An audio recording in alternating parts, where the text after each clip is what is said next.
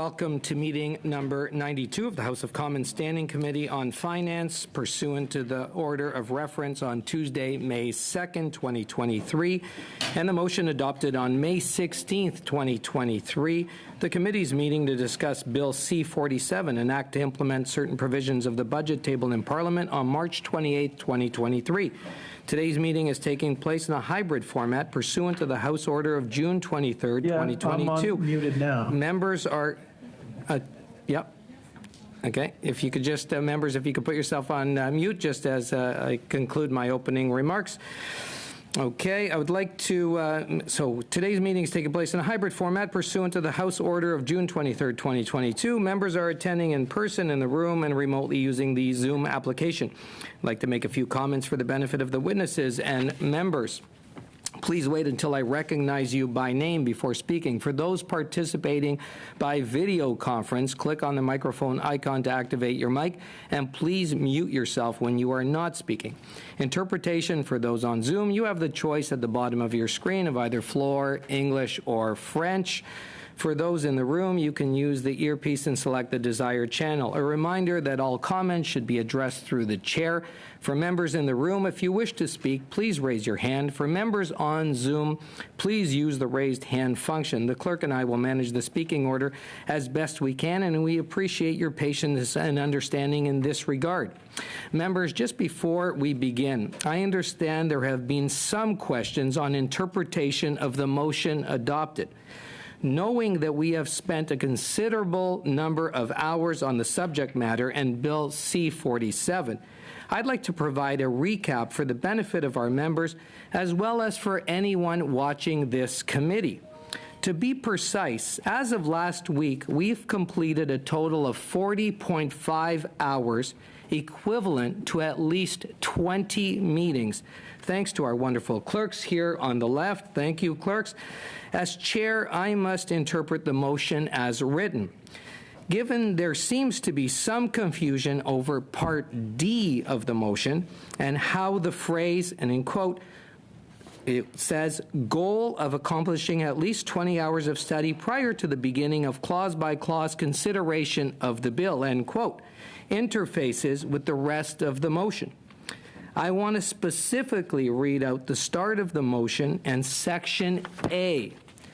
And it reads, in quotes again, in Section A, that the committee continue its pre-study of Bill C-47, an act to implement certain provisions of the budget tabled in Parliament on March 28th by A, inviting witnesses to appear on the contents of Bill C-47 during meetings scheduled for the weeks of May 1st, May 8th, and May 15th, 2023.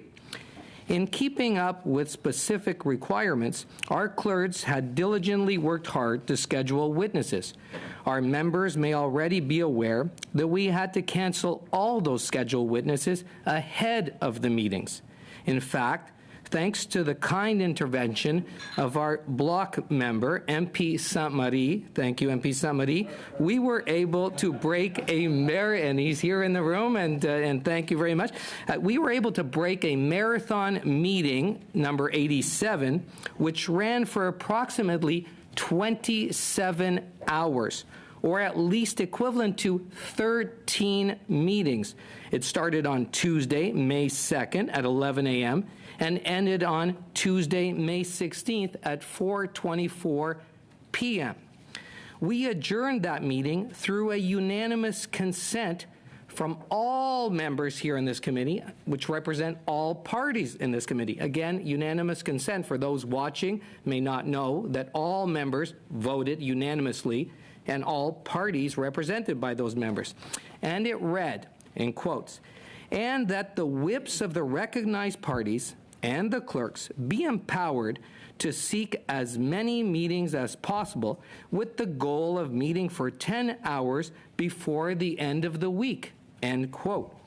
That week was the week of May 15th, which was last week.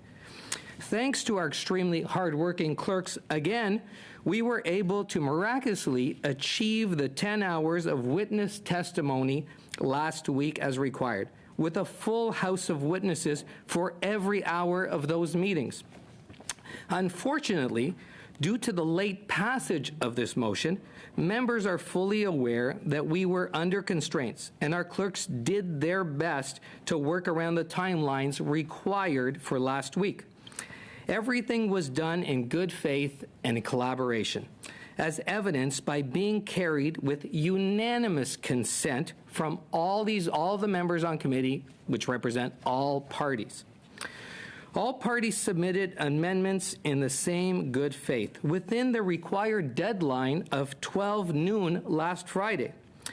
This was a clear indication that everyone interpreted the adopted motion the same way that the clerk or I understood.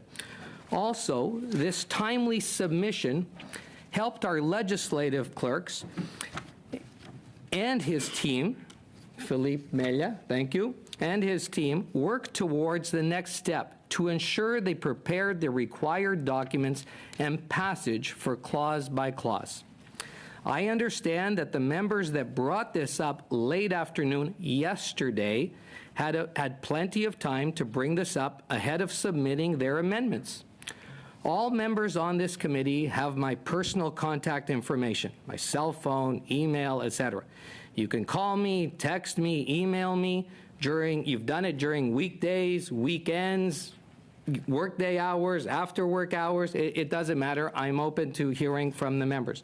The members who have put this letter together have also reached out to me many times in the past. And I always try to get back to you within a reasonable time. Sometimes within minutes, I get back to you. So you had the opportunity to reach out to me last week or all of this week, but I did not hear from any of you. I hope what I mentioned has brought better clarity to the letter that was received and the motion that was adopted on, again, I'll repeat, unanimous consent by all the members. Again, I would like to thank MP Saint-Marie for quickly thinking of an efficient way to bring in the witnesses that were canceled a couple of weeks ago. I really believe our Finance Committee works well with this kind of collective team effort. I would, again, like to take this opportunity to thank our clerks, our legislative clerk, and their team of analysts, interpreters, technicians, who have really made these 40-plus hours possible and still working. Thank you very much. Thank you to all of you. Members, if good, we will go ahead with what's in front of us. You'd have received the package from our clerk. With us today are a multitude of senior officials from various departments per division, as discussed, if you have any questions for them. So as we go to that, I do see a hand up. MP Lawrence. Mr. Chair, thank you very much for your opening remarks. I disagree with nearly all of them.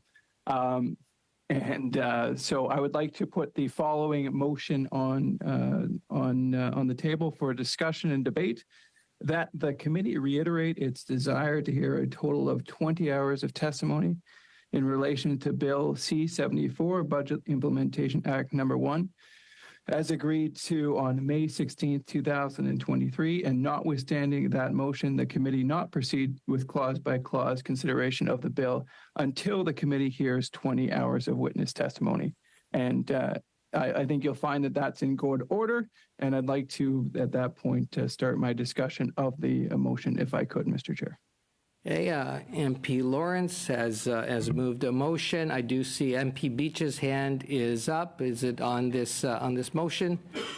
Well, I guess first of all, is the motion in order, Mr. Chair? And then, yeah, I'd be happy to speak to it if it is.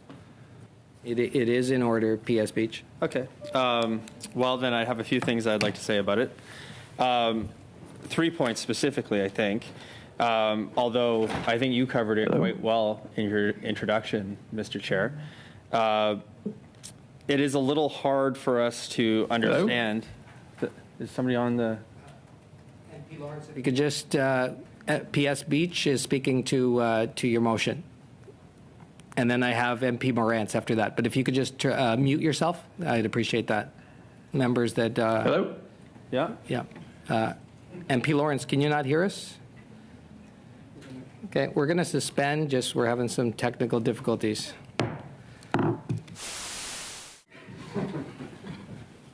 We're good? We're good. Yep, Okay, go ahead. Yes. all right. Well, starting out strong. So I want to make a few comments about this.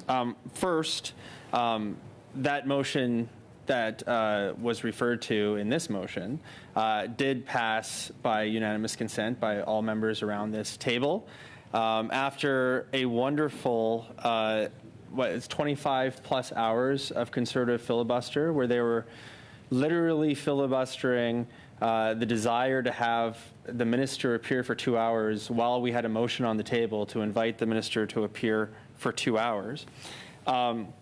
In the past, we've generally operated from a position that witness testimony is to be used for the study of the bill, and particularly in our clause-by-clause review of the bill. And we will note that in that motion, which was passed unanimously, the deadline for amendments was noon on Friday, and thank you to all parties for submitting amendments. In our UC motion as well, in response to questions from MP Saint-Marie, to ensure we had some testimony on the BIA before we started clause-by-clause review, we agreed to ensure that 10 hours of witness testimony would be heard that week. And while I agree I would have preferred to hear more witnesses, if Conservatives were in fact sincere in their desire to have more witnesses here at the BIA, the time to start that was in the first week referred to by the motion. Instead, we spent not 1 but 2 weeks having the Conservatives filibuster while we sent food banks and chambers of commerce and other important stakeholders home, when we listened to something that decidedly, after having listened to it for 25 hours, had absolutely nothing to do with the BIA. And so I would say that it strikes me as a bit insincere that our Conservative colleagues actually want to hear from witnesses. If that was the case, they would have let us hear from those witnesses over the last 3 weeks, as it is stated in the unanimous consent motion that we passed. Now, I am aware of Part D of the motion, which calls for us to attempt to reach 20 hours of testimony. As you've already mentioned, Mr. Chair, we've had over 40 and a half hours of committee meetings, and unfortunately only 10 hours of witness testimony. The rest of that time was filled with Conservative filibuster.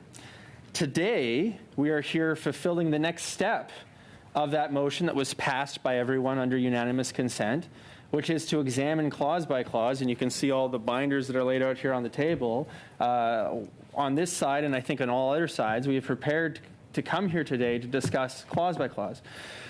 Conservatives want us to believe that they were perhaps in the committee room hiding under the desks waiting for this meeting to start on Saturday and on Sunday and on Monday and on Tuesday.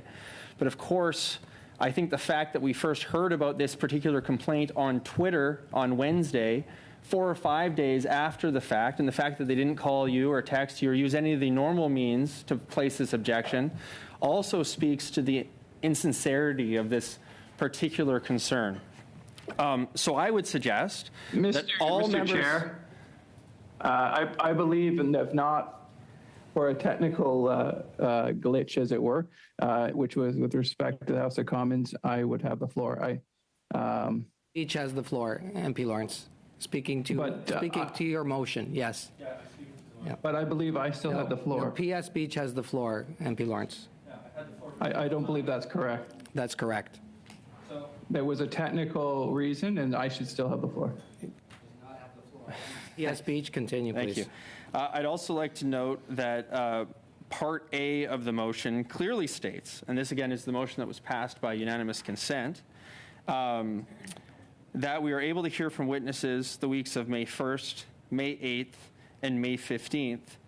And I'm happy to read that quote. It states, A, inviting witnesses to appear on the contents of Bill C-47 during meetings scheduled the weeks of May 1st, May 8th, and May 15th, 2023. And in fact, we did have those meetings. the Conservatives chose to use that time not to hear from witnesses, but instead to talk to themselves about almost anything that didn't have to do with the BIA. So given the limited time that we have, the many officials that are present here to support us in this important work in studying this bill, and all the work that have been done by all members and staff and the clerk and everyone else. Point of order. Mr. Chair, I'd like to challenge your ruling that I didn't have the floor. Okay, there's a challenge. The question is, shall the decision of the chair be sustained? Mr. Baker? Sustained. Mr. Beach? Sustain the chair. Mr. Hanley?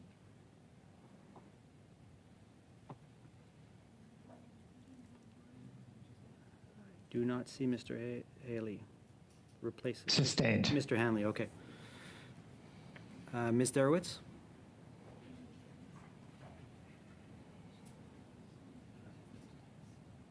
Ms. Derowitz, you are muted, ma'am. Sorry.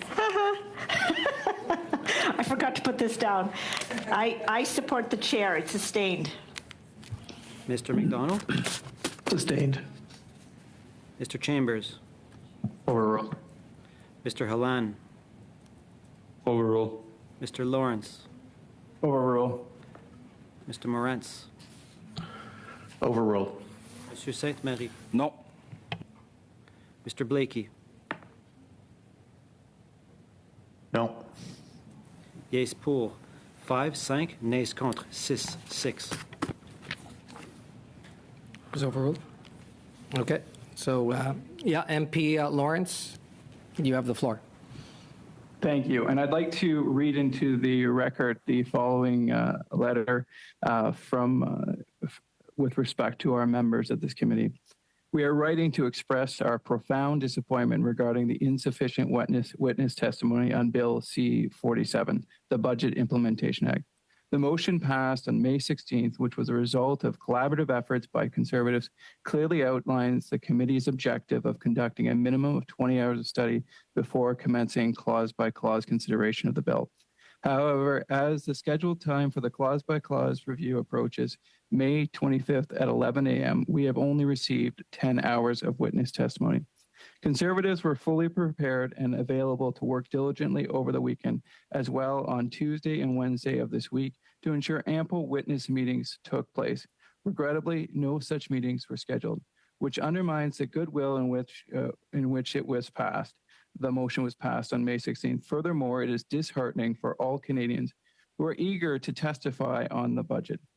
Canadians need to have their say as they are struggling with the cost of living crisis.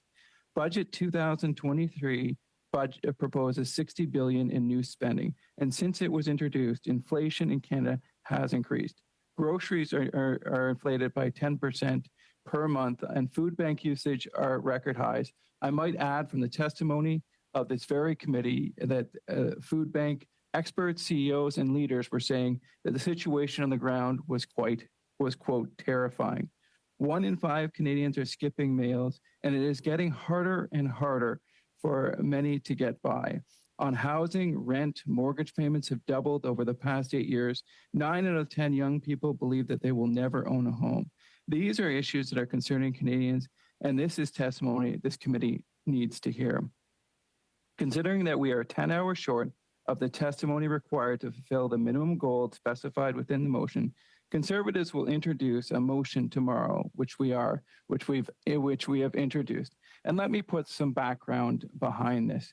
I had numerous discussions in good faith with my counterparts across the way, and made it clear that Conservatives wanted 20 hours of testimony, and that we were willing to sit, whether it be Saturday, Sunday, Monday, Tuesday, Wednesday, Thursday, Friday, to get this done. We were absolutely clear on this, and there can be no doubt, and I would put my honor on it. And so any type of comment otherwise is the height of disingenuity. It's perhaps not surprising, given this government's record of corruption, the SNC-Lavalin affair, the foreign interference that we have seen, that this is a government that we cannot trust. And you know what? We heard and maybe it was because of the testimony that was absolutely damning for the 10 hours. We heard that this is the slowest economic growth in the last since the 1930s, since the Great Depression. Canada has never experienced such economically challenging times. Record low growth. And yes, there was some time before the committee that absolutely Conservatives had engaged in a lengthy discussion or debate. And that was in order to get Minister Freeland here. This is a minister who has now presided over the worst economy since the Depression, and she wouldn't come to talk for 2 hours. That was the outrageous demand of Conservatives, to have her come and testify for 2 hours. Then she comes to committee and she won't answer the most basic of simple questions. My colleague, Mr. Chambers, asked the most simple question, a question of which she is well equipped and would know off the top of her head, but she would not answer. She would not answer the simple question of how much interest was being paid on the debt. These were simple questions. All that we asked was for the Minister of Finance who's presiding over the biggest deficits, the biggest national debts, some of the highest inflation, the worst housing situation in a generation. All we asked was for her to come for 2 hours and answer simple questions. That was the only precondition to going forward. But to act collaboratively in good faith, and myself personally, working with members at this committee, working with them to tell them to work forward, to get to move the process forward. I personally had discussions with them and counted on them to act as honorable members of this House. And they committed to me that they would do everything possible to get 20 hours of testimony. That was a personal discussion, and it is the spirit of this act, and it's the spirit of this motion. And so if this chair is unwilling to do the right thing and to have testimony put on the record, and it's completely possible because, you know what, Mr. Chair, when it came to, you trying to grind or punish Conservatives, you had all the time in the day. We could go to midnight, any night you wanted to. Now, suddenly, there's a lack of resources. This is the height of hypocrisy and a biased chair.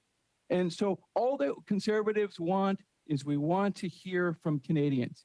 Canadians deserve the right to hear why $60 billion of their money is spending, why this government, why this Minister of Finance is blowing past the debt to GDP ratio.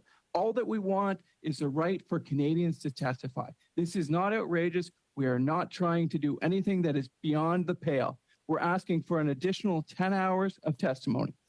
And Conservatives are committed to democracy. Conservatives are committed to putting on the record the important issues. And so, Mr. Chair, one of the most important issues with respect to to the current economy, which is Philip Cross said, noted academic, noted member of former employee of Statistics Canada, used Statistics Canada information to demonstrate that we have the worst economy since the 1930s. And one of the issues is this government's war on work.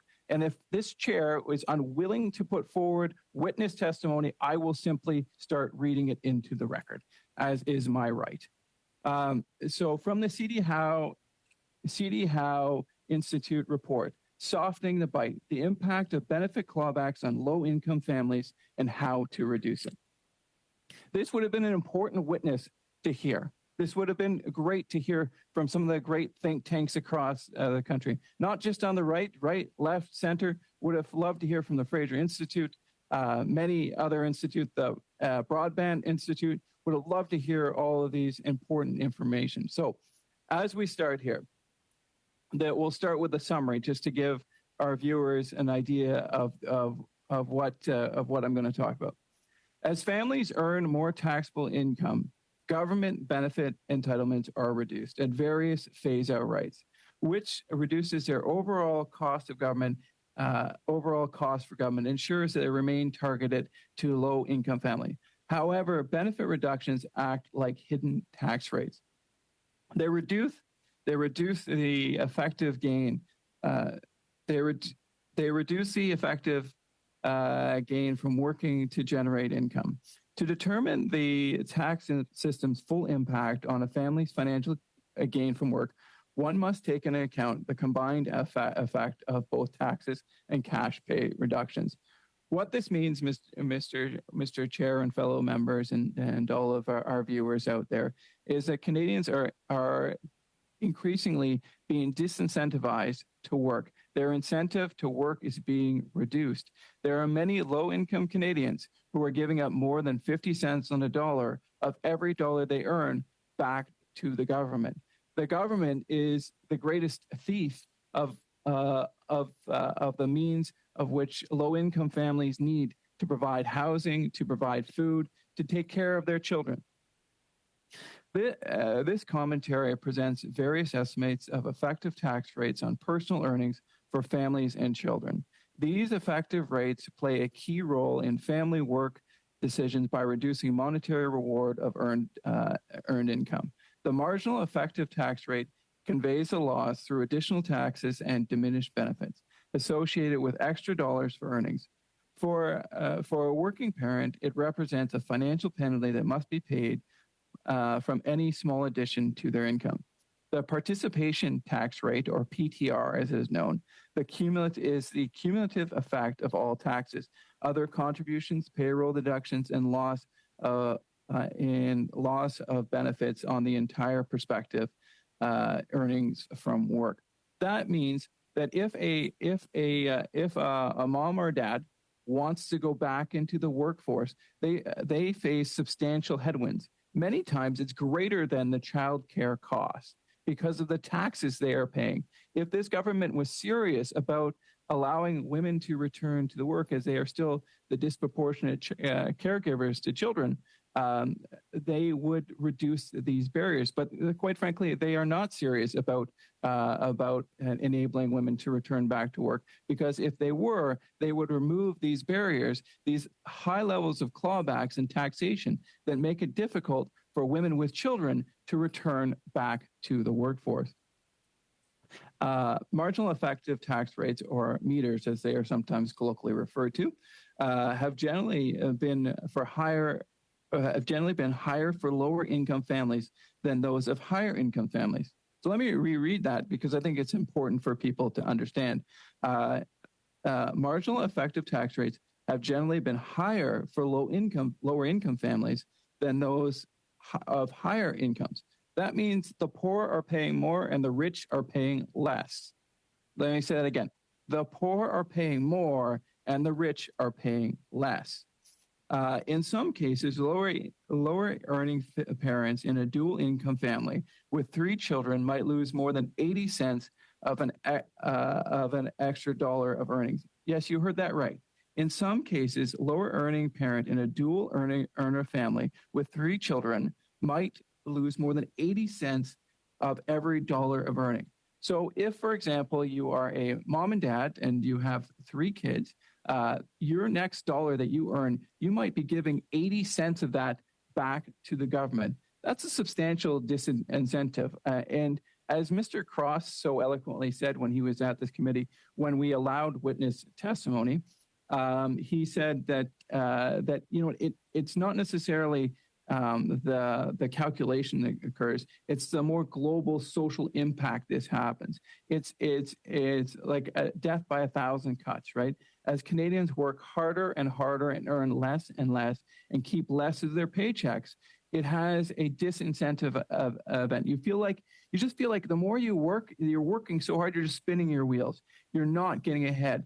And that has to have a negative impact on Canadians' desire, Canadians feeling like they are rewarded for their work. This has an issue not only on their economic well-being, but their mental health as well. Nationally, 15% of working lone parents or the lower earning parents in dual income families face a marginal effective tax rate above 50%.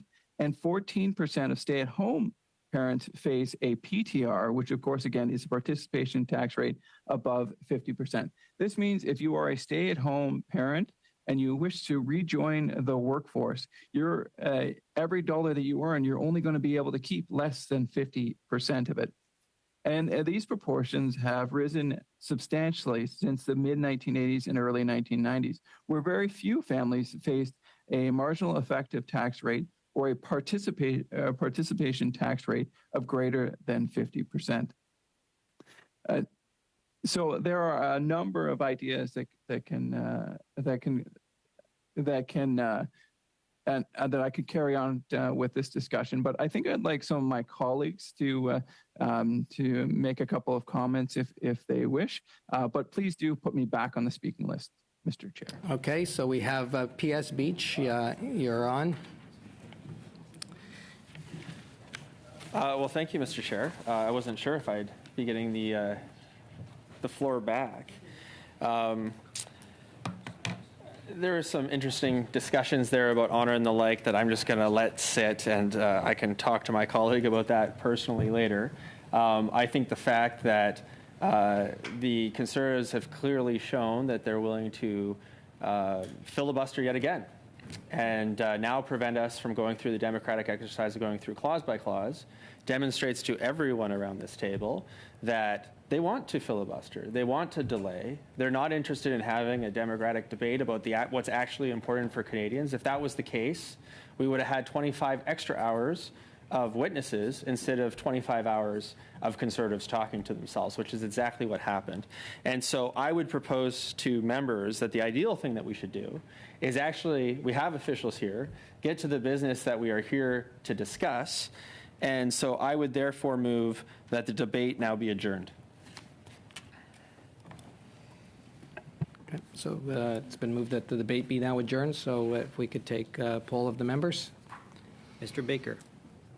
In favor. Mr. Beach. In favor. Mr. Hanley. In favor. Ms. Derowitz. I agree, yes. Mr. McDonald. I agree, yes. Mr. McDonald. In favor. Mr. Chambers. Oppose. Mr. Halan. Against. Mr. Lawrence. Oppose. Mr. Morantz. Opposed. Monsieur Sainte-Marie. Contre. Opposed. In favor. Yeas pour 6, nays contre 5, 5. Mr. Chair, point of order. MP Lawrence, point of order. Thank you. There were still individuals on the speaking list, I had thought. Debate. Oh, that's not debate, sorry. We're moving on, and we are now members back to, we are at our meeting number 92, and pursuant to the order of reference on Tuesday, May 2nd, 2023, Bill C-47, an act to implement certain provisions of the budget tabled in Parliament on March 28th, 2023. So clause-by-clause consideration, and pursuant to Standing Order 75, Bracket 1, consideration of Clause 1, bracket short title, and bracket is postponed. The chair calls Clause 2. So, members, we are now at Part 1, amendments to the income tax and other legislation. Now, there are no amendments to clauses 2 to 70, members. And I don't know if members would like to group those, but we would need unanimous consent to be able to do that. So, No. Did I hear a no? No, there was Okay, a no. so we do not have unanimous consent. Okay, so we are at shall clause 2 carry? Avec dissidence. On division? Recorded vote. On division. We have the ability to debate and discuss this? We're at clause 2. Yes, and I believe we have the ability to discuss it? Yes, you do. Thank you. Thank you. So as I was saying, Clearly, to gear to income fiscal benefits, program provides valuable financial assistance to families. But these benefits can result in low-income families facing high marginal effective rates and high participation tax rates. Federal and provincial policymakers should pay special attention to these effective rates when they consider changes to the tax and transfer system. Tax benefits are government payments to individuals. The largest are old age payments to seniors and benefits to families with children. Children's benefits play an important role in the reduction of child poverty by providing income support to low-income families. For example, a low-income family of 4 with 2 children in Ontario stood to receive $20,000 in Point federal... of order, Mr. Chair. What's the relevancy? I think Clause 2 is regarding the standby charge for automobiles. I don't think that anything Mr. Lawrence is saying is relevant. Okay, thank you, MP Zarowitz. I'll just look to the legislative clerk and in terms of relevance. That is the fact. Yeah, that is true. That? It's about standby charge for automobiles. Yeah. It should be. So yes, that's correct. So you're speaking to MP Lawrence. It's about the standby charge for automobiles, and that is that is Clause 2. Could the clerk please read the clause into the record?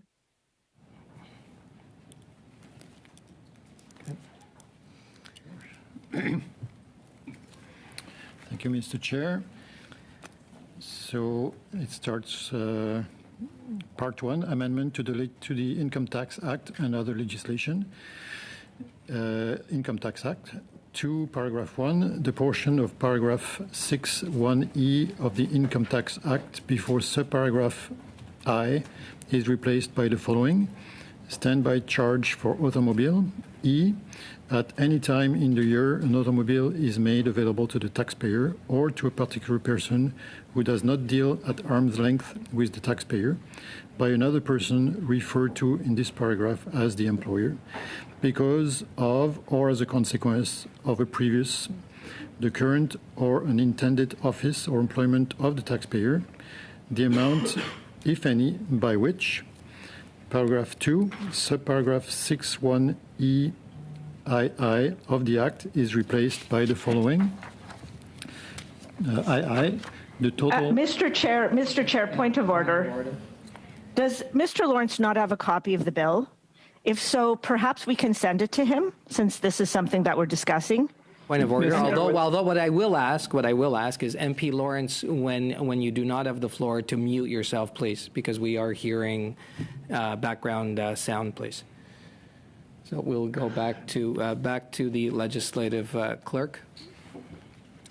Thank you, Mr. Chair. So II, the total of all amounts, each of which is an amount other than the expense related to the operation of the automobile paid in the year by the taxpayer or the particular person who does not deal at arm's length with the taxpayer to the employer for the use of the automobile. 3, subparagraph 6(1)(k) II of the Act is replaced by the following.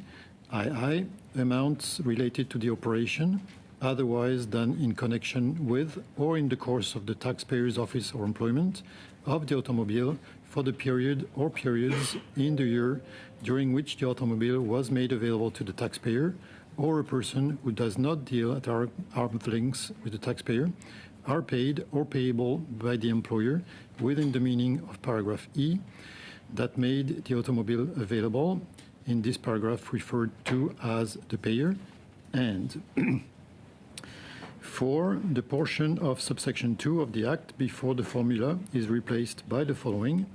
Reasonable standby charge. 2, for the purpose of paragraph 1(e), a reasonable standby charge for an automobile for the number of days, in this subsection referred to as the total of available days, in a taxation year during which the automobile is made available to a taxpayer or to a person who does not deal at arm's length with the taxpayer, by a person referred to in this subsection as the employer shall be deemed to be the amount determined by the formula. 5. Subsection 1 to 4 apply to taxation years that begin after 2022. 3.1 subclause B(I) of the description of B. Oh, sorry. I was on clause 3. Sorry. Is clause 2. I do hope that MP Lawrence, you do have a copy of the bill in front of you, but we did have our legislative clerk, our hardworking legislative clerk, and his team read out that clause for you. So that is, if you want to speak to that clause, you're more than welcome. Thank you. I'd actually like the officials, if they could, to explain the state of the current law, and the impact of the amendment.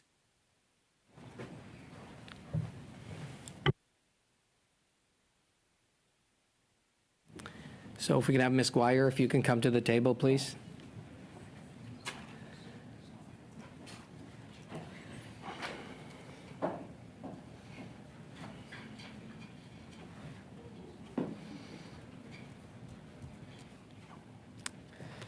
So Clause 2 makes technical amendments to the Income Tax Act related to the standby charge. So this is the rule that provides that an employee has to include in their income benefits related to when they are provided a car by their employer. So there's detailed rules that determine how they calculate the benefit.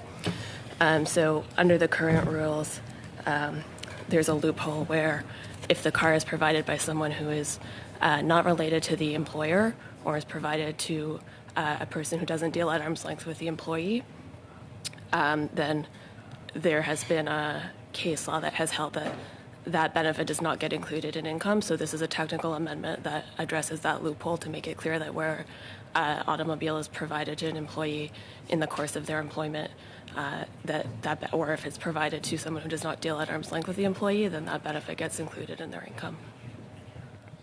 Sorry, I didn't quite understand the loophole that this is trying to address. This is an employee who does not does not deal at arm's length with the employer, or I'm sorry, I don't completely understand. So it addresses some narrow situations where there's been employers who have engaged in an attempt to avoid the current rules. They have had a person who's not related to the employer provide the vehicle to the employee or provide the vehicle to someone who's not related to the employee. And that has made it so that this rule doesn't result in an inclusion in their income. So this amendment is clarifying that if the automobile is provided to the employee in the course of their employment, or it's provided to someone who doesn't deal at arm's length with the employee, then it causes the amount to be included in their income. So I'm still I'm a little confused as to who this is meant to capture. So you've got a business owner, and then they have another third party who's not at arm's length with the employer, I guess, and they give a car to the employer for them to use in the course of their work, and we want to capture that. Do you know the name of the case that this came about, or the facts of the case? I don't have that information in front of me. I mean, I think it was basically, it's situations that involve car dealerships in particular, where cars have been provided to employees, and the person providing the car is not the employer, and it's someone who's technically not related to the employer. And as a result of a technical deficiency in the rule, that means that the amount doesn't get picked up in the employee's income, even though they are clearly getting the car in the course of their employment. Okay, so we've got this car dealership, if I understand this right. We've got an employee, perhaps a mechanic or a sales professional or of some sort, and there's an unrelated third party who, for whatever reason, gives the car for the usage of the employee of the car dealership, And so they are getting an employee benefit from this. And so we now want to charge back. And so two questions. Why was the third party wanting to give the car to the employee? Was there money put back and forth, or am I just not understanding it yet? Situations where there was effectively an arrangement between the person's employer and a third party to have the third party provide the car to the employee in an attempt to avoid the rules by having the car be provided by the third party so that the rules don't technically apply, so that there may have been some sort of like payment arrangement or something in place between the employer and the third party that's providing the vehicle. How much revenue is expected to be generated by putting this change in place? Well, there's no specific revenue estimate for this measure. I think it's really a clarifying change that is consistent with the policy of the rules as they were initially intended. So I think it's not something that's intended to capture a large segment of people. It's addressing a very sort of narrow avoidance situation. And and that's actually my next question. How many situations will this actually impact or affect? I don't have the exact number in front of me. I mean, I think it's intended to, or it's expected to, that not a lot of people would be doing this right now. So it's not intended or expected to impact a lot of people, but it's basically a possible loophole that exists. So in part, it's being fixed to ensure that more people don't try to structure into that type of arrangement to avoid the employee benefit rules. Don't you believe, Ms. Dwyer, though, that like this will add additional complication to the Income Tax Act? And I have no doubt that. And I agree with you that integrity is important, but so is simplicity. And the Income Tax Act is already a very complex document. By adding this relatively niche section to the Income Tax Act that'll affect very few people, won't it add to the complexity of the Income Tax Act? I don't think it would make a material difference in terms of the complexity. So the rules already exist, and they're just being amended to effectively say that if the employee is receiving the benefit in the course of their employment, then the rules apply, and to say that if the benefit is provided to a non-arm's length person, then the rules apply. So it's really a minor amendment to the existing scheme that deals with the standby charge rules for employees. What are the unintended consequences? Because if we've got, if in fact you had someone who was not related to the employer, so it could be anyone, if I'm not incorrect in that, gave an employee a car to use, they could be potentially caught by this provision, couldn't they? Well, the benefit would, like the car would have to be provided in the course of the employee's employment. So if there's no connection to their employment, then the rule wouldn't apply. How do you define in the course of employment? Well, I mean, a number of the rules in the Income Tax Act that create employment benefits look at whether something is being provided to the employee, like as compensation effectively for their employment. So I think it would be determined in sort of the same manner as the other rules. So it would be a factual question as whether it's reasonable to determine that they're getting this benefit because of their employment. So if you've got someone who's getting the car from a third party, and other than using it in the course of employment, how do you determine that it is in compensation for their employment? Well, I mean, I think it would depend on the facts of the situation. But I think, one example would be if someone is receiving a car from a third party and they're not paying to use that car, then it would be reasonable to assume that there's some sort of quid pro quo in that situation, some reason why that car is being provided. So I think it would be a question of fact whether there's some link with the employer that would make it reasonable to conclude that that car is being provided because of the employment relationship. So what type of relationships are we actually seeing? Like, are you familiar at all with the case law where this came from? I I just have trouble if it becomes a situation of fact. Like, what's the defining characteristic of a third party who's just giving an individual a car for whatever reason that might be, who happens to be used in employment, versus a third party who's trying to game the system, as it were, and avoid paying an employee benefit, I guess it would be. I'm just struggling to see the difference in these two potential fact situations. Well, I mean, I think, again, you'd need to look at the situation. I don't think it would, we don't expect that there's a lot of situations where people are receiving cars from third parties and they're not paying for it, and, it's unclear why they're getting it. I think we're talking about a niche situation here where it would be, relatively clear that the car is being provided in the course of employment. And, again, there's a number of provisions in the Income Tax Act that tax employees on benefits that they receive in the course of their employment. So there's extensive CRA guidance and case law to determine whether particular benefits are being provided to people as a result of their employment and as effective compensation for their employment.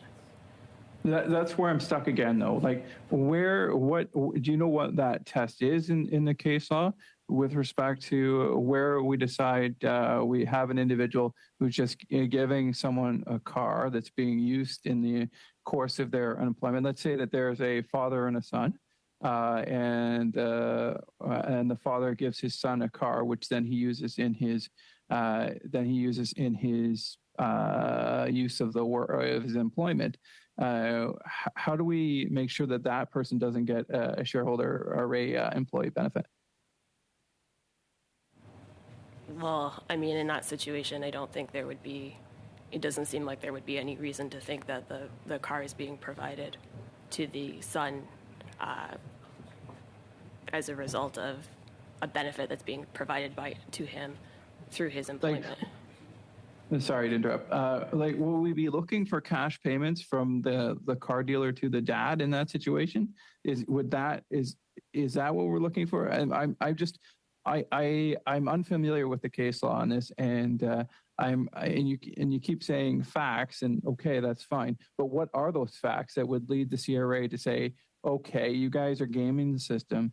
There's no doubt about it. This is actually, you're just circumventing the rules that are meant to make the use of an automobile an employee benefit. Is it that cash payment? What is it? Because they're unrelated. They're at arm's length, right? And so that's where I would think we would normally look at, okay, this third party that's providing the vehicle is at non-arm's length with the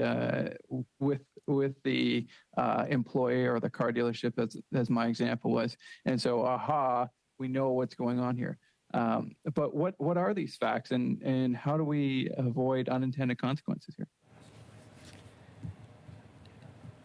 So the rule would apply where the employee is getting the car, as a consequence of their employment. So I think in a situation that you described where a father is providing a car to their child, that it wouldn't be reasonable to conclude that that car is being provided as a consequence of employment. I think if you have a situation where a third party is providing a car to an individual and there's no link between the third party and the individual or other sort of personal reason to think that they would be, or other separate business reason to think they'd be providing that car, then I think that could be an indication that if there's some connection between that third party and their employer, that that car is being provided to the individual as a consequence of their employment. Like in practice, I expect there would be, conditions in place that the car can only be used so long as the person is employed, or that the car has to be used in the course of employment. So I think facts like that would be indicative of the fact that a car is being provided in the course of employment. Okay, so we got one of the facts out there. So that's helpful. You said that if the car is only being used in the course of employment, that is perhaps indicative that there's something more, because arm's length, it means at arm's length, right? And so you by definition, you don't have a relationship. And so what I would Could you just put on the record to the best of your ability, and you're doing a great job, and I really appreciate your patience, Ms. Dwyer, in informing me and hopefully some of the viewers as well. But could you put it on the record what the definition is of arm's length?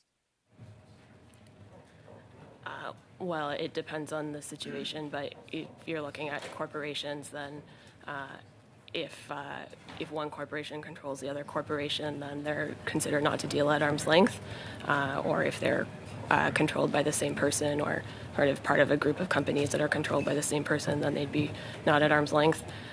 If they're not related, so if they're corporations that are owned by different people, then it's a factual question. So like the test in the Income Tax Act is it's just a factual test. It's a question of fact, whether they deal at arm's length.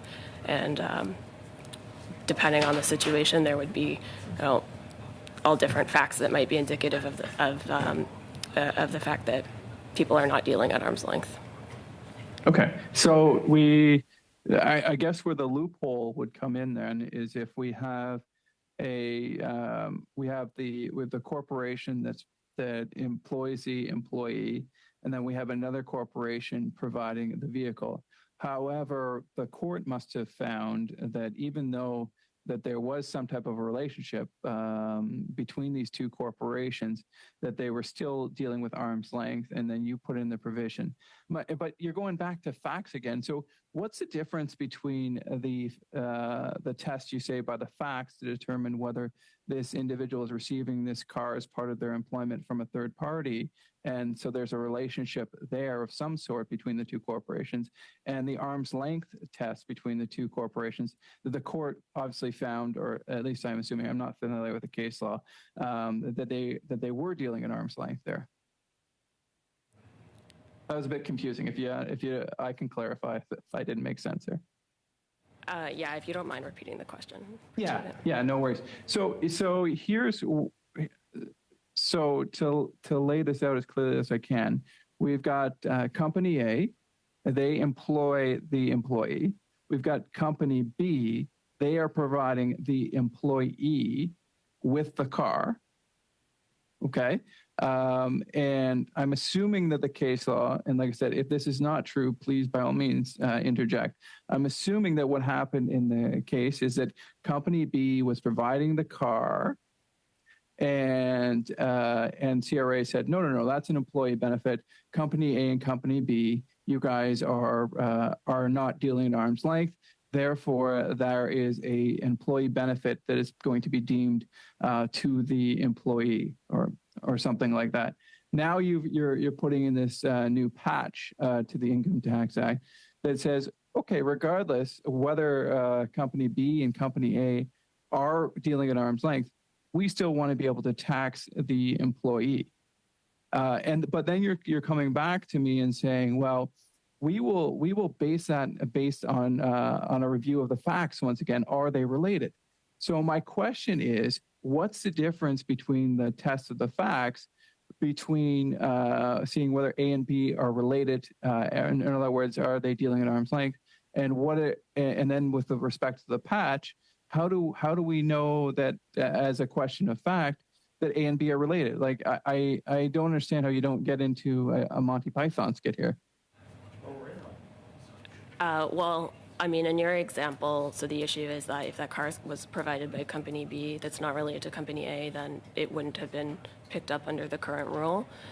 So now the rule would look at whether that car is being provided by Company B to the employee of Company A as a result of a consequence of the employee's employment by Company A. So instead of looking at the relationship between Company A and Company B, you'd be looking at the sort of reasons why that car was provided by Company A, Company B to come to the employee of Company A to determine whether that was done as a consequence of that person's employment. So I'm going to just interrupt Ms. Gwyer. It's not about you, it's about MP Lawrence.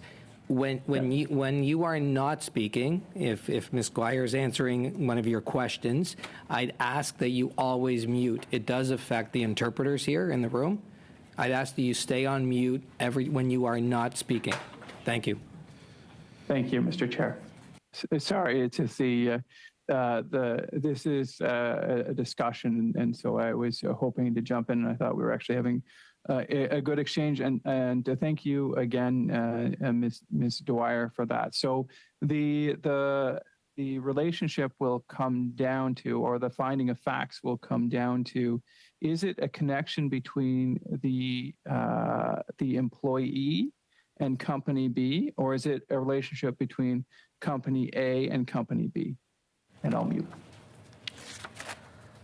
Well, I think it would be a question of looking at the entire picture to see whether company B is providing that car as a consequence of employee as a result of the individual's employment. So in a situation where that's happening, there's probably some connection between company A and company B. Otherwise, it wouldn't make sense that company B would be providing that car. So you'd really be looking at the entire situation to see whether all the facts support a finding that that car is being provided as a consequence of the individual's employment.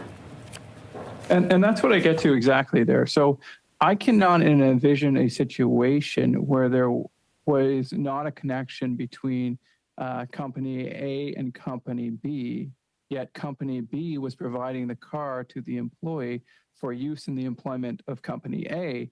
So I would suspect that the test would once again go back to, are company A and company B at arm's length?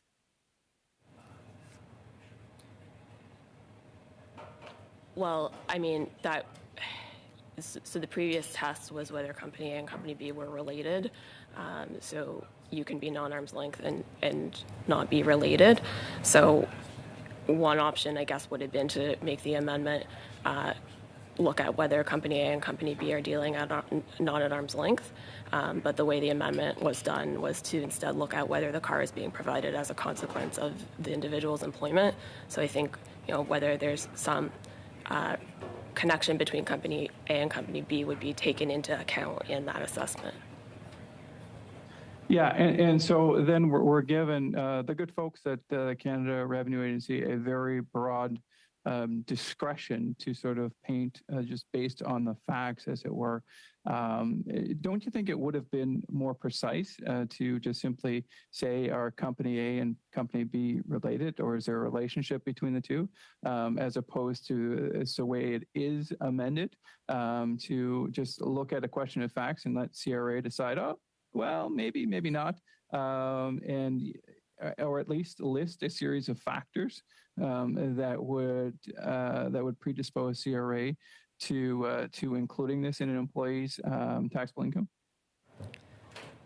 I think the way the amendment has been drafted is consistent with the way other rules that deal with employee benefits are drafted, which generally look at whether benefits are being provided in the course of employment. So they're not necessarily specific as to who's providing the benefit. They look more generally at whether the benefit is provided in the course of employment. And maybe that's a discussion in general we could have as well. But actually, I'm curious about that. So maybe I'll just follow that for a quick minute here. So when an employee receives a benefit in what you call the course of employment, and I'm not sure if that's a defined term in CRA or whether it comes from case law, but in the course of employment, regardless of who provides it, it is a taxable benefit to the employee. Am I understanding that correctly?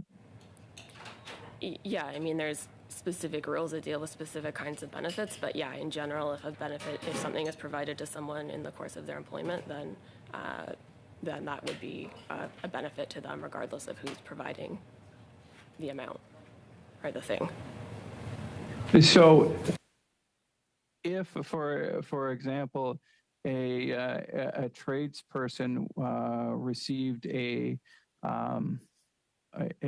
tool or a vehicle that was exclusively used for their employment, and regardless of who that provided to them, even a parent, that could be interpreted as an employee benefit? Well, no. I mean, in that situation, the parent wouldn't be providing it.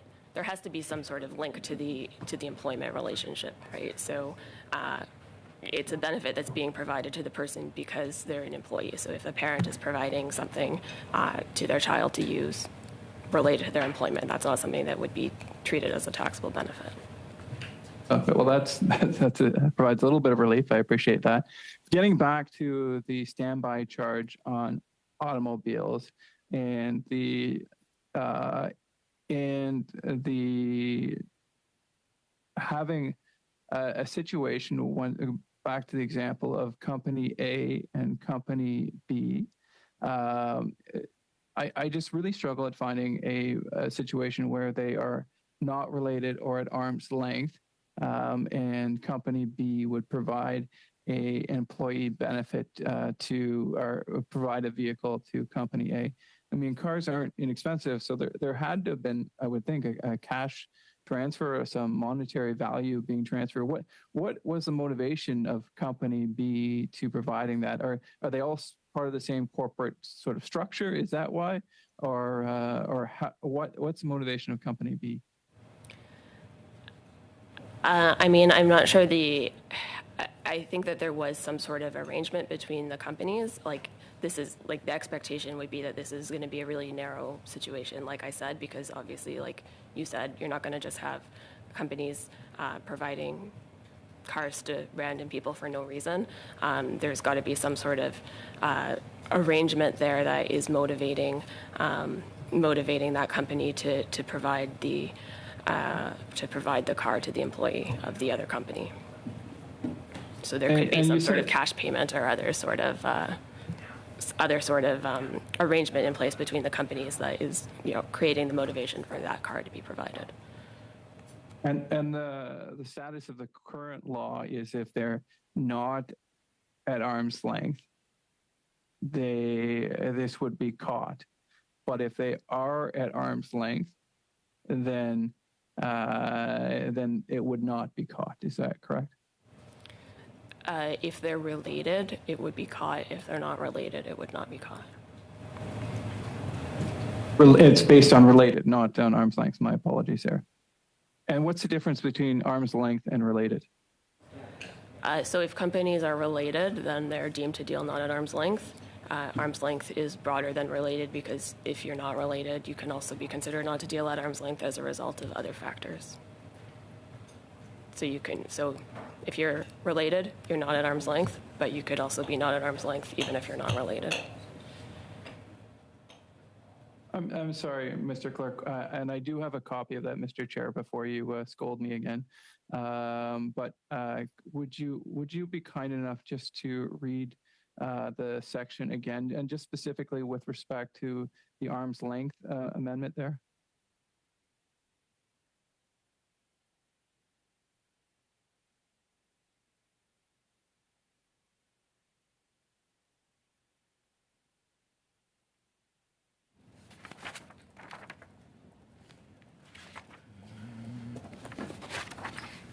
Thank you, Mr. Chair. To spare our interpreters, I'll change to French, so it's going to be easier for them for a bit. 2, le sous-alinéa 6.1. 261E of the same legislation is replaced by what follows. The total of amounts other than expenses related to the operating of the automobile paid by the taxpayer or the identified person with a relationship of dependency for the use of the automobile. 3, paragraph 614 of the same law replaced by what follows. For the operation of an automobile. 4, when a sum is determined under subparagraph E related to an automobile, the taxpayer's calculation for the year for the operation of the automobile for the periods of the year during which the automobile was made at their available, with whom he has a link of dependency paid by the employer under subparagraph A. placing the automobile at his availability, payer, present paragraph A, and that the total of the amounts paid or payable is not paid to the payer over the year or the 40 days at the end of the year by the taxpayer or the dependent, the amount allocated for the operation of the automobile under the following calculation. 4. Paragraph 6.2 of the MEM legislation is replaced by what follows. Standby charge for the reasonable use of an automobile. 2. For the application of paragraph 2, sums for the reasonable use of an automobile for a total number of days in a tax year during which an individual employer under the current paragraph has made the automobile available to the taxpayer or an individual with whom they have a relationship of dependency under the current formula. Merci, Monsieur Melia, for reading that again into the record. For MP Lawrence, now in both official languages. MP Lawrence. Okay. Sorry, and I might have misunderstood something, Ms. Dwyer, hearing that again. In order for the amended provision to apply, Company A and Company B are not at arm's length? Well, they could be at arm's length or they could not be at MP arm's Lawrence, length. please mute yourself. So the relationship between the two companies really isn't directly relevant to the test. It's whether the car is being provided as a consequence of the employee's employment. So practically, the relationship would be likely relevant factually to that determination, but technically, that relationship is not directly relevant.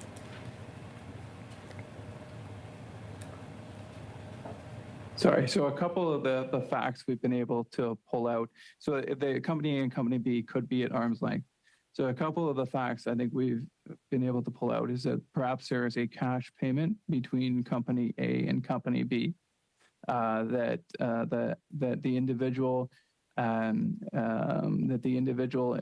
the employee is using the vehicle that they've gotten strictly within the 4 squares of their employment. Have I understood that correctly? I think that's an example of a situation where the amendment might make a difference to whether the benefit is included in employment. Okay, quicker on the draw there, Mr. Chair. My apologies.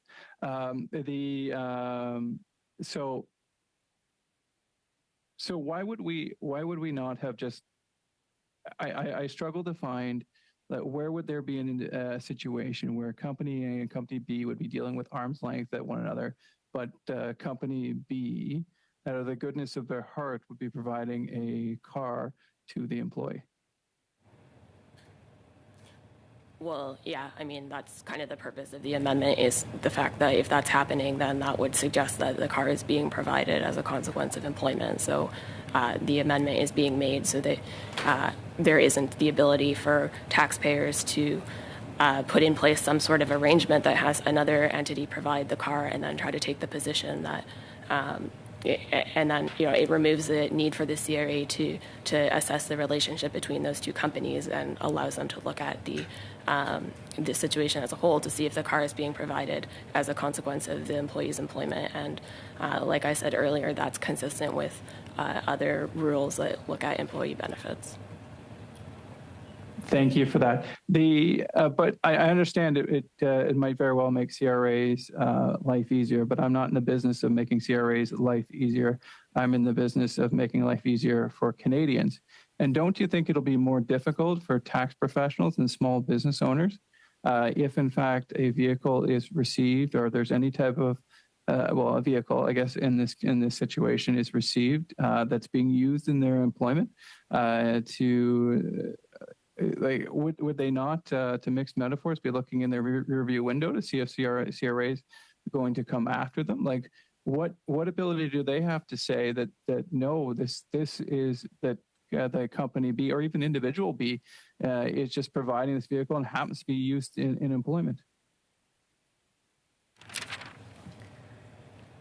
So the main rule that provides that employee benefits have to be included in income looks at whether benefits are received as a result of employment.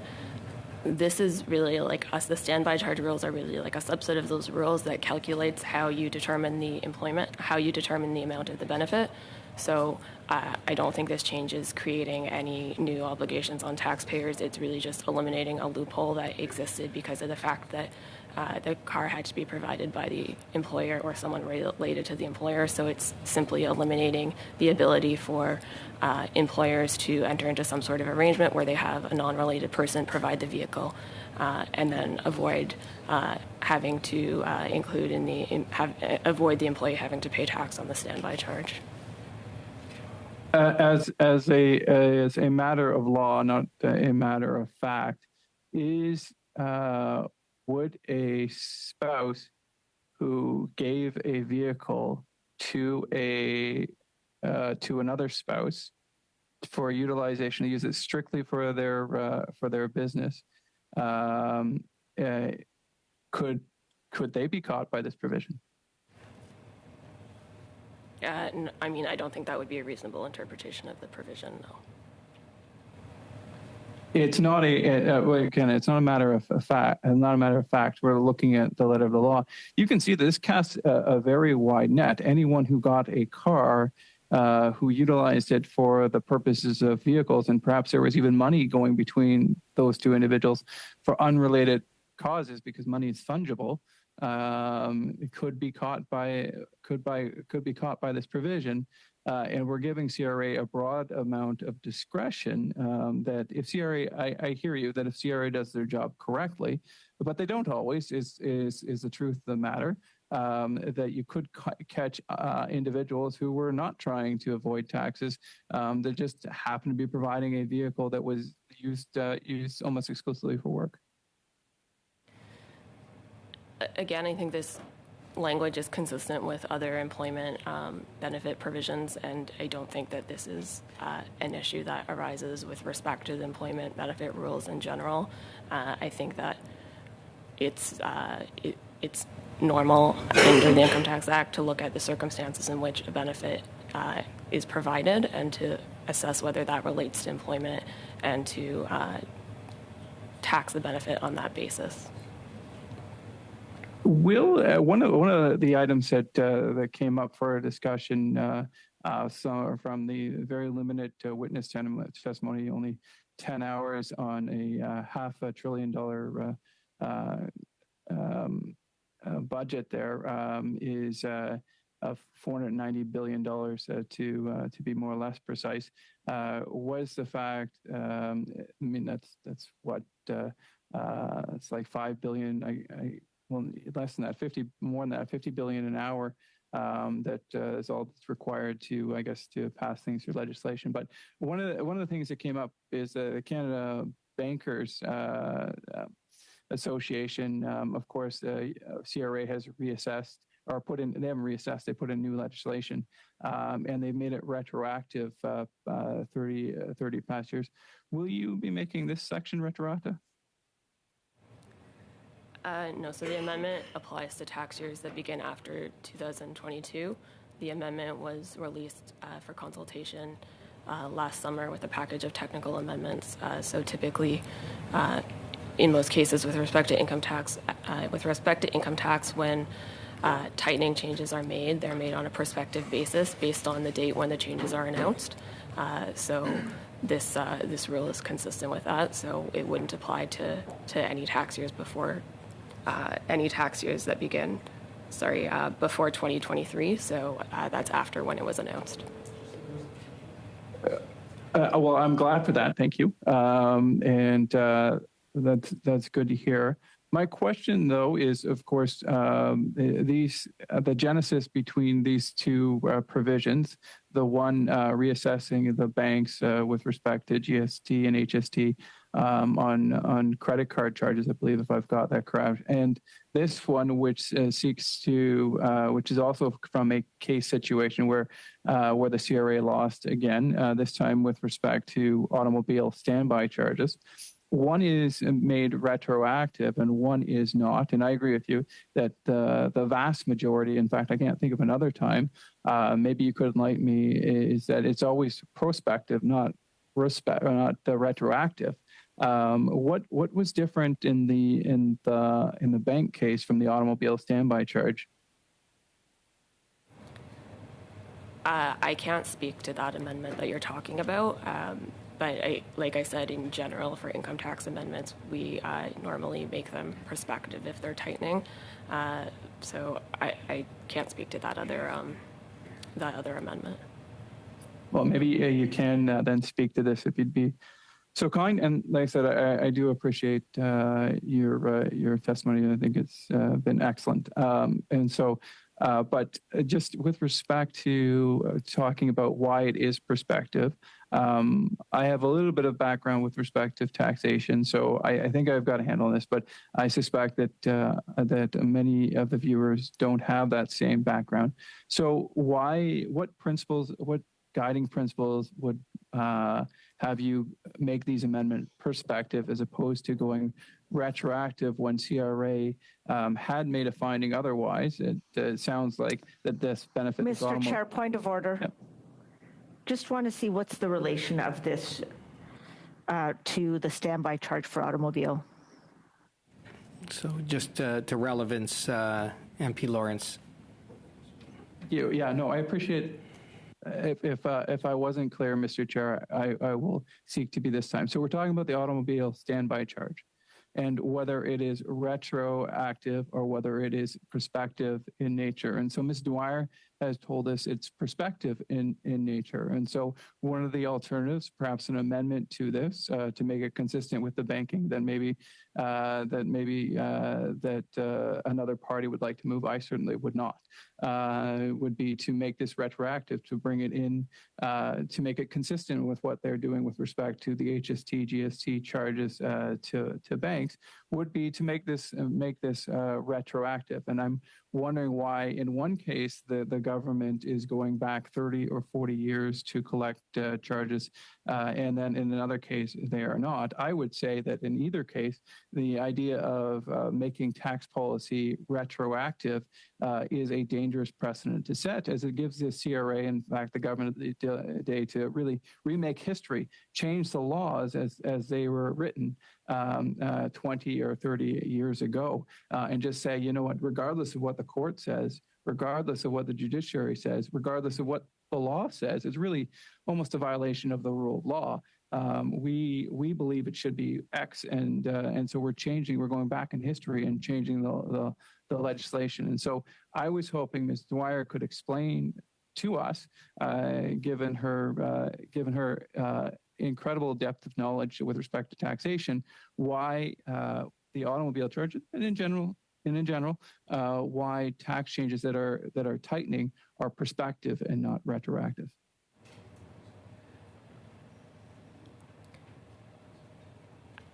So as I said, in general, for income tax changes, they are prospective when they are tightening. I think that in general, that's considered to be fair because taxpayers can structure their affairs in accordance with the law, and if the law is changed, then in general, it's usually appropriate to do that on a prospective basis. But sometimes there may be special circumstances that warrant a tightening change being made on a retroactive basis. In this case, for this particular amendment, we felt it would be appropriate to apply it on a prospective basis. So it was interesting to hear there might be extenuating circumstances. Ms. Dwyer, could you point to a situation where a tightening change has been made retroactively, other than the one that I've discussed with respect to the charging of GST, HST? In the income tax context, it's not typical to make them on a retroactive basis. I can't, so my expertise is in income tax, and I can't, off the top of my head, think of a retroactive income tax amendment. Thank you for that. And so, we can't recall of any tightening changes that have been retroactive. And I just want to build upon what you said, and I think you said it quite well, is that in general, as a principle of tax fairness and tax law, we make changes that are tightening that put the taxpayer in a worse situation, to give them, we do it prospectively, to give them fair notice, because when you make a legal change retroactively, what you're in effect doing is changing the rules of the game after you've played it, and so it would be, so you can imagine, for those of you who are watching the Stanley Cup playoffs right now, it would be akin to watching a Stanley Cup playoff game. And then after the game, and in this case, the rules are set out by the legislators and then interpreted by the courts. So the courts are the referees in this situation. So the referees interpret those laws, and at the end of the game, it's 5-0 Toronto Maple Leafs, as they are the Canada's team there.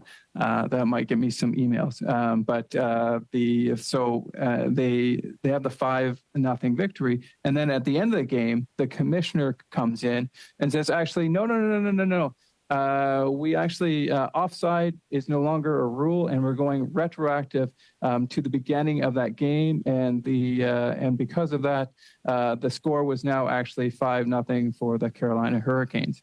And that's why we don't, in general. Mr. Chair, I have no clue what the heck Mr. Lawrence is talking about. I mean, this is quite an Olympic effort to try to be in any way on topic, but he's failing miserably. I think that we have heard from our official who's explained ad nauseum about this clause, and I also want to thank her for her time, but I think she's explained why it is prospective versus retroactive. And so I think she's explained that very clearly, and I don't have any understanding about what Mr. Lawrence is talking about in relevance to his Maple Leaf example. Thank you, MP Zerowitz.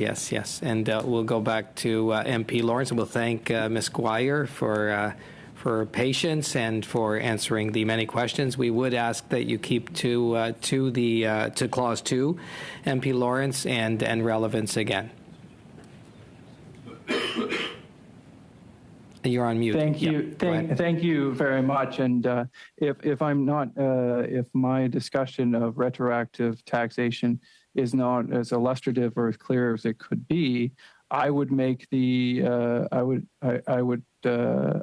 make the suggestion of bringing expert witness testimony, where we could discuss this so maybe Ms. Zerowitz could understand some of the finer points of this if I'm not being clear enough. And I would once again thanks Ms. Gwyer for her testimony. I would note. I saw Ms. Zerowitz was going off mute. I did not want to have any crosstalk for the interpreter.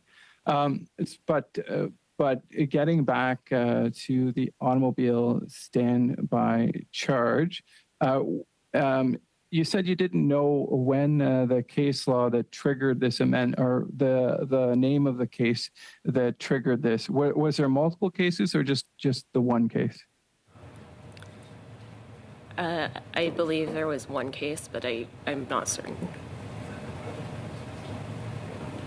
And every time that there is a change made to the Income Tax Act, that change then has to be made in both private sector and public sector software that costs every year to the industry and to the government hundreds of millions of dollars.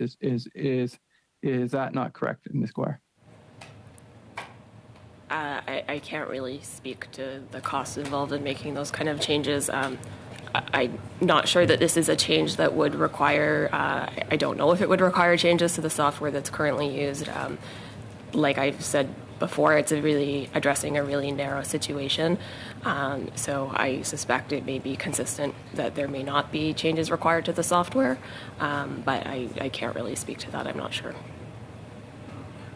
Thank you.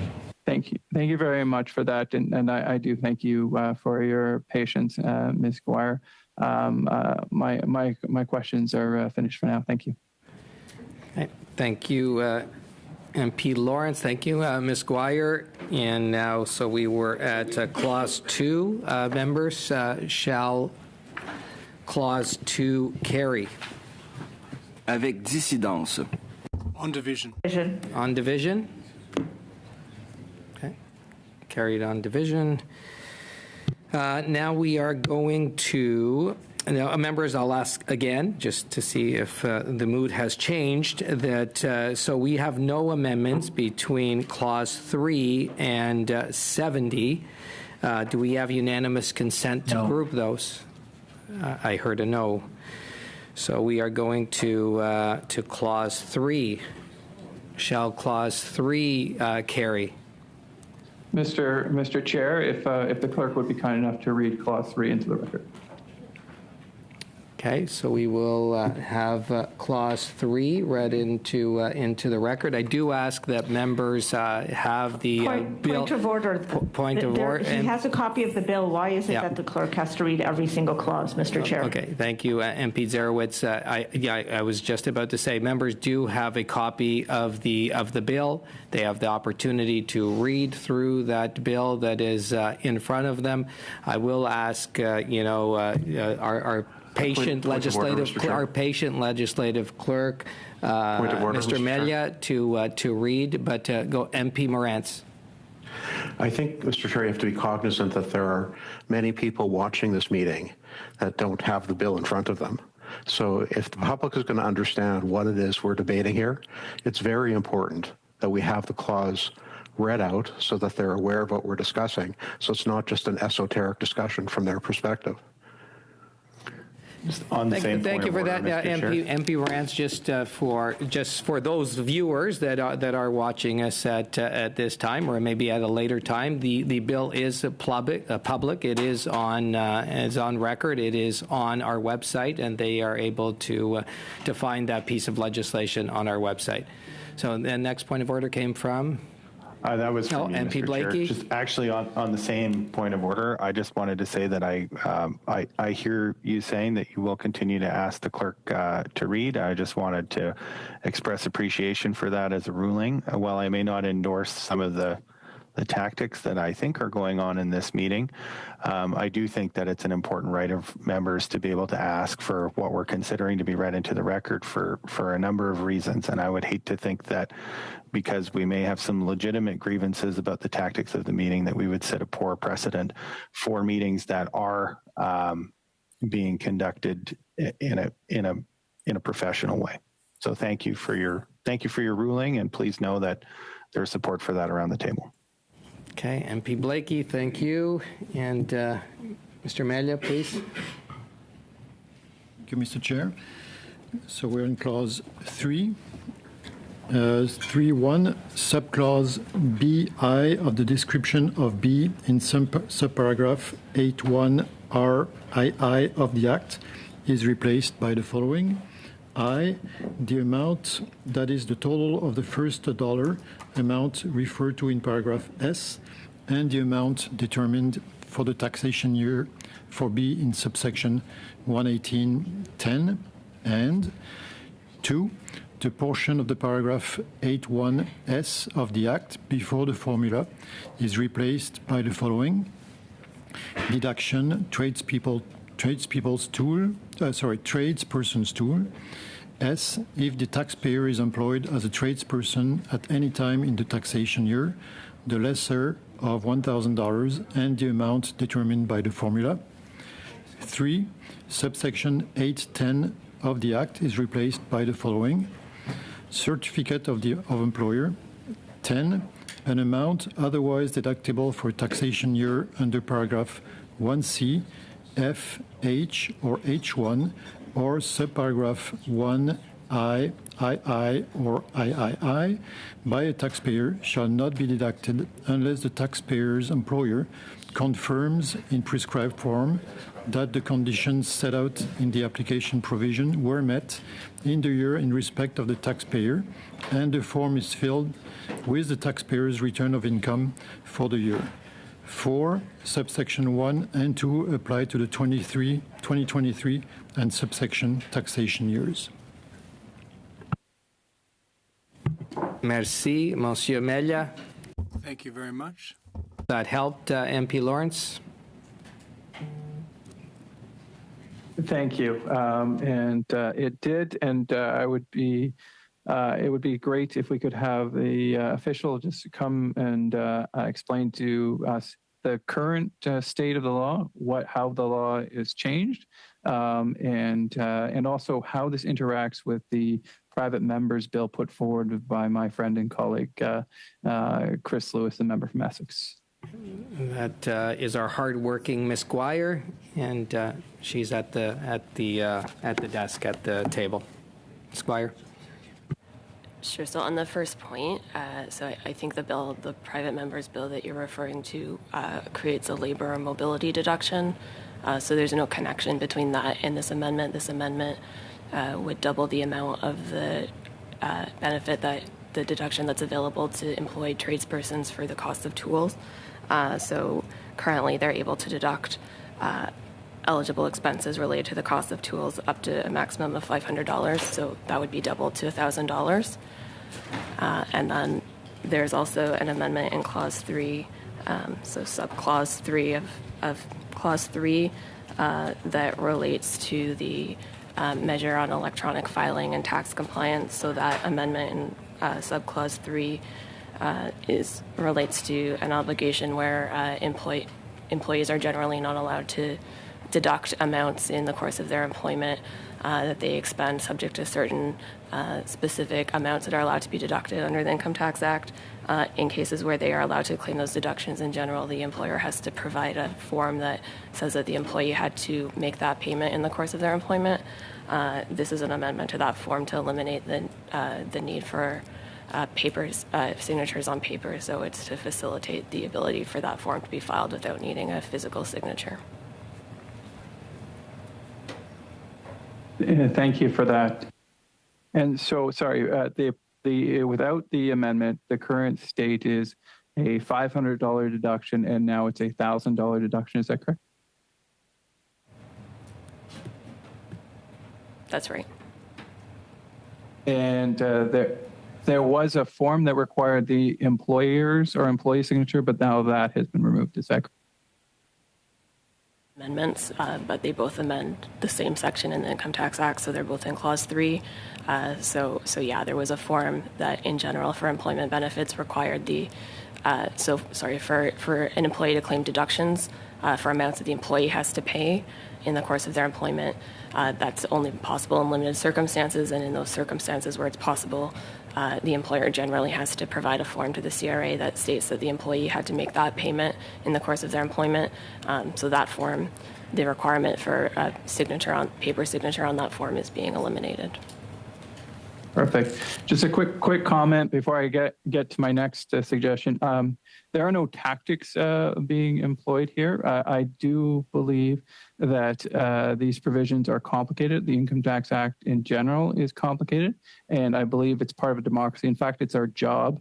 And I would love to see the members of Parliament do a fact-based test on some of these sections. And I think it's incredibly important that we understand these provisions before we pass them. So there are no tactics. There's simply explanation, which is me doing my job. Ms. Gwyer, why was $1,000? Why was $1,000 as the limit? What was the rationale behind that? As we have many tools that tradespeople use that are well in excess of that number, and with inflation ever increasing, getting higher and higher, a simple tool, even for a non-professional like myself, going to Home Depot, you can easily spend $2 or $3 or more thousands of dollars to spend. So why was $1,000 chosen? So, I mean, the current deduction is $500. So I think it was recognized that, the cost of tools has increased along with other things, and it would be appropriate at this time to increase the amount of the deduction. And, it was a policy decision to double the amount of the deduction. But why 1,000 or why double? I mean, I think that was just identified as being sort of an appropriate amount to allow as a deduction in this case, you know, looking at the expenses that are incurred. What is the average cost of a tool that is written into for a deduction? I don't have that information in front of me. So the $1,000 was more or less chosen out of thin air, is what I'm hearing. I don't want to be disrespectful, Ms. Gwyer, but you haven't provided us with any evidence, and I'd love for you to rebut that if you could, as to why $1,000. Mr. Blakey, I know, is a Red Seal, and proudly so, and I'm sure that he would tell you he's much more educated with respect to the trades than I am, but I suspect he would concur, and many of the folks that I know in the trades industry would say that there are many tools that are well in excess of $1,000, and why the cutoff at $1,000 seems arbitrary at best. Yeah, I mean, I think with any deduction, you know, it's a question of looking at the amounts that are expended and what's appropriate to allow in the circumstances. My colleagues on the policy side would have done more analysis on that to determine what would be an appropriate amount to allow for the deduction. So, you know, I don't think it was picked out of thin air, but I don't really have more specific information in front of me that I could provide at this point. How does that compare, Ms. Gwyer, to other, if you're, example, for example, a business owner, and you are buying supplies that are needed for your business, and you are maybe let's pick an industry of you're a manufacturing and you own a manufacturing business. Are there similar limitations with respect to what if you needed to buy equipment, with respect to how much they can write off? So for someone who is carrying on a business, there aren't similar limitations. So the Income Tax Act generally allows people who are carrying on a business or requires them to compute their profits. So in doing that, they would be able to deduct expenses that they incur, reasonable expenses that they incur in the course of carrying on business. So there's no limits. With respect to employees, the Income Tax Act generally doesn't allow employees to deduct amounts that they earn for the purpose of employment, subject to certain specific exceptions. So this is one of those specific exceptions where, subject to limit, that the employee is able to deduct that amount.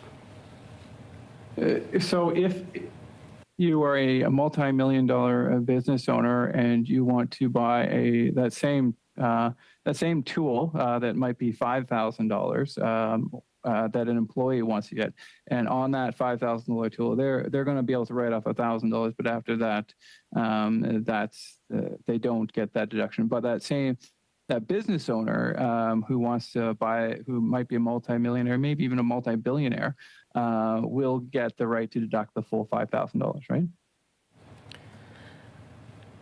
Well, I mean, that's generally right, but the rules are designed in such a way that the general expectation is that employers will bear the costs of that are required to allow employees to perform their jobs. So, in the context of significant expenses, it would be likely to expect that the employer would be the one bearing that cost. This is sort of an exception that recognizes that in this space, employees will sometimes bear costs themselves and compensates them for that by providing for this limited deduction. So if you've got a saw or a tool or something that is simply used in the course of employment, and obviously the employer is not deducting that $5,000 saw What is the concern with allowing the full 5,000? There's got to be some type of concern of abuse or otherwise, or why would it not be fair to allow the price of saw that's exclusively used in the course of employment for the employee? So again, the Income Tax Act just in general doesn't allow employees to claim amounts in respect of their employment. Employees are able to claim the Canada Employment Credit of in 2023 it's $1,368. So that is intended to compensate employees for some of the costs that they may incur in the course of their employment, but in general it would be expected that costs would be borne by employers, and so that's one of the reasons why employees are in general not allowed to claim deductions for costs they incur in the course of their employment. I think there could be other concerns, maybe not necessarily with respect to the specific amendment, but in general that allowing employees to claim deductions could result in abuse or other problems. Just getting back to one of the I guess substantive issues that certainly the Canadian Bankers Association brought up was the retroactivity, and I realized we had a lengthy discussion, and Ms. Sarowitz did not like my metaphor there. But this is not a tightening provision, of course. This is to the benefit of the taxpayers, which is a good thing. Put that clearly on the record. But why would we not make this provision retroactive? In general, where there's a policy change and to allow a credit or a deduction that wasn't previously available, it wouldn't be typical to go back and make that retroactive. It would, for one thing, create administrative issues in terms of requiring requiring the CRA to deal with people filing amended tax returns. And so, it's really typical where there's a change to increase a deduction or a credit to have that apply on a prospective basis from sort of the year when it's announced. Okay. Once again, going back to the cap on the of $1,000, would it have been a policy option to instead of just a hard cap at $1,000? What about allowing an allowance to carry that forward for multiple years, or carry it back for multiple years? I think that's could be an option. That's not what is being done here. Right. What will be the cost to the Treasury of having this provision in place? The cost is $11 million over 6 years. And what would be the cost of an unlimited or uncapped benefit? I don't have that information in front of me. Would you mind providing that to the committee in writing at a later date? Yeah, we can do that. I don't know if the information is available, but can see. I appreciate that, Ms. Gwyer. And just getting back to the $1,000 cap or limit, I just want to once again confirm that you're unable to provide the committee at this point with any sort of substantive or policy reason why $1,000 was chosen. Like I said, I think it was a policy decision looking at the costs that are expended and the amount of the credit historically. It was determined that it would be appropriate to increase the credit by to double the amount of the credit. Okay. Thank you, Ms. Gwyer. Once again, thank you for your patience.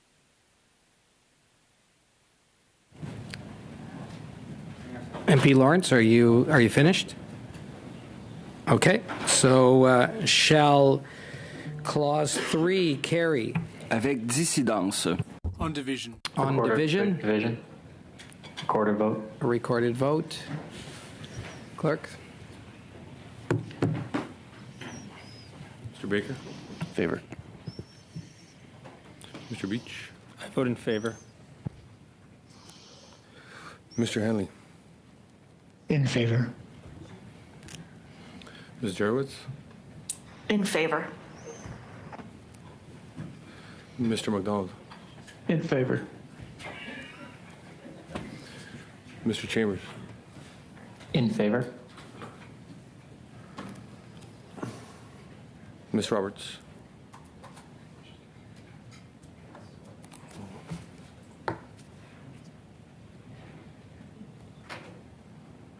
Ms. Roberts?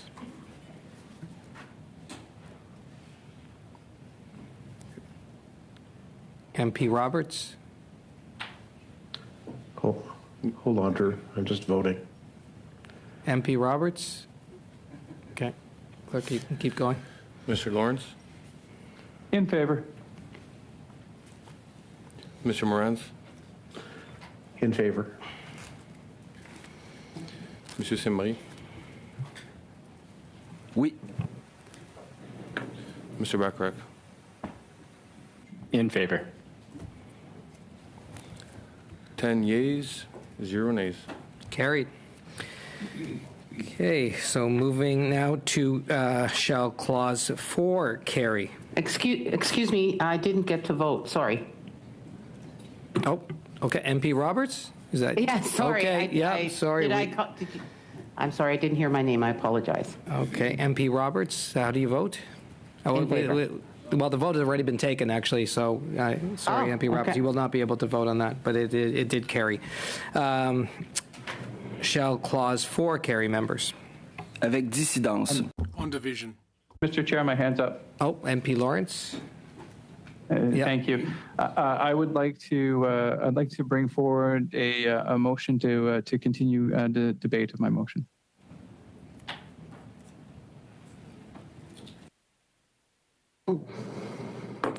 For a second.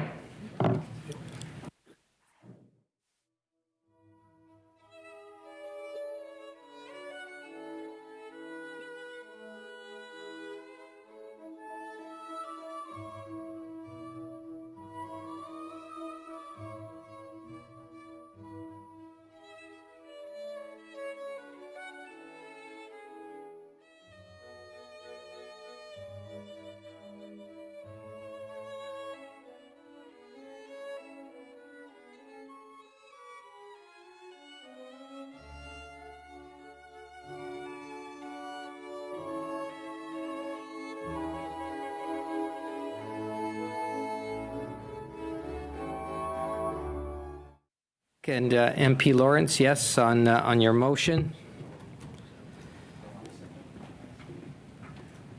Yes, I have the floor. Yeah. Thank you, Mr. Chair. I appreciate that. And so on my motion to continuing our debate of my motion. Point of order, Mr. Chair. Didn't we already vote on this? We made a decision about this? No? We did, but it is in order to bring it back. So MP Lawrence does have the floor, and he has brought his motion back.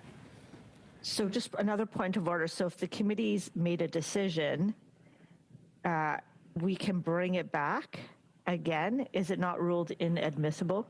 Should you not rule inadmissible? So just a clarification from the clerk. So the committee will have to vote to resume debate on this motion. So do we go to a vote right now? So poll the members, please, clerk. Mr. Baker. Opposed. Mr. Beach. Opposed.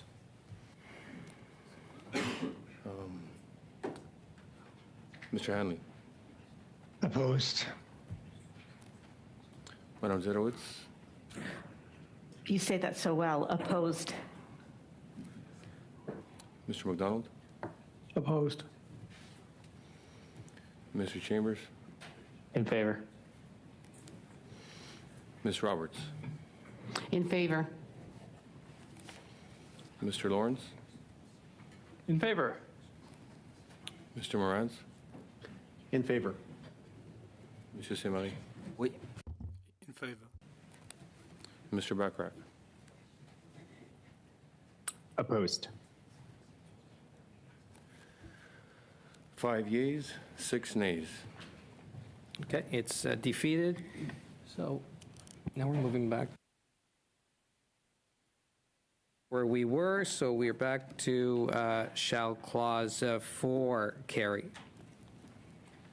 Mr. Chair, my hand's up. Oh, MP Lawrence, yeah. Thank you, Mr. Chair. Would the clerk be kind enough to read that section into the record for our viewers, sir? Thank you. Okay, if you will indulge, please, Legislative Clerk Melia. Thank you, Mr. Chair. Finish here. So clause 4, 4.1, I'll be doing in French this time around. 4.1. 4.1, subsection 12.3 of the Act is replaced by the following. Interest income, subject to subsection 4.1, is computing the income for a taxation year of a corporation, partnership, unit, trust, or any trust of which a corporation or a partnership is a beneficiary.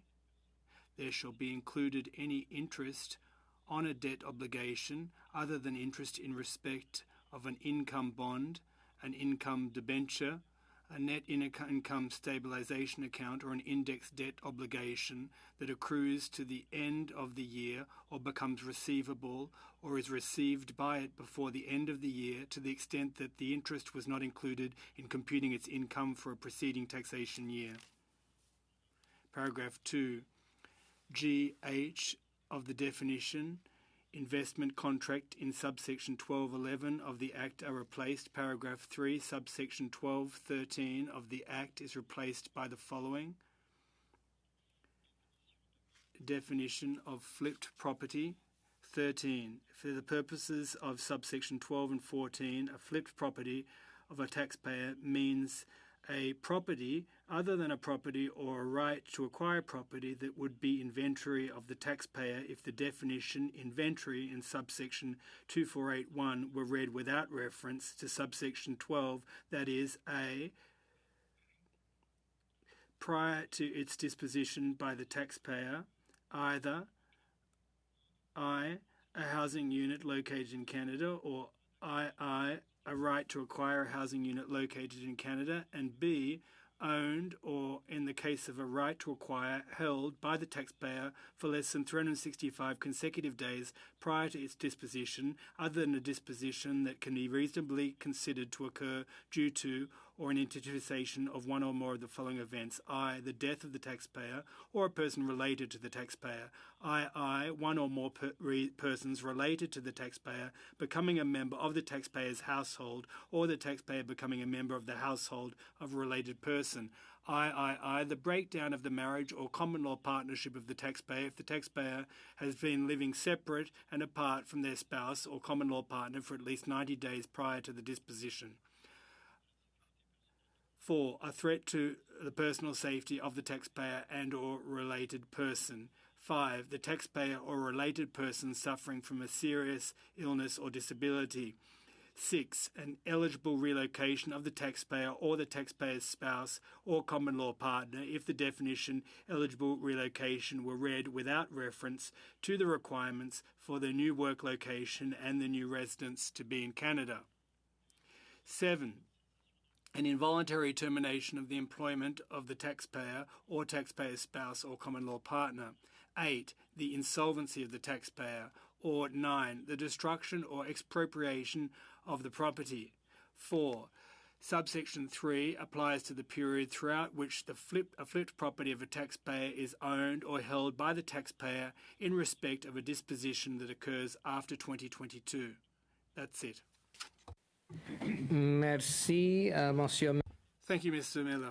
This time we're going to be just services get reoriented here in the room, giving everybody also an opportunity for a bio break, a stretch break, and so we're going to be suspending for the next 15 minutes or so.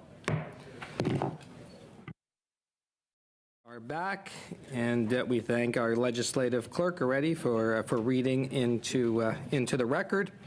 Clause 4, en français. And I see one hand up, MP Lawrence. Sorry there, Mr. Chair.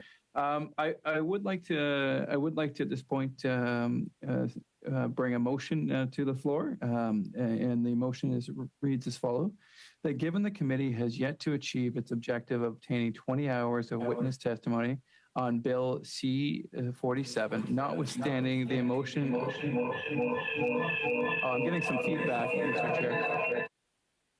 Look, yeah, we're getting some very bad feedback, so let's just see if we can fix that. Do you know where that? Okay, we're going to suspend. Yeah. Let's hope that we've got those technical challenges fixed with the feedback. MP Lawrence, if you could just test your mic just to see how we're doing. Hello, Mr. Chair. Yep. Okay. Are we good? Okay. I don't know if others hear a bit of an echo type of. I had a little bit of an echo, Mr. Chair, but I think it's gone now. Just keep speaking, MP Lawrence. Okay, well, I'll attempt to read the motion if just informally, unofficially there. So okay, MP Lawrence, you're fine in terms of the sound now. That's good. And if you would just read your motion, please. Thank you, Mr. Chair.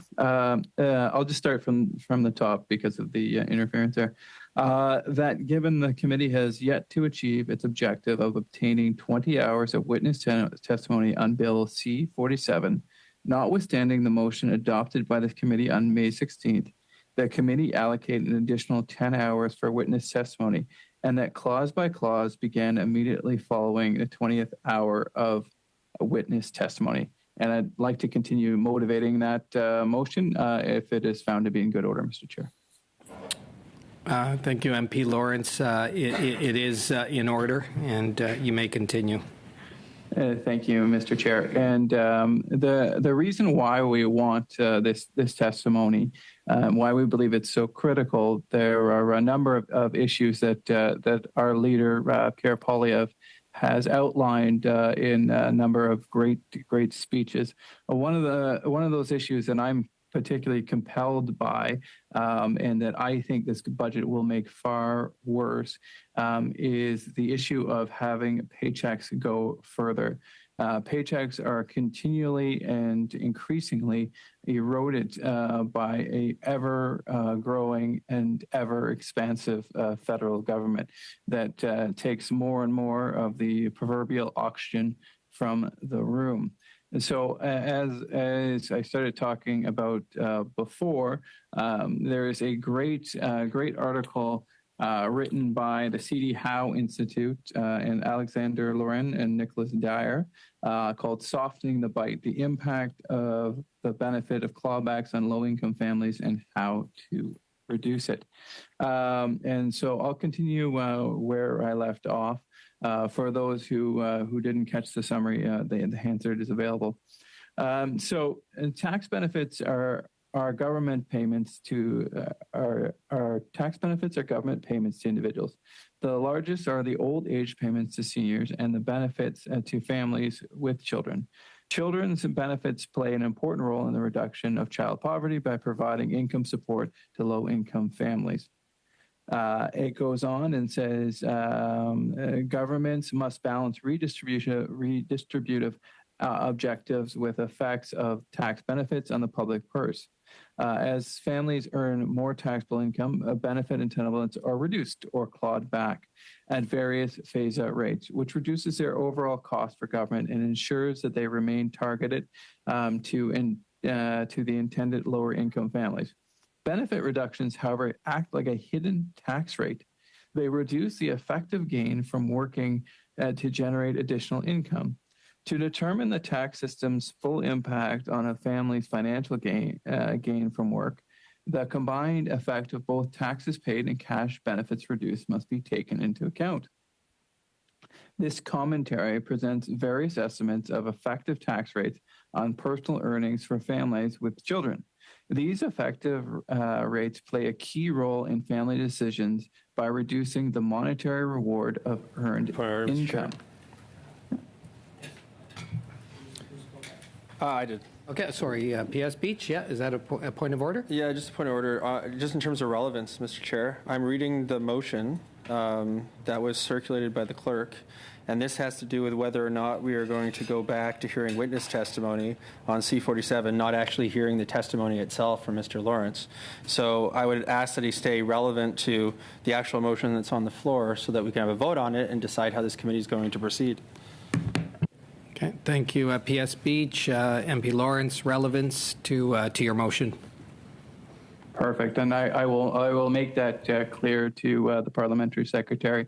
Of course, tax policy is a huge issue which numerous witnesses would talk about, and in fact, several of the witnesses that we would have in front of us today, if not for the inculcations of the chair, we would be hearing from right now. So this is directly on point, and I do thank the member for his assistance, but I think the relevance is clear.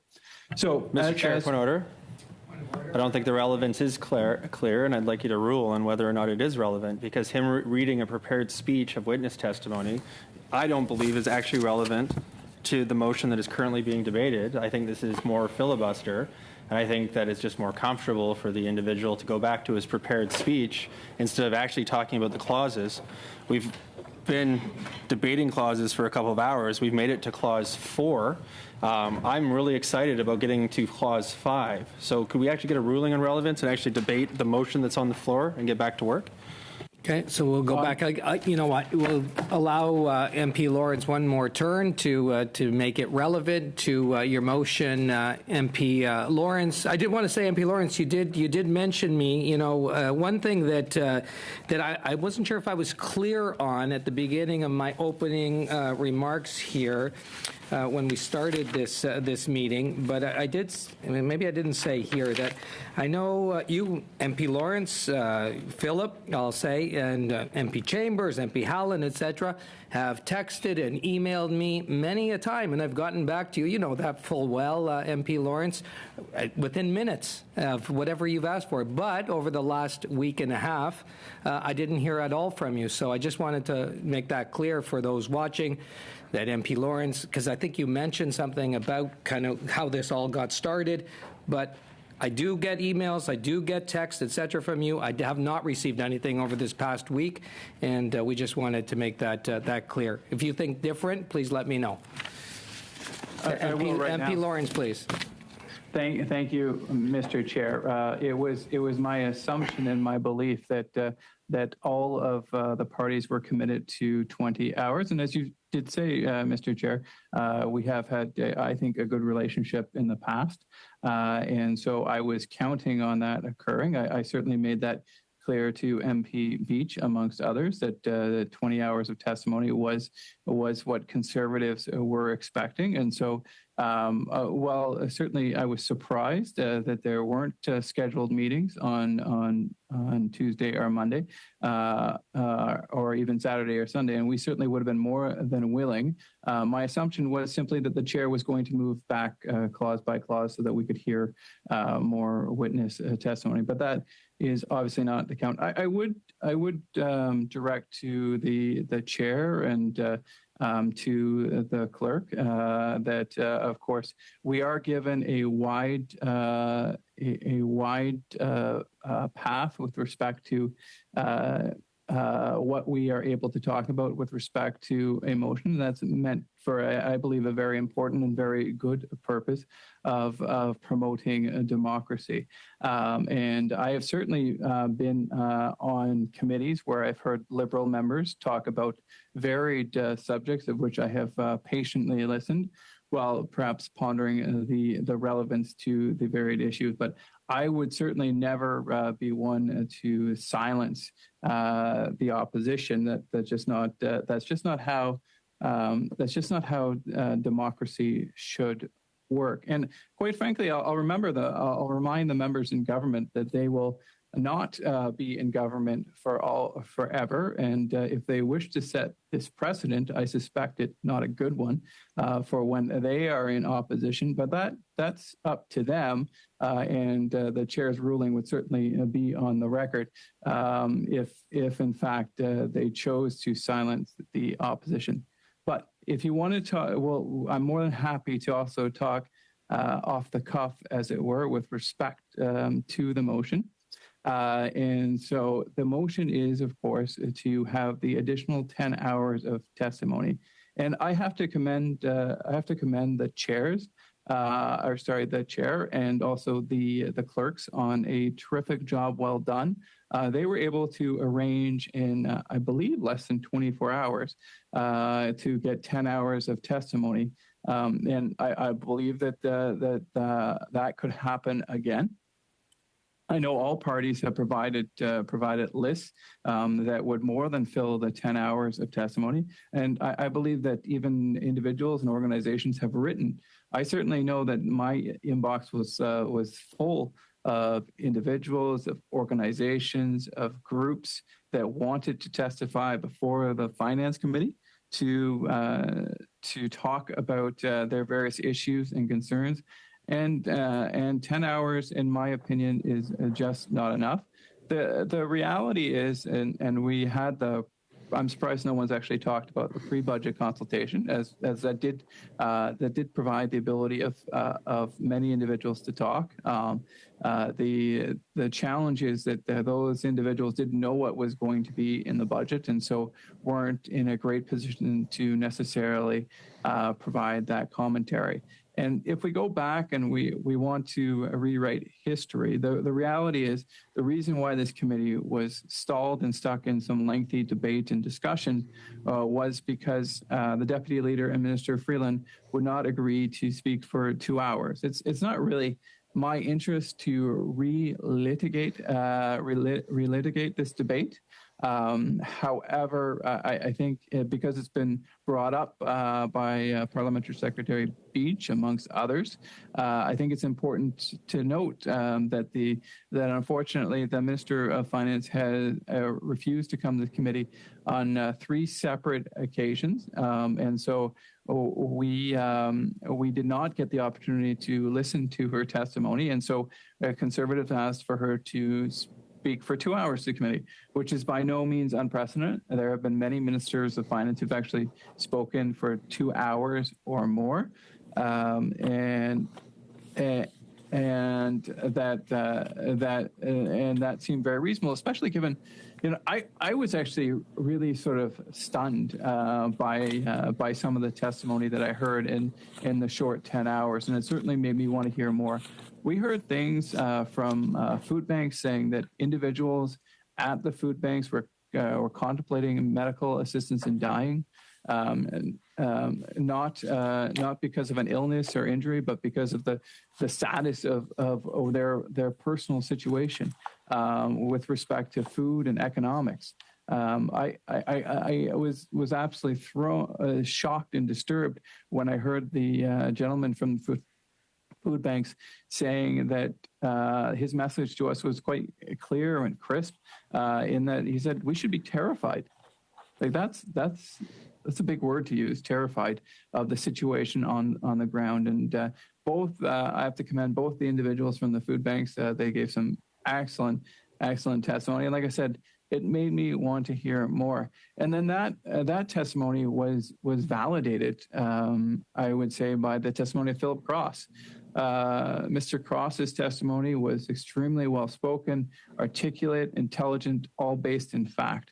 And when he said that our GDP growth is the worst since the 1930s, I speak to constituents, so I know times are tough, and that many Canadians are experiencing the worst days of their lives right now.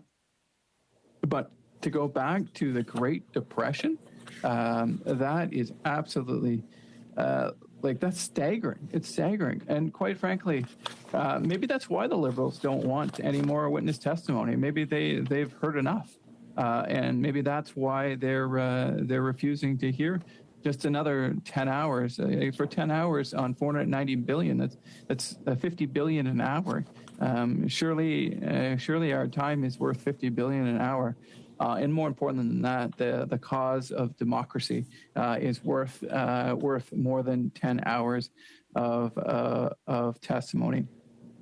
And so when we go back to the beginning of this discussion, when we go back to the beginning, Conservatives were clear. We wanted 2 hours with the Minister of Finance and 20 hours of witness testimony.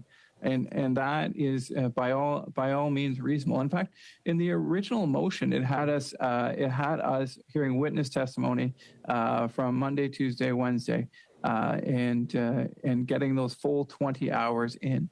However, that seemed to just evaporate. And like you said, Conservatives agreed to work collaboratively and congenially. We were appreciative of the Minister of Finance staying for the extra half an hour, and we appreciated her giving that additional time. It's unfortunate that she didn't provide any answers in that time, especially when I go back to the testimony elicited by my colleague, Mr. Chambers, who asked very reasonable questions of the Minister of Finance and the Deputy there. Excuse me, Mr. Chair, I just hear paper rattling. I don't know whether there's a microphone not on mute that should be on mute or otherwise, but it's a little bit distracting to me. For that, no, not in this room. No, MP Lawrence. Okay. Okay. Well, my apologies. I'm pretty sure I heard something, but anyways, what we were talking about at the very beginning of this budget process is that Conservatives were clear. We wanted two things. Was 20 hours of testimony and 2 hours of Minister Freeland's time. And we were hopeful that she would engage in a meaningful way and answer simple questions like what the total transfer payments for health were, what the interest payments were, and she refused to answer those questions. But at least she gave us an hour and 20 minutes, an hour and a half, hour and 20 minutes. I'm sure the clerk could tell us exactly how long she was here for, but we did appreciate her staying for the extra time. But we were still short of what we asked for, which was 2 hours, which I still believe is an incredibly reasonable request. But we decided, you know what, we'll move ahead. One act of good faith deserves. We need to repay that with another act of good faith. So let's carry forward. But we were certainly under the belief that we would have at least 20 hours of testimony before we would go clause by clause. And like I said, I know it's short notice, but the clerks were able to move mountains and get 10 hours in a couple of days. Yet in the intervening 4 or 5 days, they weren't able to get any. Which to me just it seems strange. Like I said, it seems like resources are always there when it's in the Liberals' favor, but when it's not, those resources are not there. And so what Conservatives want was just to hear more people speak, to hear 10 more hours. This is not a wild request. We're not asking for months and months of debate or years or even days. We're asking for hours here. We're asking for 10 hours more of discussion.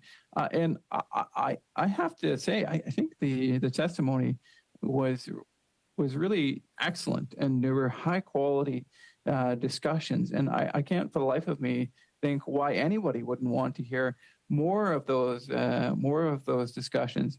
They said, I go back to Mr. Cross when he was talking about the economic record of this government, that they have presided over the lowest GDP growth numbers per capita since the Great Depression.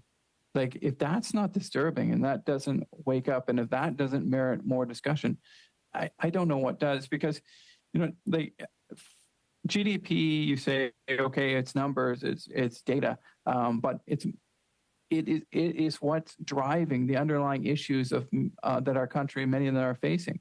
When we heard from it's driving those food banks numbers that have risen, the amount of people who are employed using food banks has doubled.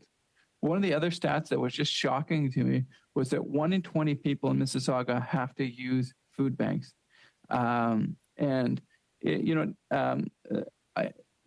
Food banks are hopefully there to be a transitory assistance. While, bad things can often happen to good people. Issues can happen. Restructuring can happen to employers, and people doing all the right things can get sideswiped by some of the challenges of life. And there's certainly no doubt about that. And thank you to all the charitable organizations, including food banks, that are there to help people who get sideswiped by some of life's misadventures and challenges. But what is just as troubling, or even more troubling than that transitory use of food banks, is people who are locked into use of food banks because they're employed right now. And so usually the solution to having to rely on food banks or charity is to obtain employment. But 30% of the people using food banks already have that employment. So what is the solution for those people?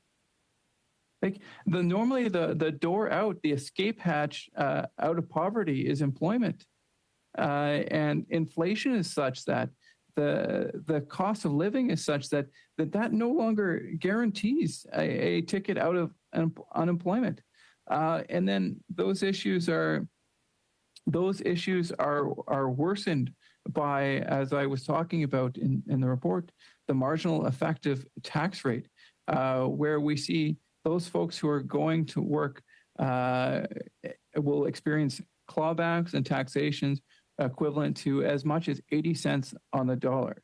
So if you're a person who's been sideswiped by one of the challenges of life, been pushed down by one of the terrible things that can happen in life, good people, bad events, bad things happen, like I said, every day to great people. Your ladder back up is economically is often employment, and now it's as if this government has cut that ladder because 30%, not nearly half, but getting close to half at least a third, thereabouts of folks using food banks have that employment. They've gotten the first rung of that ladder at least, but they're still not out of poverty because this government's inflation agenda has driven the cost of living so high that even people with reasonable jobs or good employment are still in poverty, and the math is out there, right? So on clawbacks, you're giving up 50 cents per dollar, and rents in my neck of the woods in Coburg and in Port Hope is you can't find an apartment, if you can find any at all, for less than $2,000 a month. So that means if you're earning $50,000 a year, which used to be a good solid wage in our country, already you have lost half of your income to housing, and then we're seeing food inflation creep up, and the cost of food is eroding that paycheck even further. Food inflation up 10% every month for the last, I believe it was 8 or 9 months there. And so it's easy to spend maybe $5,000 or $10,000 on food, especially if you're a family. And so now you've gone from $24,000 to $34,000. The government's probably taken around $8,000, $9,000. Let's just call it 10. So now we're up to $44,000, and all we've got is a house and food, much less all the other costs associated with life, such as clothing and transportation and other assorted fees. And then the government decides, you know what? Confirmation, even on the chair? Oh, you're not on mute there. Can someone? You're not please, on mute, Anna. You're not on. Yes, you are not on. Sorry. My apologies for that, Mr. Chair. Maybe that's where the paper was coming from, MP Lawrence. Yeah. Okay. Go ahead, MP Lawrence.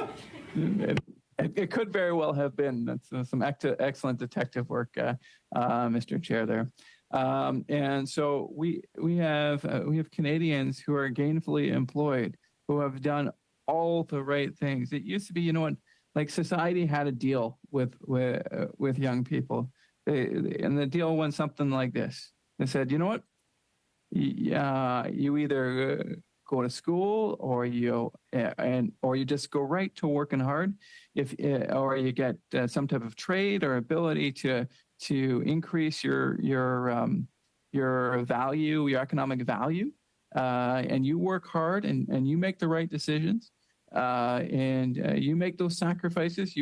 You take on that student debt. If you're a student, you go out there and as a young person, and many work 50, 60, 70, 80 hours to develop their trade or their profession.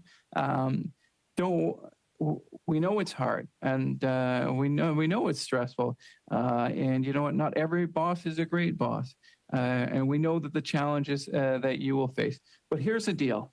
If you're willing to make those sacrifices, if you're willing to work hard, if you're willing to put your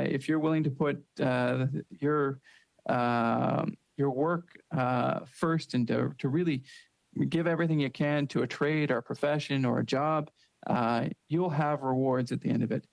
You'll be able to afford a house. You'll be able to raise a family. You'll be able to maybe take a vacation once a year. And that deal, as one of the witness testimonies said, that deal is broken. This deal is broken. And you know what, young people, they're working as hard as ever. They're making the right decisions. They're doing the best they can. And then they're ending up still in their parents' basements because they can't afford a house, because down payments and housing, the cost of housing is through the roof. We have a huge gap in the amount of houses that are being built, and between what we need, and the amount of housing starts is actually it's nowhere near the amount of housing starts we need to support the great people of Canada. We need to get rid of the gatekeepers, and we need to get housing built here in Canada. We are leaving many young people with the inability to get to their housing prices after a momentary dip when interest rates were skyrocketing, have started to climb again. It's to get a reasonable house in anywhere near an urban center, or even in the rural areas where I live, it's up near $1 million, if not more than $1 million, right? It used to be $1 million would buy you a mansion. And unfortunately, now $1 million just buys a normal house. And so a down payment, if you want to put 10% down on $1 million house, that's $100,000, right?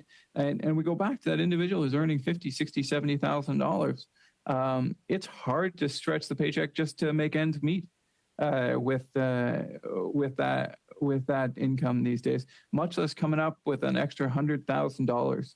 And so, I mean, some studies have shown it'll take young people 5, 10, 20, 50 years to come up just with the down payment. And then they have to make the payment. And so we already had inflation, which was high and actually just ticked up again in the latest inflation report. And then we had interest rates. And so we've got the cost of food increasing. We've got the cost of heating increasing. And then we've got the cost of housing. The interesting part is the government actually has a solution. They could right now, if they wanted to, bring down inflation by 10%. And that's not me saying that. That's Tiff Macklin, the governor of Bank of Canada, who said that fully 0.4% of the inflation was a carbon tax. And so at 4% inflation or thereabouts, what we're at, if we would be able to reduce inflation by 10%. I think that would be a pretty huge accomplishment. And all they have to do is walk in and say, you know what, we're eliminating or even just pausing the carbon tax until inflation is under control. Until we've got it within the desired range, we will eliminate the carbon tax. it would be an immediate solution overnight. Like I said, that's not me saying that it would reduce inflation. That's Tiff Macklin, the governor of Bank of Canada, who once again has been generous with his time. We don't always agree with his responses, but he's at least always willing to come to our committee and talk about the situation. And unfortunately, Minister Freeland has not. She's declined 3 invitations. She did come on the BIA. I have to be fair about that. But we had asked her for 2 hours. She did stay a little bit extra. We appreciate that. But there are just so many witnesses, and I'm sure that all these members share, as I do, the individuals who would want to come and testify before our committee. And so what I would like to hear is, with respect to some discussion of this government's war on work. We see effective tax rates that are increasing higher and higher. Effective tax rates are over 50% for many low-income Canadians. And as the CD Howe report said, it's actually marginal effective tax rates are often higher for low-income people and lower for high-income people. Sorry, I'm not sure I said that. Higher for low-income and lower for high-income people, which would seem to, out of fairness sake, not be the right direction for our country. As I've said, I know in the past in the House of Commons, I can't imagine how difficult it would be for an individual who has decided to return to work, whether they have children or whether they're a senior coming back to work and getting that first paycheck and seeing that through the marginal effective tax rate, they're keeping less than 50% of what they earned. Imagine how dejecting that would be to someone who had worked a hard job and done the hard work, made all the right decisions, and then the government says, "Oh yeah, thanks. We're keeping more than half." And so we need to hear the testimony of these individuals. We need to hear about the marginal effective tax rate and explain what that means. And because, I've raised this issue in the House of Commons, actually, at a question and question period, and I brought the idea that many Canadians, low-income Canadians, are paying a marginal effective tax rate of over 50%. And it was responded with jeers of disbelief, I might put it politely, on the other side, and so clearly there needs to be some education, because this is not me saying this. This is eminent think tanks like the C.D. Howe Institute, the Fraser Institute, who have discussed this at a number of times, and so.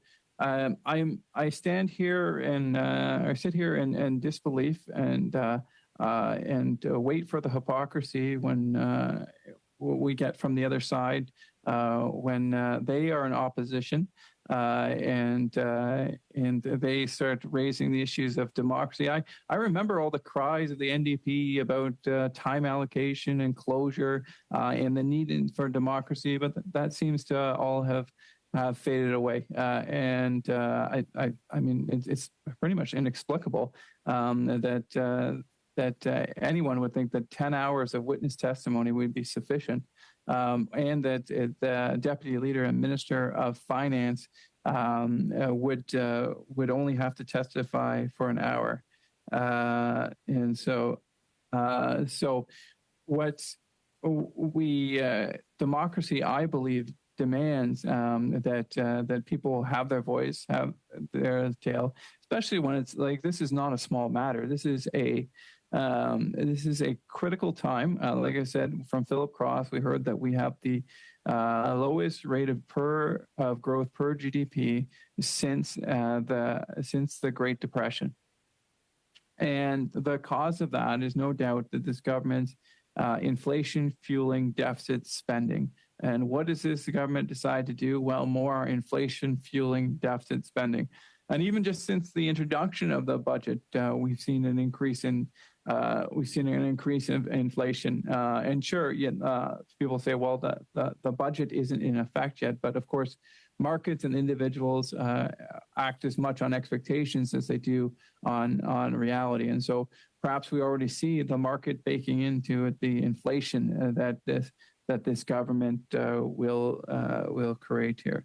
And so when we look at the importance of this budget, $490 billion is going to go out the door. We're going to see an additional $60 billion in new spending, $40 billion in net new spending. We have some at best, I guess, call them forecasts of that the government claims that they will be reducing expenditures at some point in the future. But by the way, those don't come into place until 2027 or 2028.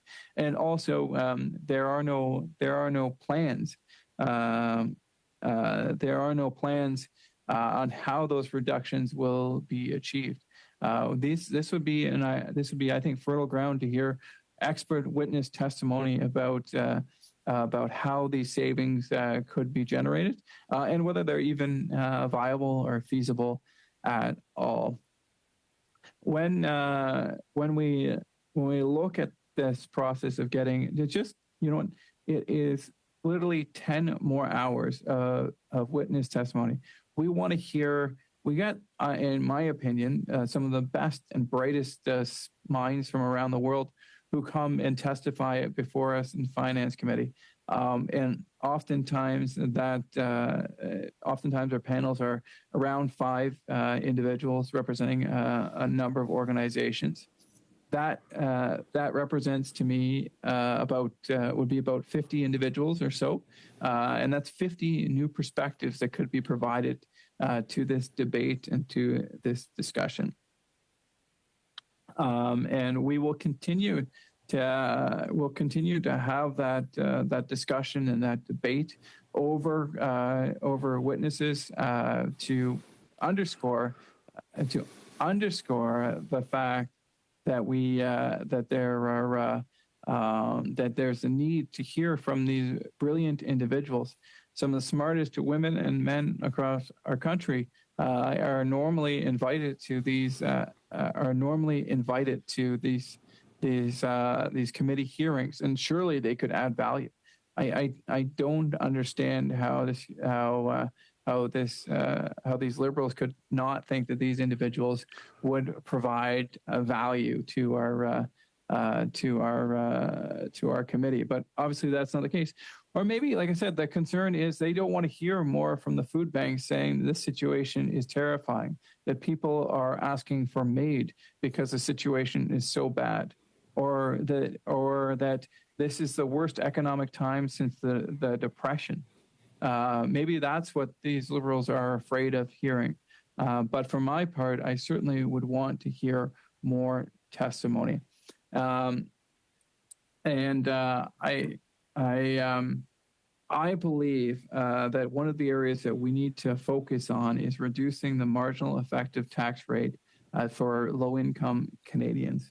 It just simply is not right that high-income earners are paying less than low-income earners in marginal effective tax rates. And with the chair's indulgence, I would like to just share with you some highlights. I'm hoping MP Beach is okay with this. With respect to, and it's on page 632 of the commentary. So when we look at the participation tax rate for a stay-at-home parent contemplating taking on paid work by province and by number of children. So this is if someone wants to return to the workforce. So if you live in the great province of Newfoundland and Labrador and you have one child, your participation tax rate, which is the tax rate you'll face if you're a stay-at-home parent and you want to return to the workforce, it's 38%. If you have 2 children, it is 46%. If you have 3 children, it is 54%. If we go to the great province of New Brunswick, the situation even gets worse. 1 child is 42%, and 2 children is 49%, 3 children is 56%. And the beautiful province of Quebec, La Belle Province, you'll see that with 1 child, your participation tax rate, and this is from page, once again, 632 of the CD Howe report, is 53%. And 2 children, 60%. 3 children, 66%. That is incredibly, incredibly high. So if you are living in the wonderful, beautiful, fantastic province of Quebec, you're a mom of 3 or a dad of 3, you've been staying home with the kids, and now you want to return back to work, you're going to keep 44 cents on every dollar. And that doesn't include the cost of the carbon tax, the cost of HST, the cost of property tax. All those government intrusions are in addition to this. In my own province of Ontario, you'll see the numbers are 1 child, 40, 2 children, 54, 3 children, 59. Now, the really kind of disappointing and maybe even stronger language, such as disturbing, it could be referenced. Is that so? If in fact, sorry, and my first example was first parent's income is $20,000, and the second parent gets a job for $20,000. So just to be clear, so first parent's already making $45,000. The stay-at-home parent now wants to return to work, and they want to make $20,000 a year, and those would be the effects. The disturbing fact is that if in fact we look at higher income levels, so we say, okay, a first parent income is $120,000, and now we're going to have the stay-at-home dad or mom come back to the workforce to make $50,000. Remember, in the first scenario, the numbers were 38, 46, and 54. That's the low income scenario. In the high income scenario, it's 33, 35, 37 in the great province of Newfoundland, Labrador. That is that's a shocking number, right? And what a disincentive to work when you're taking more than 50, when the government is taking more than 50 cents on every dollar. So let's go back to the beautiful province of Quebec.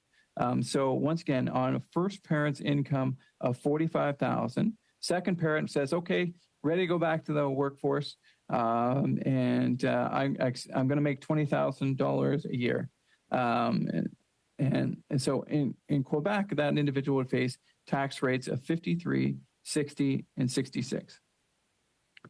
Whereas if the individual is making $120,000, the first parent, the parent who's working outside the home right now, and the second parent who wants to return back to the workforce is expected to make $50,000, those numbers drop from 53 to 37, from 60 to 40, and from 66 to 45.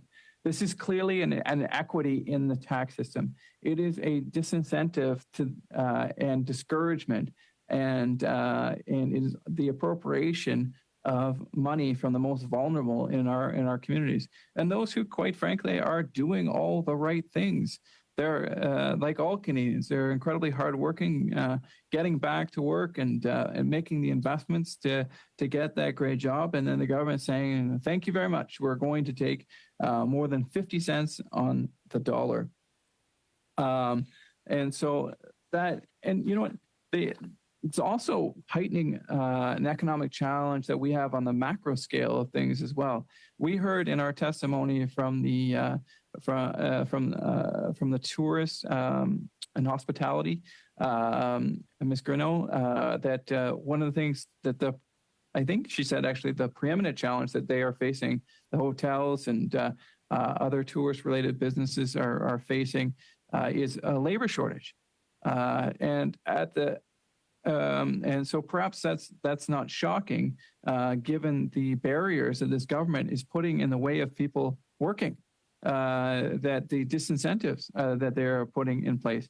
And so if a great relief valve to the labor shortage would be the return of work of seniors who have retired, who maybe want to return to work, whether it out of necessity or just wanting to make sure that they have additional security, or maybe they want to do something extra for their grandchildren.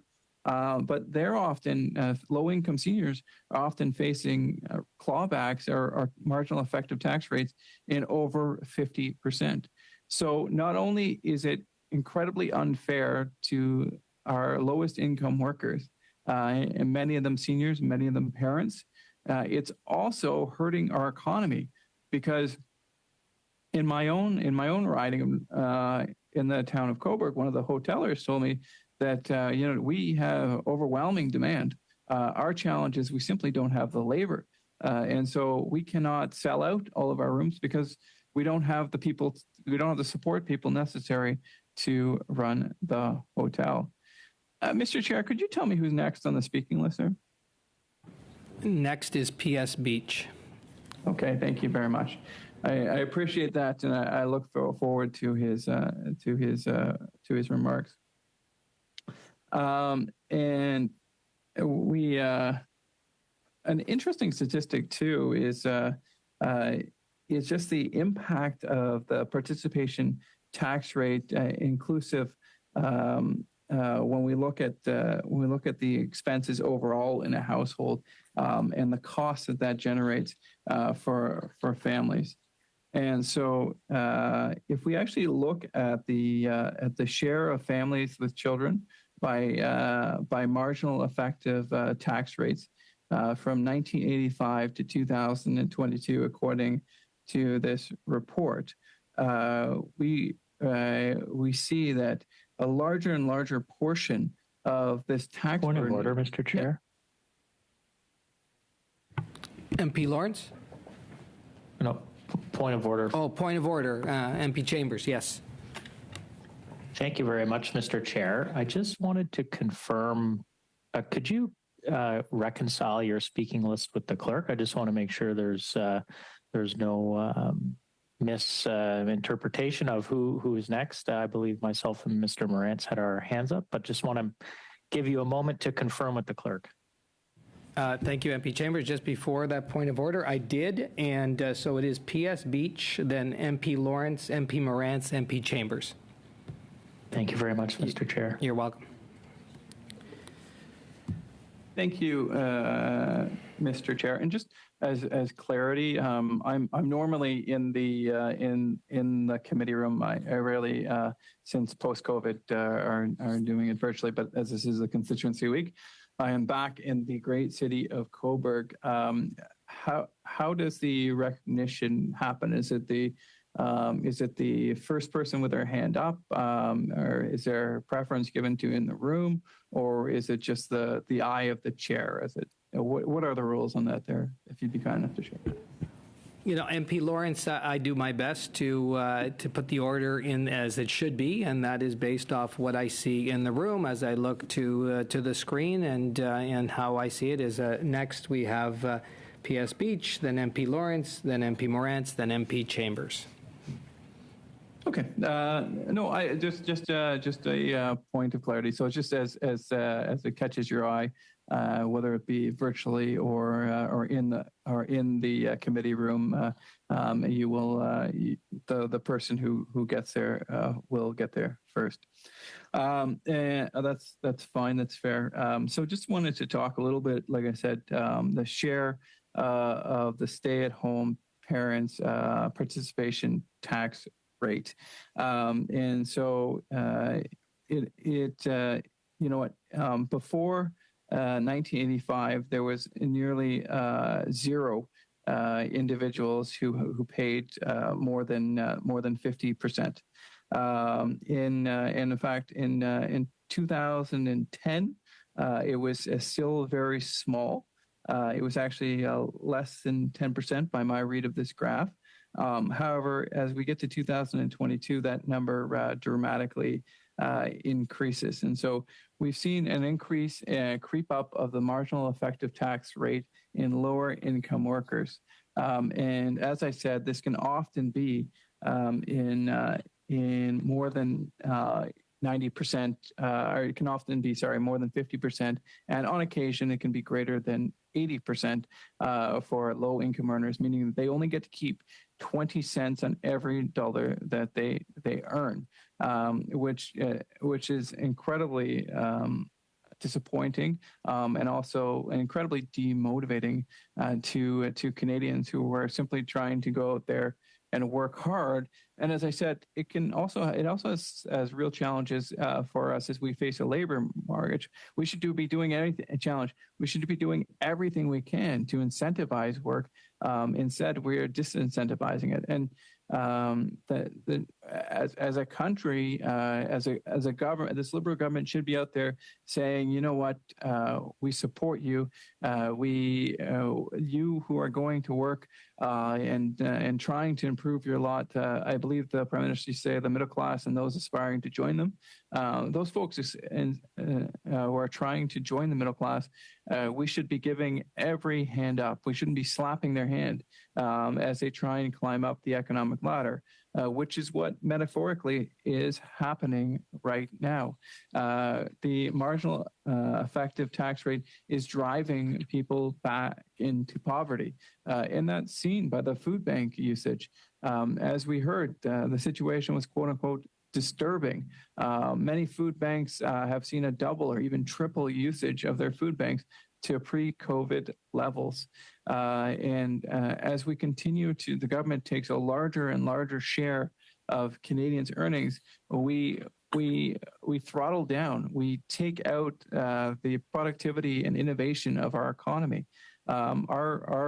Of course, we are forecasted to have one of the lowest economic growth in the OECD going to 2060. We are also forecasted to be dead last in capital investment. We need private capital to drive innovation to grow our economy. And unfortunately, we are not looking good on that front, according to the OECD. It's extremely challenging. And why is this important, Mr. Chair? Well, this is important because it will drive productivity drives our economy, which drives our standard of living. And when productivity decreases, growth rates decrease.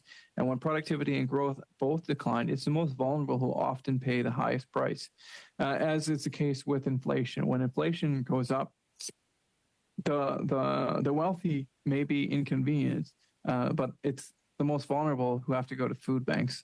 And so it's the cost of this inflation deficit. It's in deficit-fueled inflation fueling spending that is driving Canada deeper and deeper into debt. And quite frankly, Mr. Chair, we need to hear expert testimony on this.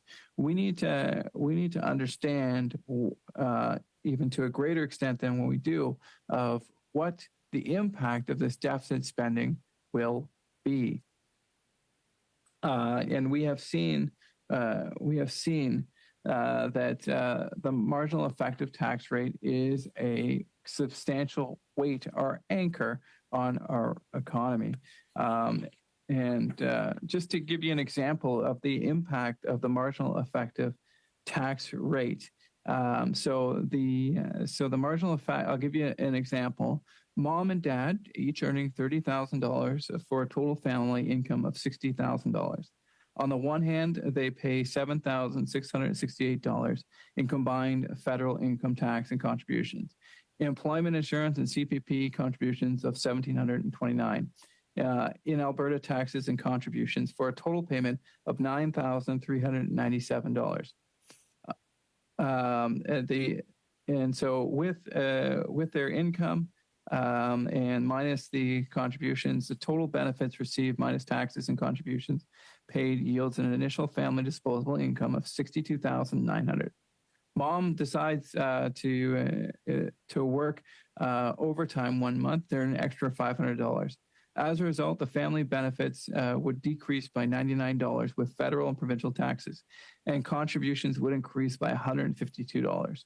The family's disposable income would increase by $249 rather than the full $500 that she rightfully earned. The family's marginal effective tax rate would round up to 50%. That's income earners earning $30,000 each, giving over 50 cents on the dollar back to the government.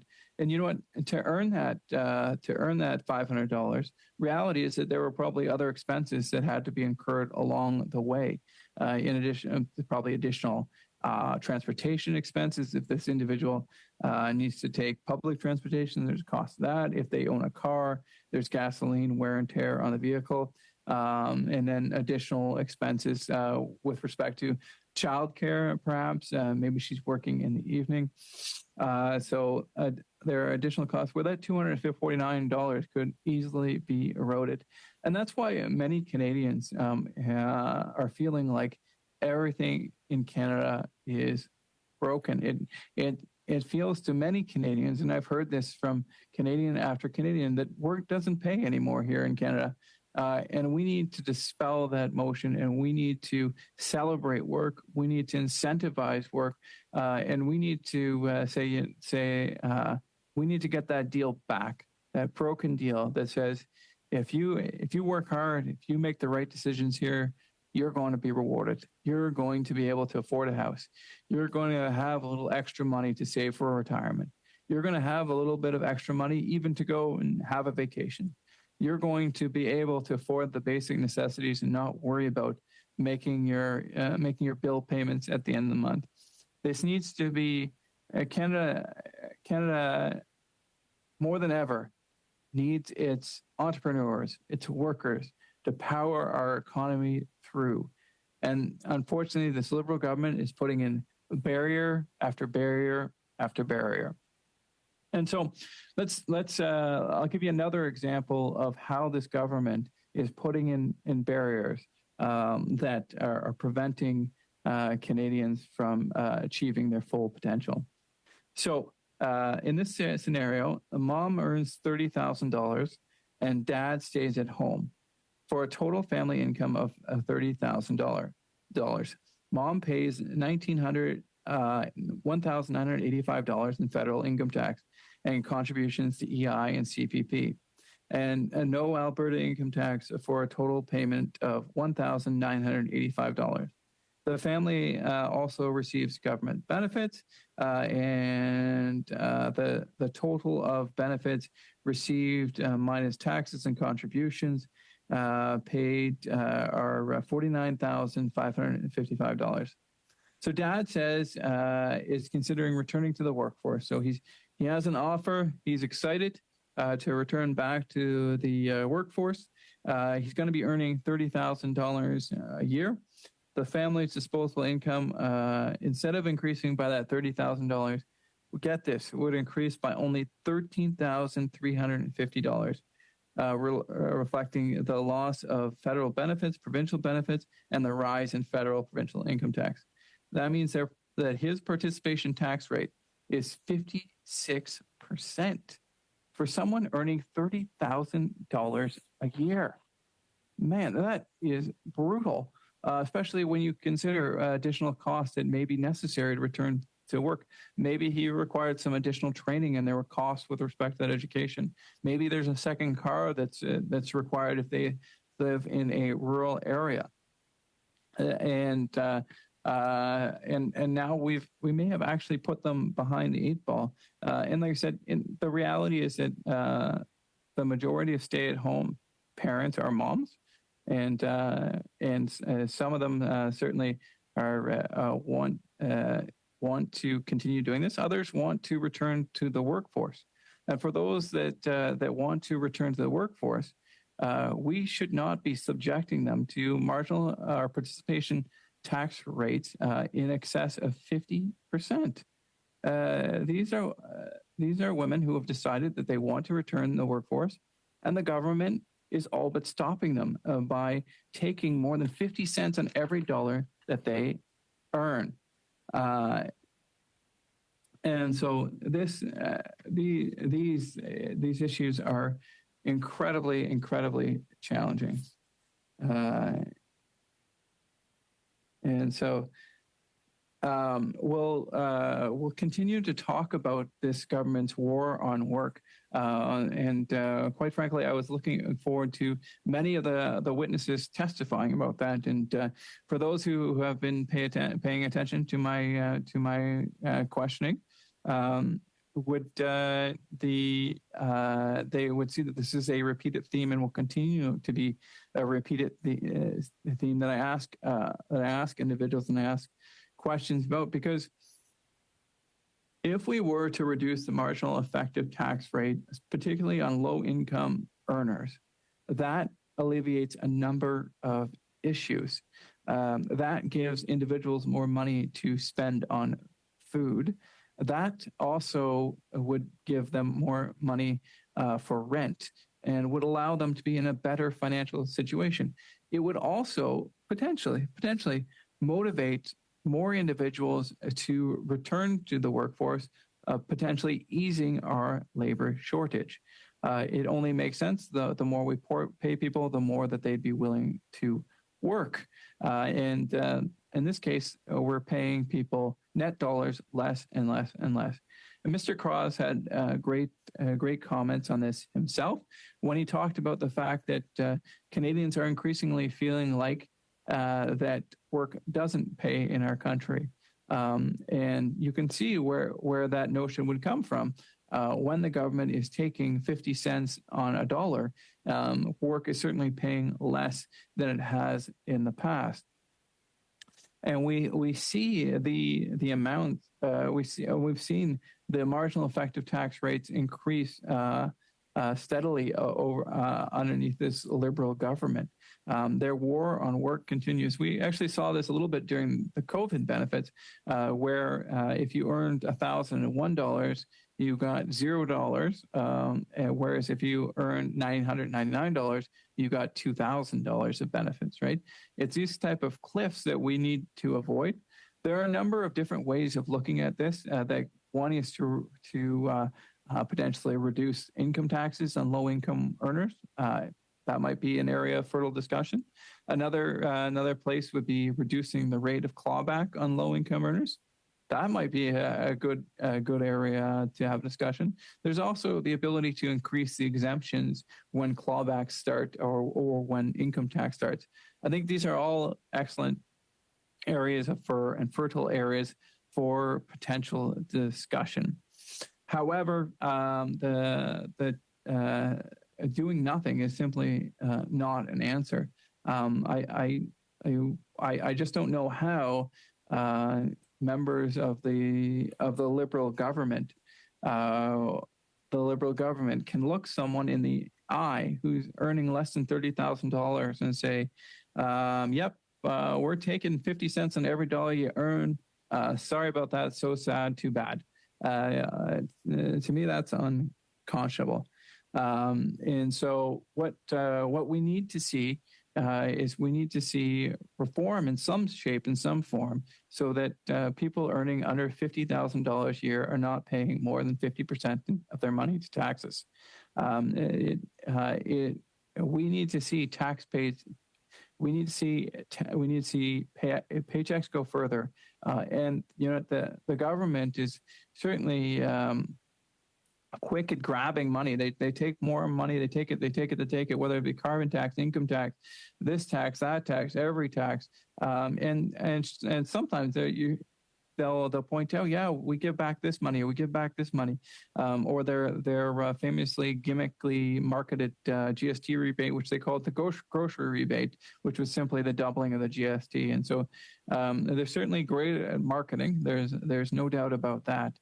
Where they fall down is with respect to substance. And so we, instead of taking all of this money to Ottawa and then giving back little dribs and drabs of it, why would they not just leave it in the pockets of Canadians? So I had a private member's bill, S-216, which has since been carried forward by Ben Lobb,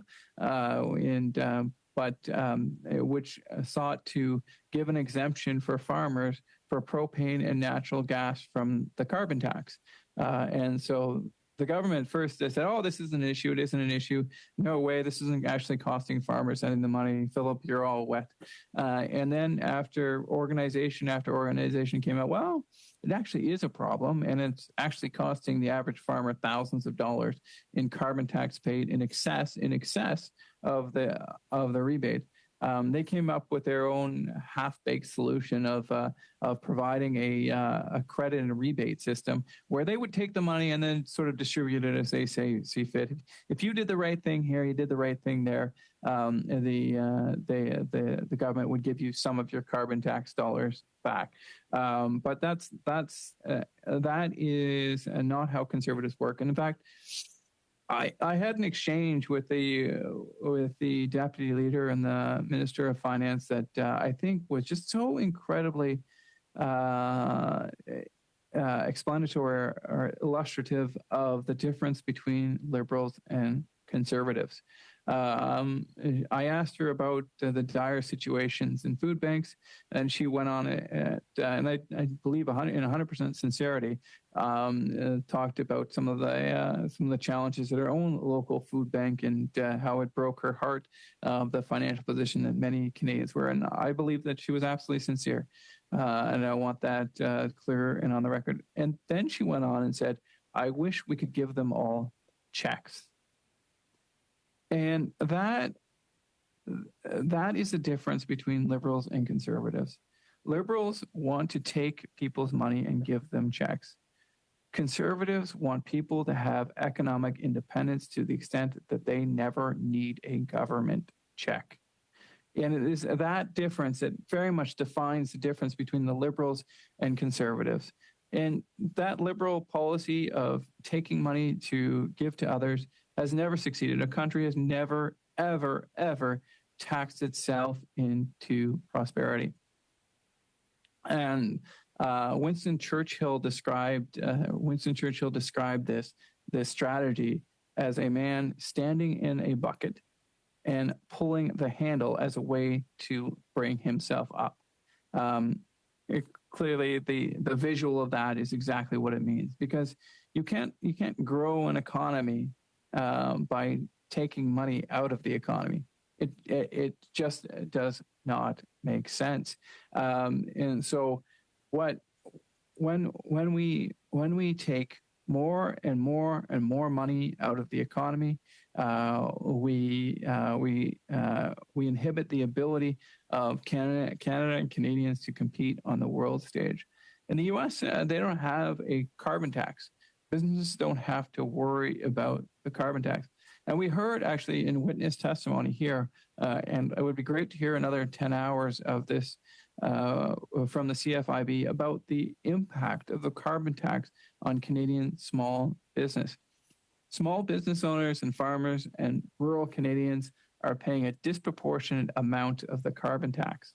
And in many cases, they're paying thousands, if not tens of thousands of dollars over and above any rebates they would have received. This is incredibly inequitable, unfair, and it's another weight on Canadian business. Canadian businesses need to be lifted right this time. Right now, our productivity numbers forecasted by the OECD, our capital investment numbers forecasted by the OECD, and our economic growth numbers per capita forecasted by the OECD, it's not a pretty picture.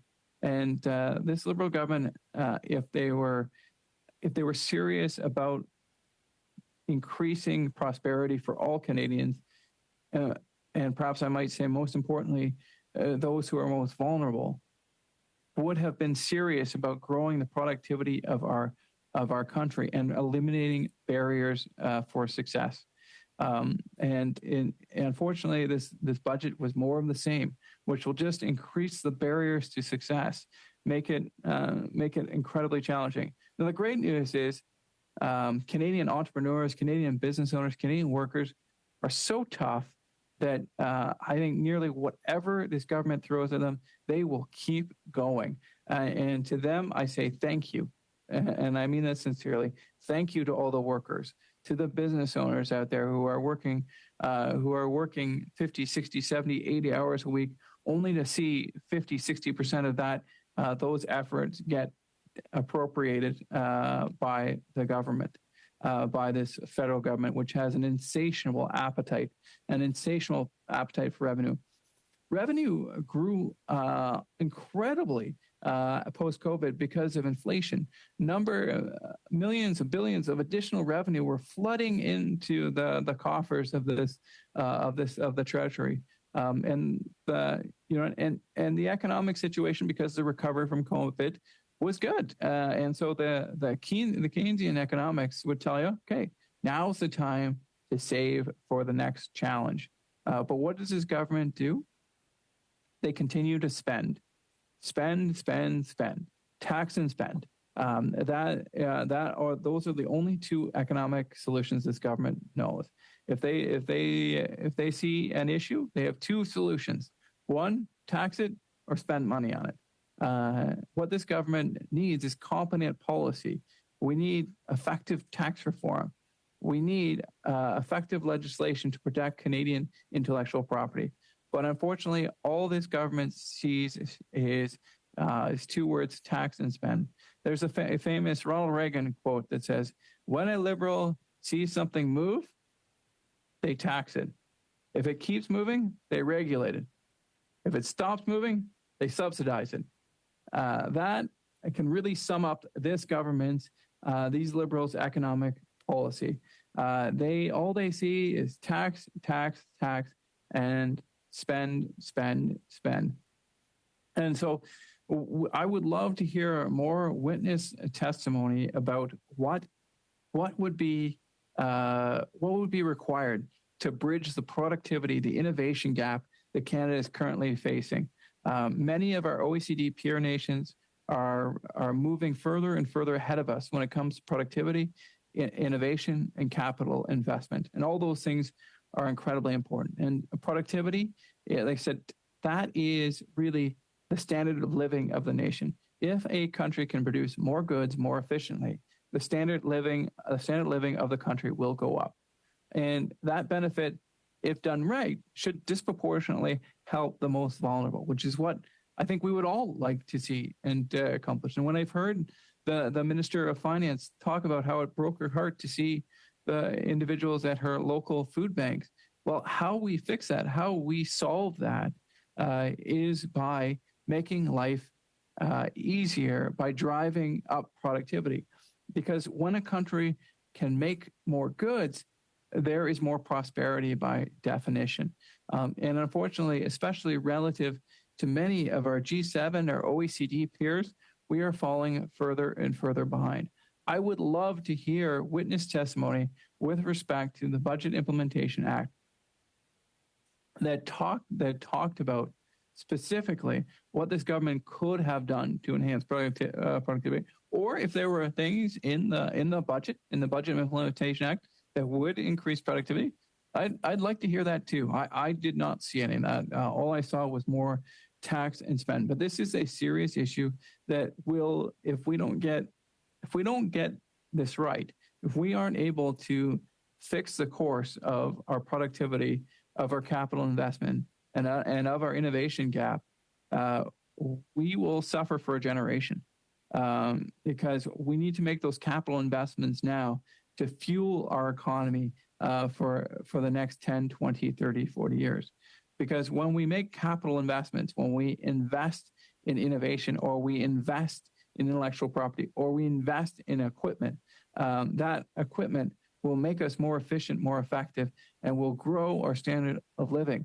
And the driver of the economy is the private sector.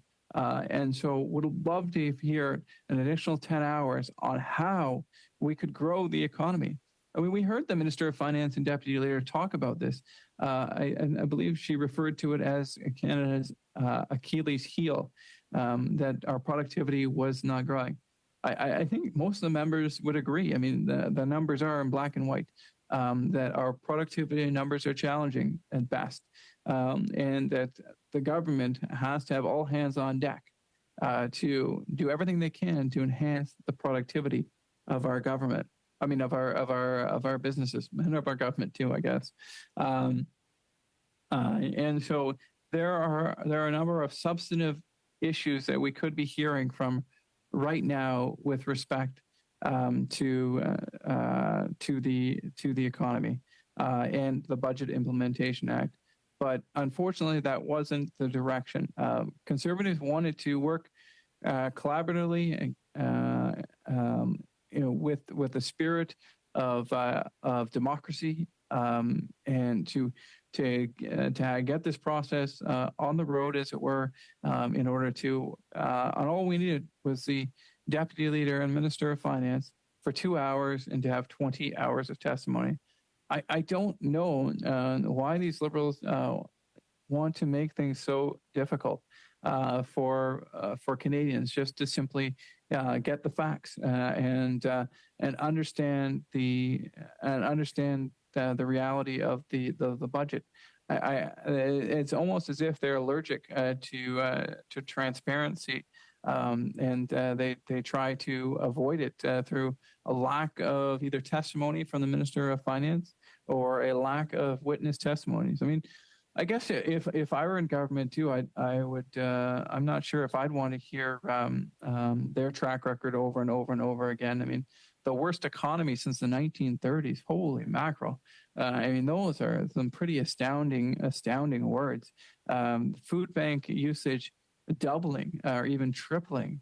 Like, wow. I mean, the testimony we heard was just breathtaking. Or the CFIB talking about the impact on the carbon tax and its barrier to small business success, and the disproportionate costs on our farmers and our small business owners. And maybe that's why they've attempted to muzzle the ability of witnesses to testify through limiting the amount of debate and discussion. And it's not too late. We could push back the clause by clause if we got unanimous consent, and they could just say, hey, we made a mistake. We realize the importance of witness and testimony, and we want to support democracy. Let's just push the date back. I don't know, maybe a week, maybe to June 6th or thereabouts, and we could get the witness testimony, and which would give Canadians the right to say their piece, and the ability of parliamentarians to review and analyze the data. But unfortunately, that's not the direction this government has said. I was, for my part, more than willing to work on Saturday, Sunday, and Monday, and of course was more than willing and able to be there for Tuesday and Wednesday as well.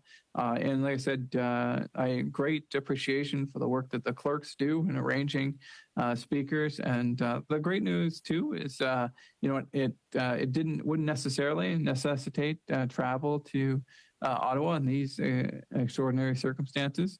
Certainly more than happy to hear witnesses virtually. And we could have, in 10 hours more is just a couple 5-hour meetings, and we could have been all done. I mean, candidly, I think the reality is that when governments spend $490 billion, it should be much more than even 20 hours of testimony on these very important issues. These issues affect millions and millions of people, and will have a profound impact on our economy, putting greater and greater debt on our children, our grandchildren, even our great-grandchildren. And so I just don't think it unreasonable to have 20 hours of witness testimony, especially when you hear some of the testimony that the Finance Committee has had the privilege of listening to. And so the testimony of a couple come to mind. One was the CFIB. And it was a pleasure to hear some of the testimony with respect to the impact of the carbon tax on small business owners.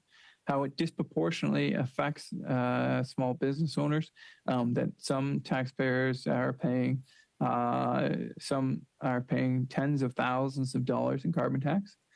And now we actually have the carbon tax 2 coming into place, and known as the clean fuel standards, right? And so the impact that will have, and so, you know what, so far carbon tax 1 has led to meeting of absolutely zero emission targets. And that's not from me, that's from the environmental commissioner of the environment.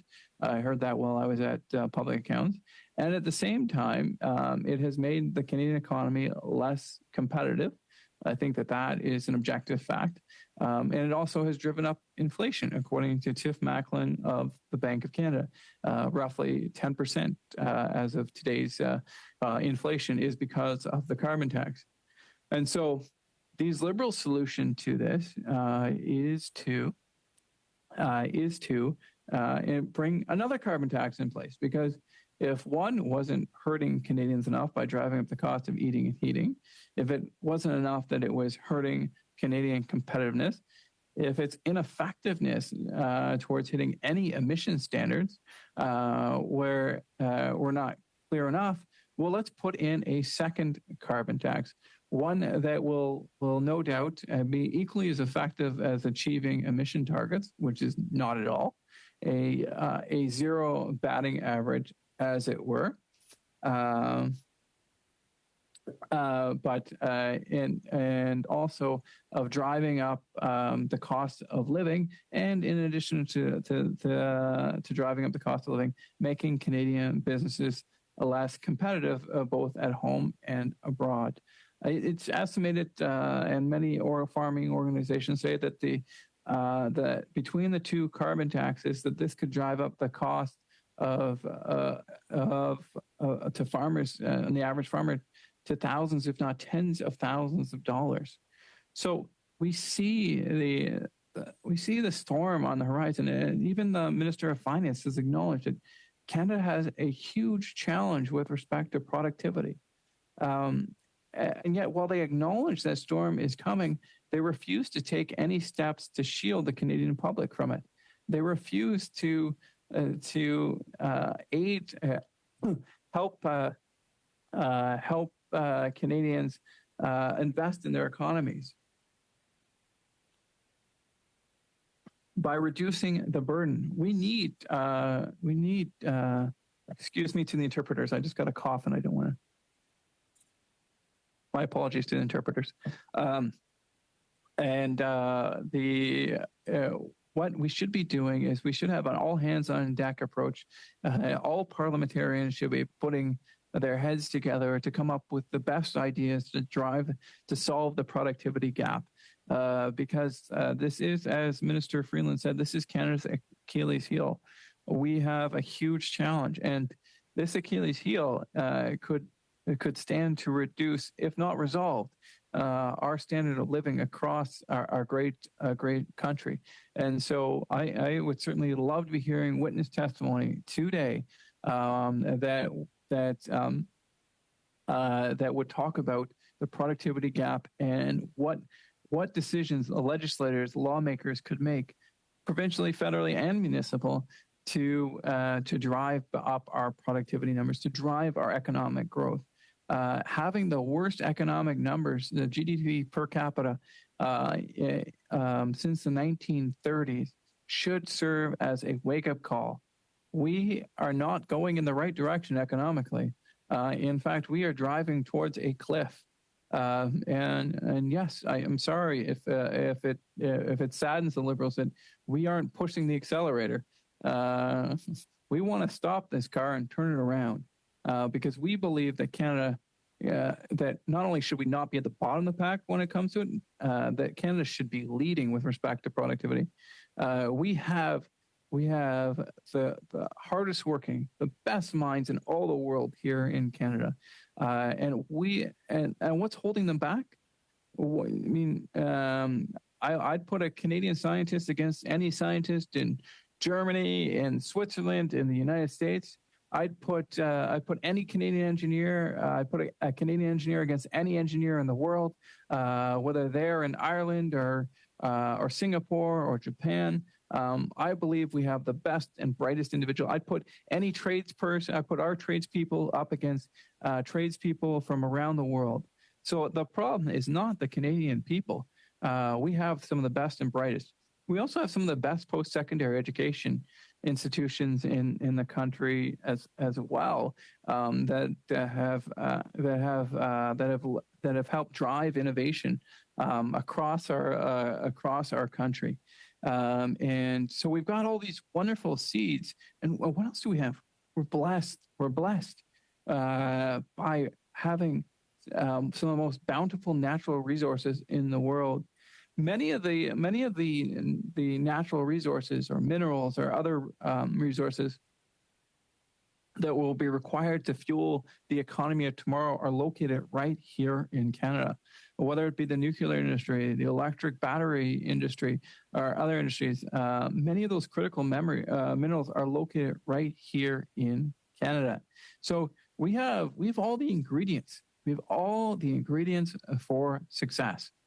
The challenge is this federal government's inability to create a framework, whether it be for the creation and protection of intellectual property or the exploration of our natural resources that is necessarily protective of environmental and workers' rights, but at the same time also balances the need for our growth and productivity. This government seems to fail at both. Life is increasingly hard for the workers of Canadians. As I said, the number of employed individuals going to food banks has doubled. Our productivity numbers are near the bottom of the OECD. Innovation, we're near the bottom of the OECD. We're forecasted by the OECD to have the worst economic growth going into 2060. If you know, and today we're not even like today's discussion or the motion is not even about necessarily the substance of that. It's just about hearing more testimony. It's about getting more expert opinion, getting more thought, getting more comments, more discussion on the record from some of the best and brightest minds in Canada. Because for goodness sakes, this government needs it. Like, look where we are. Food bank double usage. One of the lowest productivities, one of the lowest innovation numbers, one of the lowest GDP per capita, worst GDP per capita in our country since the 1930s. Like, if that doesn't cry out, and all we're asking for at this point is just to hear some more experts. I mean, often you'll hear the Liberals say, "We'll take no lessons from the Conservatives," and if not from us, please, and I mean this sincerely, listen to the experts out there, listen to the scientists, listen to the engineers, listen to the economists. Like it's wake up time, guys. The economy is struggling. We are in an incredibly difficult economic position. Our inflation numbers are still high. Economic growth is decreasing. And in fact, the finance minister will talk about the last quarter having positive economic growth. That's true. The problem is most of that growth was left over from the following year and just spilled into January. And in fact, the numbers in March show a very different story. And that was indicative of an economy in decline. So both in near term, we are facing a cost of living crisis, a housing crisis, a rising in inflation rates, highest interest rates in 40 years. And then mid or long term, we're facing a productivity issue numbers that put us near the bottom of the pack. Innovation numbers such as patents registered, et cetera, that put us near the bottom of the pack.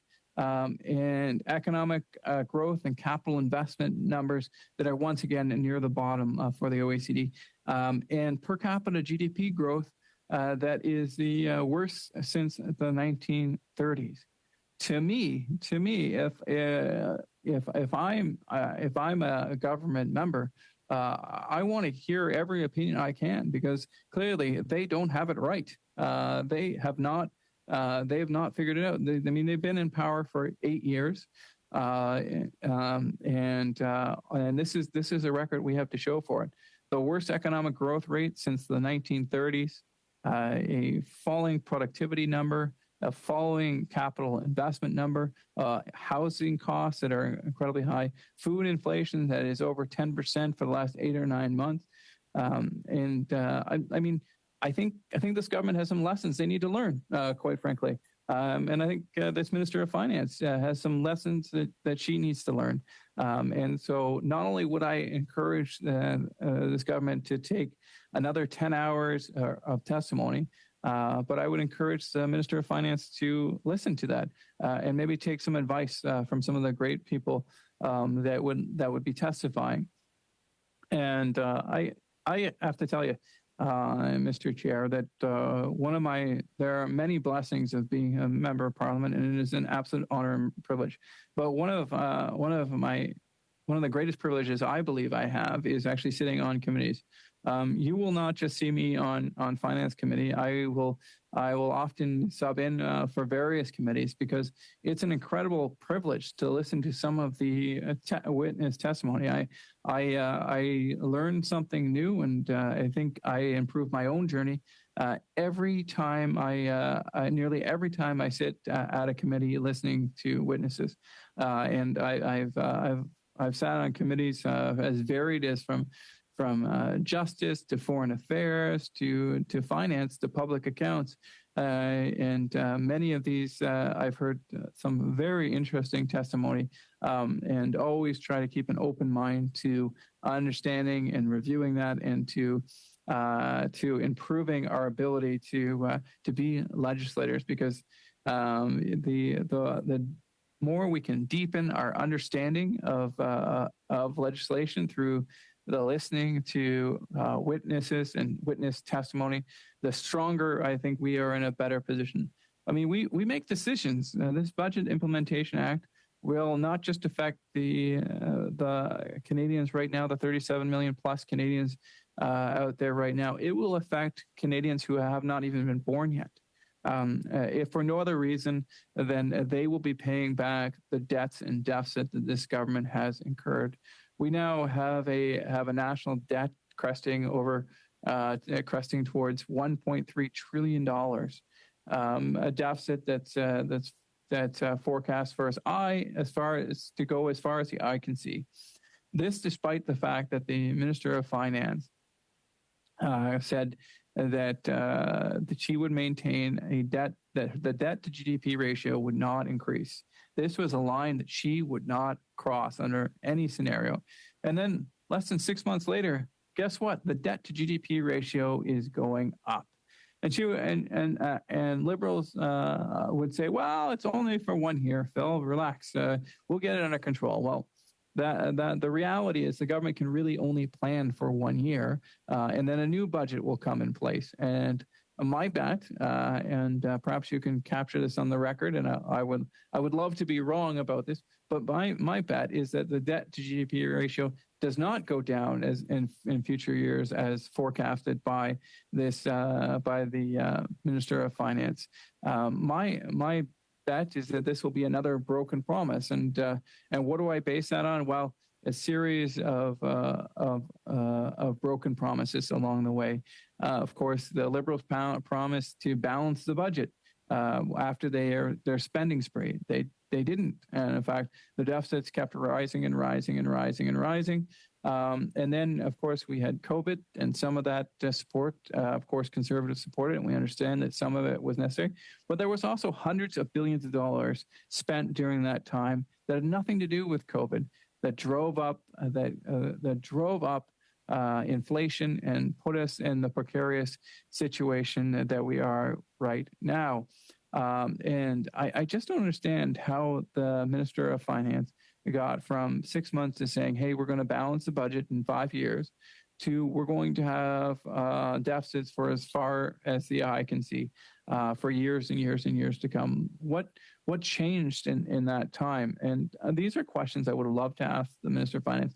I could actually show you, Mr. Chair, my list of questions. My next ones were with respect to productivity, because I really do believe that productivity is, and our productivity gap is a substantive issue for the Canadian economy, and one that that if we don't get fixed, that if we don't if we aren't a leader in productivity, can have significant economic challenges for us for a generation.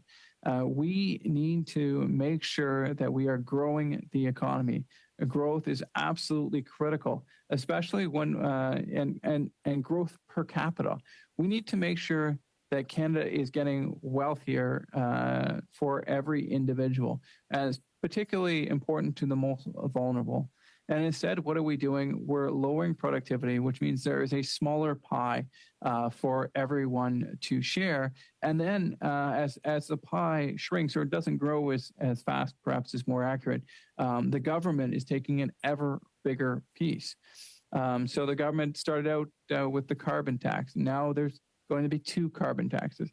They started out, I believe it was with $15 per ton, and now they're going up to $300 per ton, I believe is the plan with respect to the carbon tax. It's you know what, the Income Tax Act, the income tax was brought in as a temporary measure. We just need to fund World War I, and then the income tax will go away, or so the story went. Unfortunately, though, the income tax is still with us, and it's ever more prevalent. And you can see that with respect to the marginal effective tax rate or the participation tax rate, that it is disproportionately impacting those who can afford to pay it the least are paying the most. The idea that someone earning $30,000 a year would have to fork back 50 cents on the dollar to the government, it makes your head spin. And in fact, I've repeated this to many Liberals. I obviously won't mention any names because that would be telling tales at a school, and would respect my colleagues too much to that. But at first, they don't believe me when I tell them that there are low-income earners who are facing a marginal effective tax rate of over 50 cents. Then I show them the numbers. I show them the excellent work that the C.D. Howe Institute has done, and they're surprised. They of course their silence is often the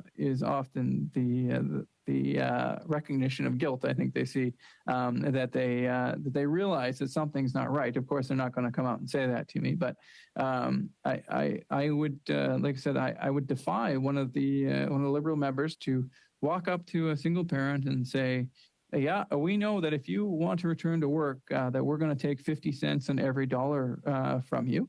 But that's how we think. That's how we think it should be. Or walk up to a low-income senior and say, yes, ma'am, I know that you want to return to work because the cost of living has been driven so high they can no longer afford rent or food. And we thank you for returning to the labor force.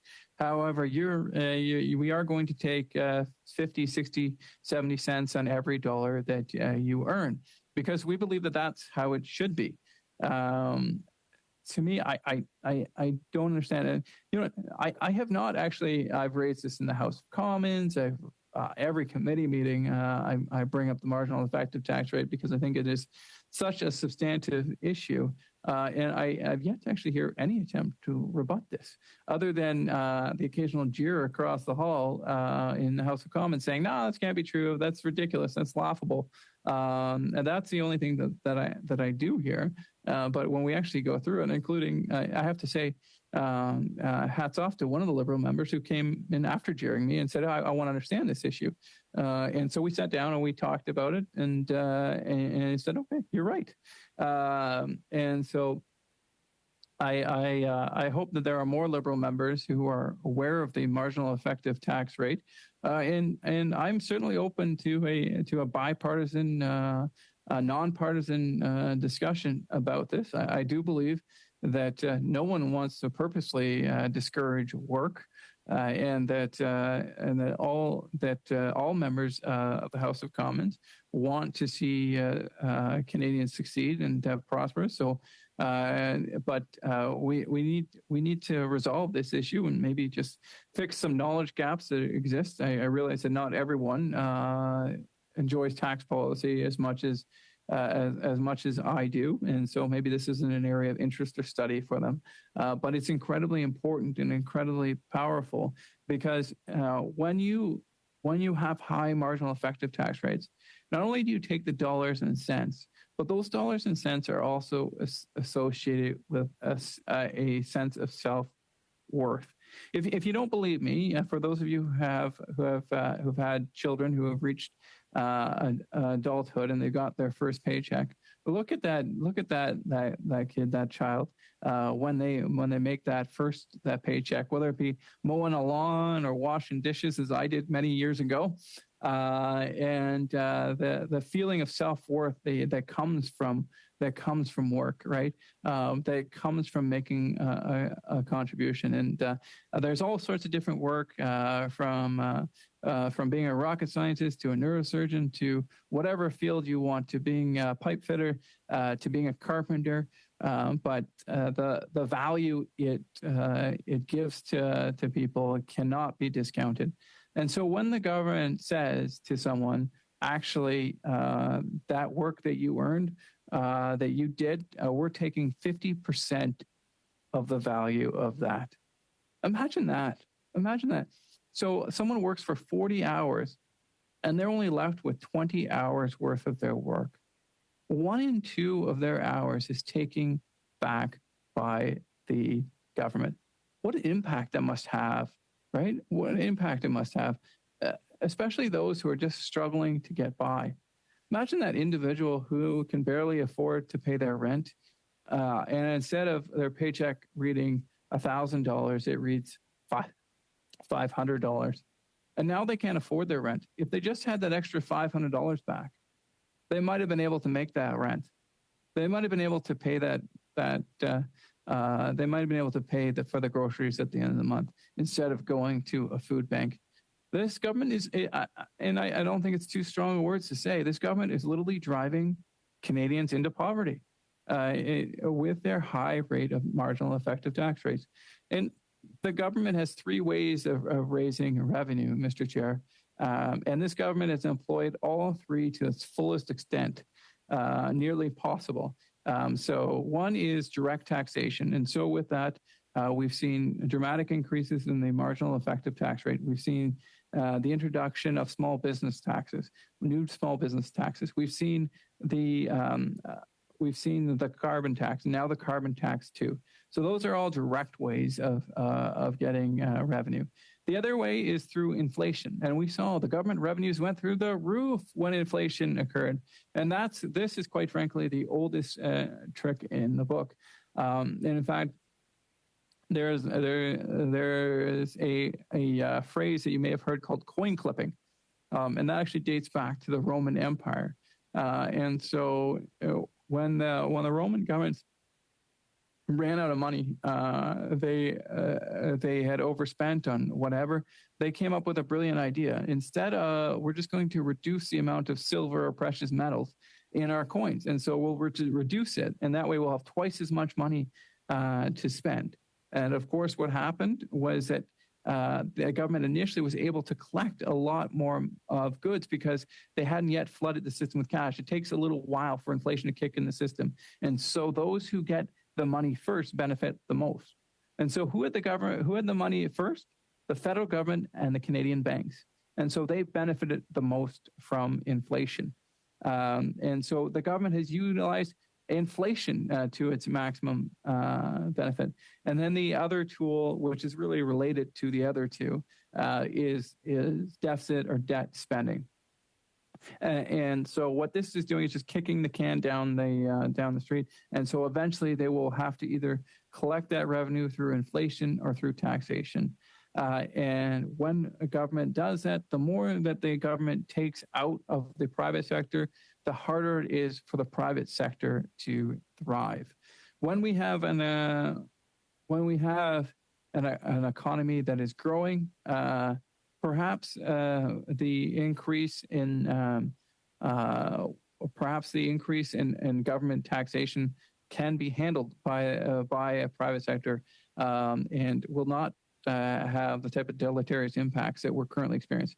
But right now, that's not the situation. In fact, the economy is slowing, inflation is increasing, deficit is increasing, debt is increasing, our productivity numbers are suffering, our innovation numbers are suffering, our capital investment and our productivity.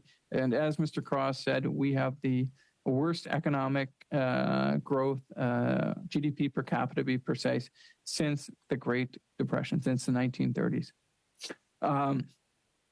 And we see, and so what is this government's solution to that? Is it to inspire, encourage, innovate, to look itself in the mirror and say, how can this federal government be more effective at delivering services to help businesses, right? So I mean, we hear we unfortunately have not, the bureaucracy has not been given the resources it needs to succeed. We saw this with the Phoenix pay system, an absolute debacle, a disaster. And we saw this during the pandemic as well, where the government agencies were able to get checks out. And I do appreciate the efforts. I know that many civil servants were working around the clock to doing the hand, but they did so with one hand tied behind their back because, believe it or not, there are still parts of our civil service that program with the same programming language that I used in grade 10. And I am not young, Mr. Chair. And so 20 odd years ago, I was using BASIC to program. And that is still the programming language in some government programs today. One of the areas I would have loved to hear in terms of witness testimony would be individuals testifying about how other governments have used their resources to put themselves in a better position to succeed. There are numerous examples dotted across the globe of countries that have made the right decisions that have allowed their economies to grow and to do extremely well, that have lifted up their productivity numbers, that have lifted up their capital investment numbers, that have lifted up their per capita GDP numbers. And it would have been fantastic to hear some witness testimonies about maybe what Ireland has done and other countries like Ireland that have been able to increase their productivity, which is the GDP per hour work, much above Canada's. The United States is, of course, above Canada as well. Switzerland has quite a substantial advantage, despite the fact they have far less natural resources than we have. We are right now, we are squandering the opportunity to win the future. We have all the necessary ingredients. We have an incredibly well-educated, intelligent, hardworking populace that are engaged and that are, and by and large, committed to making Canada the greatest country in the world. We have many great post-secondary educations, many great universities and colleges that generate some fantastic ideas.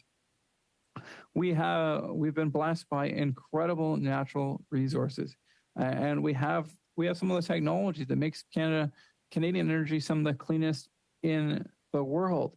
We have all of the ingredients for success to win the future, to have the most successful economy in the developed world. And of any advanced economy, we could be number one. There's just no doubt in my mind that we could have the highest per GDP growth if we just got the government out of the way. That's what it really comes down to. We need to get rid of the gatekeepers. There are so many paradoxes that we live in. We live in the second largest country in the world, yet we have one of the highest price of housing. We have one of the largest housing shortfalls of any advanced country. How do we have all this land, but nowhere for anyone to live?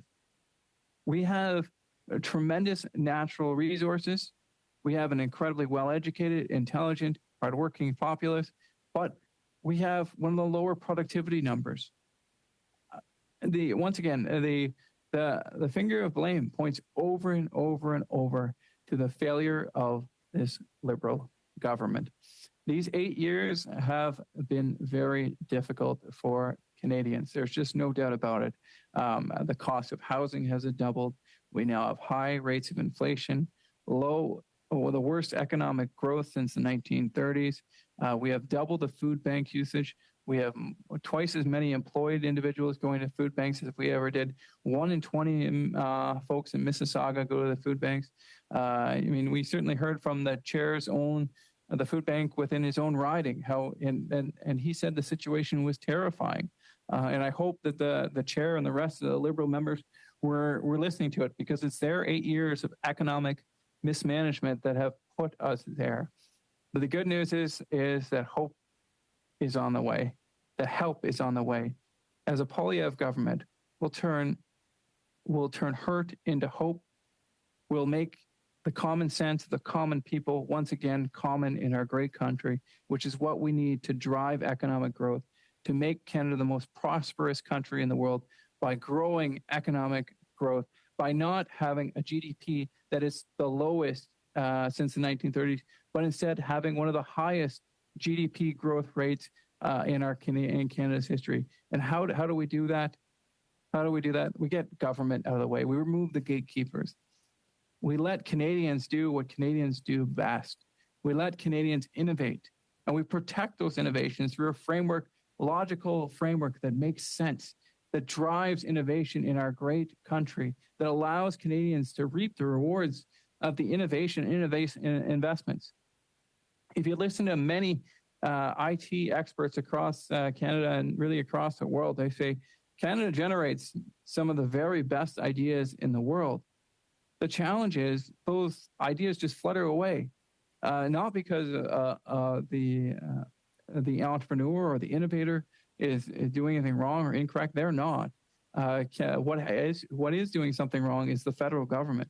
The federal government has not put the frameworks in necessary to help individuals maximize their investments here in Canada.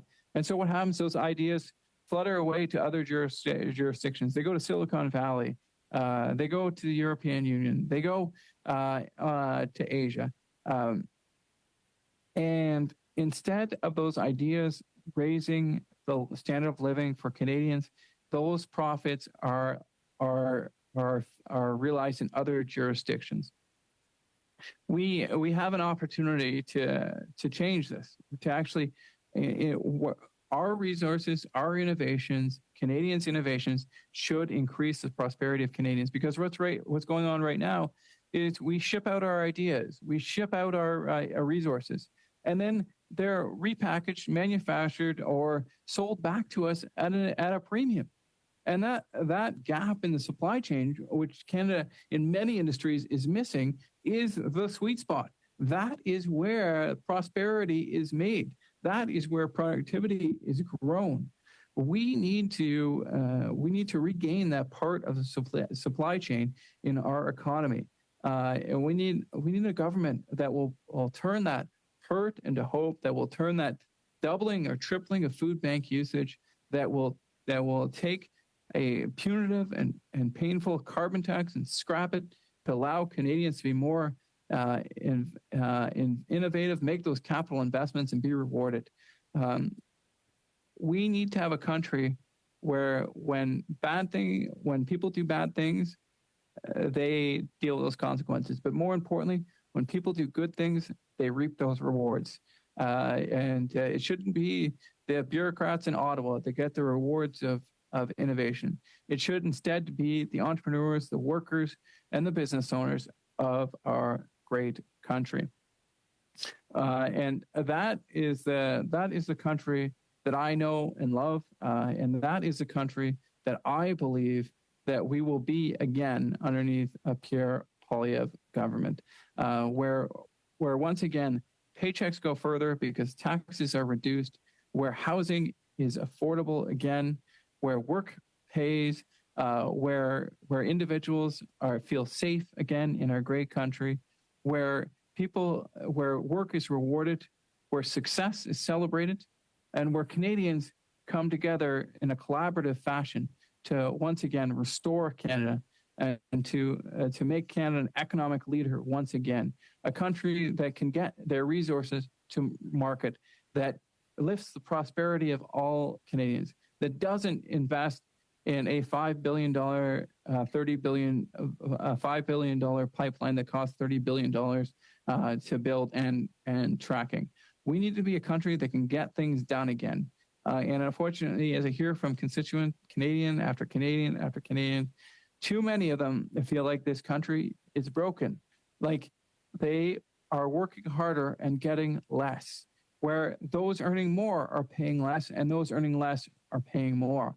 And quite frankly, they're not wrong.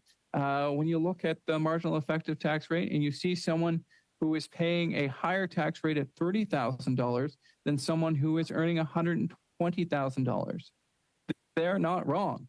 When you see a senior, a low-income senior earning less than $30,000 a year, paying a marginal effective rate in excess of 50%, when you see a stay-at-home parent who wants to return to the workforce and their cost of doing business is greater than 50%, they're not wrong. When you see a country where passports take 8 months to get out the door, they're not wrong. When you see challenge after challenge, and when you see a government unwilling to acknowledge foreign interference and have the public inquiry that Canadians demand, they're not wrong. And you know what?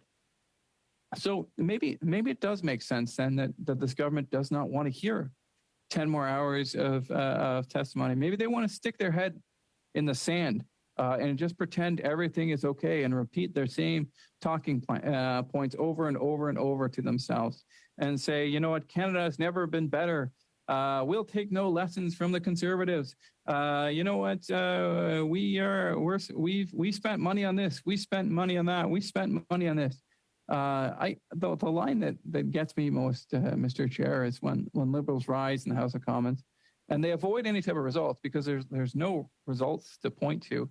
There's the worst economy since the 1930s, housing prices more expensive than there's ever been, record deficits and debt, increasing inflation, high interest rates, slowing economic growth.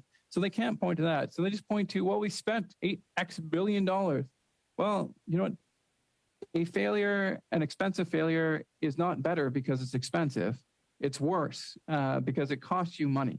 Like I can't imagine some of the Liberal ministers heading into a corporate boardroom and they have a deliverable they're supposed to give, whether it be the manufacture or the creation of a project or whatever it would have been, and said, yeah, no, we failed, didn't build that building we needed or didn't get that project done.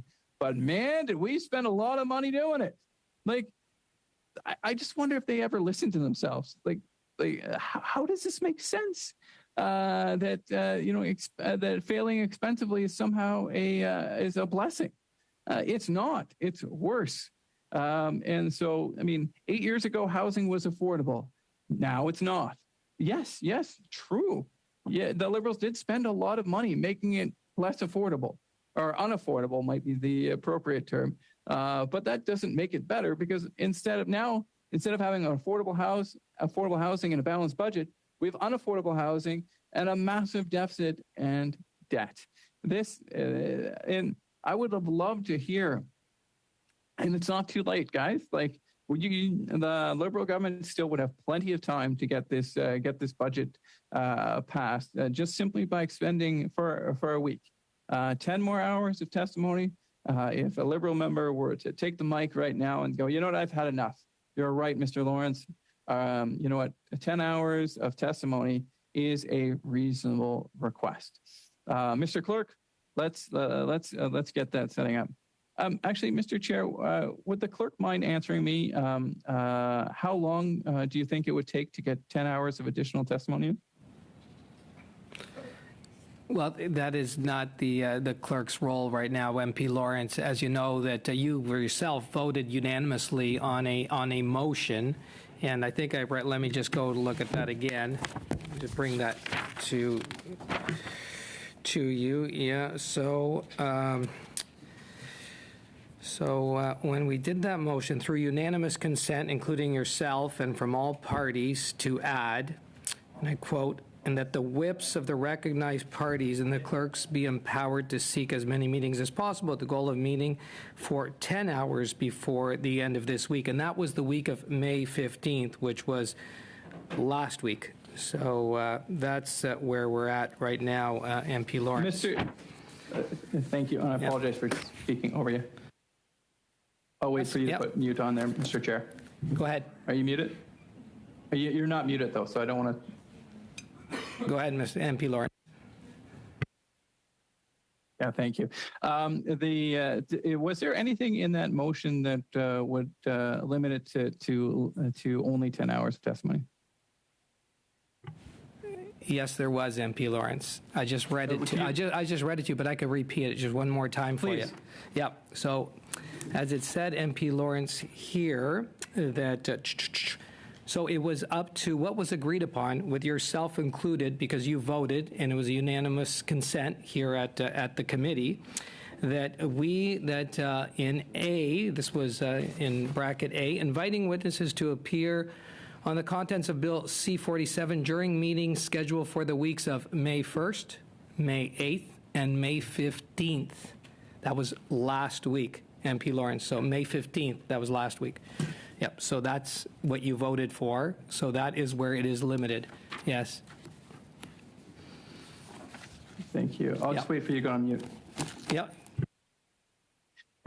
Thank you. There was discussion amongst the parties, and as you're a member of the Liberal Party, I made it clear to Mr. Beach that Conservatives wanted 20 hours of testimony, and there was nothing stopping the committee from getting 20 hours of testimony. And I mean, it's disingenuous at best, the argument that you're making, Mr. Chair.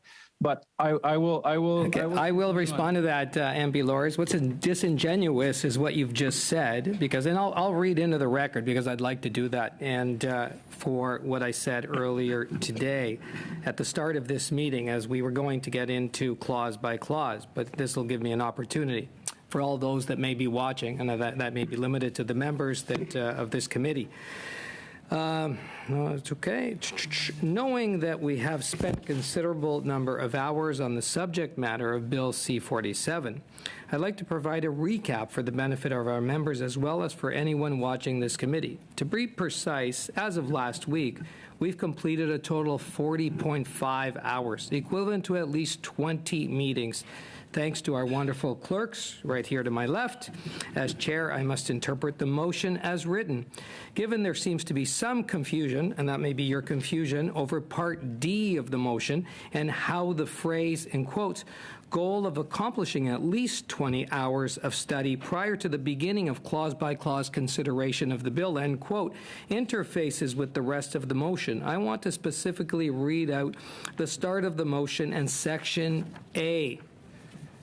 Quotes, that the committee continue its pre-study of Bill C-47 and act to implement certain provisions of the budget tabled in Parliament on March 28th by A, inviting witnesses to appear on the contents of Bill C-47 during meetings scheduled for the weeks of May 1st, May 8th, and May 15th, 2023. I hope you have a calendar in front of you, MP Lawrence, if you could look at when those weeks were. In keeping up with specific requirements, our clerks had diligently worked hard to schedule witnesses. Our members may already be aware that we had to cancel all those scheduled witnesses ahead of the meetings. We had to cancel those, MP Lawrence. In fact, thanks to the kind intervention of our block member, MP Samari, we were able to break a marathon meeting number 87, which ran for approximately 27 hours. Or at least equivalent to 13 meetings, starting on Tuesday, May 2nd at 11 a.m., ending on Tuesday, May 16th at 4:24 p.m. I just want to make sure that you get that correctly. We adjourned that meeting through unanimous consent.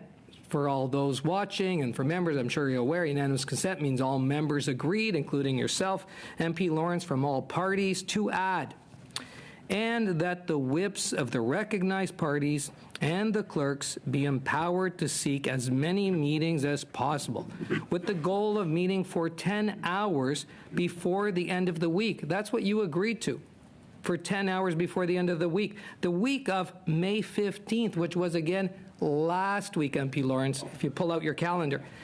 Thanks to our extremely hardworking clerks again, we were able to miraculously achieve the 10 hours of witness testimony last week as required, with a full House of Witnesses for every hour of those meetings. Unfortunately, due to the late passage of this motion, members are fully aware that we were under constraints and our clerks did their best to work around the timelines required for last week. We had a number of committees that had to be canceled, et cetera, to be able to pull those hours together and have the resources to have those witnesses come before us. Everything was done in good faith and collaboration. And I know that because, MP Lawrence, you never reached out to me. You had my number, you had my text, MP Chambers the same, MP Holland the same. Actually, you spoke to me about a number of things, but never was this ever brought up. I just want to let you know. Unfortunately, and everything was done okay, and evidenced by being carried again with unanimous consent from yourself and all the members and all the parties here. All parties submitted amendments in the same good faith within the required deadline of 12 noon last Friday, including the Conservatives. This was a very clear indication, MP Lawrence, that everyone interpreted the adopted motion the same way that the clerk or I understood. Also, this timely submission helped our legislative clerk and his team, who are with us here right now, which we have heard, read some of the clauses into the record, and his team work towards the next step to ensure they prepare the required documents and package for clause by clause. I understand that the members that brought that you brought that letter that came to us late in the afternoon yesterday is when you sent. First time I heard from you since from our last meeting when we were here hearing from witnesses. You had plenty of time to bring this up earlier and submitting whatever amendments that you had. All members on this committee have my personal contact information. I know you text me regularly. Adam Chambers texts me regularly. Jazz Howland does the same. I don't know if Marty has ever texted me, Marty, but I would love to get a text from you. Please text me, Marty. I feel lonely when you're not doing that. Okay, but everybody, including the Liberals, including the Bloc, the NDP, regularly communicate with me. None of you reached out to me. None of you ever reached out. So I just want to make that very clear, MP Lawrence. So, again, let me thank MP Sainte-Marie here for quickly thinking, really quick, because he was on his feet and he was able to think, how can we efficiently get as many witnesses in as possible, which we did, thanks to the hard work of our clerks and everybody else. We heard from those witnesses, and that's where we are today, MP Lawrence. And, we have officials here that have been brought in, and they're here to answer questions, et cetera, and to help us as we go through clause by clause. There are many Canadians waiting for their benefits. You've spoken to some of them, and they've come up actually in the first couple of clauses. We talk about tradespeople, et cetera, that need this to happen. So, MP Lawrence, the floor is yours again. I'm going to give the floor back to you, but MP Lawrence, that's where we're at, and that's how we got to this. We got to this place. Just to do a full recap for you. If there's something that you feel was not right in what I just spelled out for you, like, did you not vote for that motion through unanimous consent? Did you not say yes to what we wanted to do here today? But now it sounds like amnesia, like you've never heard of this before. But MP Lawrence, go ahead. Yeah. On the same point. On a point of order, MP Chambers. Thank you very much, Mr. Chair. Just on that same point of order or point of information, whatever this is, I just want to correct for the committee. I actually didn't get my amendment in on time. I did that, but I want to thank the clerk for making sure it was part of the package. And the second is the notice of motion for this meeting only came out at the end of day Tuesday, and Conservatives made known their challenges with that yesterday morning, less than 24 hours after receiving the notice of motion. We went into the weekend thinking that there was witness testimony coming this week, only to find out at the end of the business day on Tuesday that clause by clause was starting less than 48 hours later. So I just want to make sure that we get that on the record as we were debating the point of information of Mr. Lawrence's question to the clerk and your and the chair's description and timeline of events. Thank you, Mr. Chair. Thank you, MP Chambers and MP Lawrence. MP Chambers, you're a lot smarter than I am. MP Lawrence, the same. Listen, I know you both are lawyers. I know you both agreed to unanimous consent on what we're doing here. You're both lawyers. You both understand. But I don't understand how you're going back in this revisionist type of approach. But listen, you could do whatever you like. And I just wanted to kind of bring you back to where we are today. But you do both have, again, my personal cell, my number, etc. You have the clerk. You didn't reach out. We didn't hear anything from you until, like I said, late yesterday. But where we are today, MP Lawrence, you have the floor. You may continue. Mr. Chair, just on this point of order? Yeah, on a point of order? Oh, just Beach? Because Mr. Chambers was surprised about us moving to clause by clause, I just wanted to point out that in Section B, the thing that everybody unanimously agreed to, that you cited very well, I think your history was very well done. It says moving to clause by clause review of Bill C-47 no later than Thursday, that's today. Thursday, May 25th, 2023 at 11 a.m., which is when this meeting started, provided that the bill is referred to the committee on or before Thursday, May 18th, 2023. And then there's another other provisions that are in here. The nice thing that we did when we passed this is we actually wrote it all down and distributed it to every member at the committee. So I just wanted to cite point B for Mr. Chambers' benefit. Thank you, PS Beach. Listen, we've got a lot of smart members here, MP Lawrence, MP Chambers, PS Beach, MP Morantz, please email me, text me, do something. Please reach out to me because I just want to bring you in, and I hope you do have my personal contact. If not, we'll get that out to you. On this point of order, Mr. Chair, I actually don't have your personal cell number, but I would point out that there was time for more witness testimony. We had 10 hours of witness testimony on Wednesday and Thursday of last week. We didn't have a meeting on Tuesday of this week. We could have met Monday, Tuesday, Wednesday, and still been able to do clause by clause by Thursday. So I don't accept the argument that it was not possible for us to get up to the Mr. Chair, that's debate. Hours. That's debate. When we should have had it before we voted. I'm glad to hear from MP Morantz. But MP Morantz, you were also part of this unanimous consent. You understood. You were in the room. So I don't know what I'm missing here, guys. But listen, you were in the room when this all happened. It's on video. We got it. It's recorded. So I don't understand how you're looking to change what you agreed to in this room. But listen, maybe it's some kind of... I'm not going to say. We'll go back to MP Lawrence. Thank you, MP Lawrence. Perfect. Well, we can fix this confusion right away. Why don't we just delay clause by clause to June 6th then, and get some witness testimony. Let's get this solved right now. Lawrence, there's no confusion unless it's with you. We can bring you back to the record what you voted on, what you agreed to. You and everybody actually on this committee. He laughed at, and I maybe I'm guilty of acting in good faith.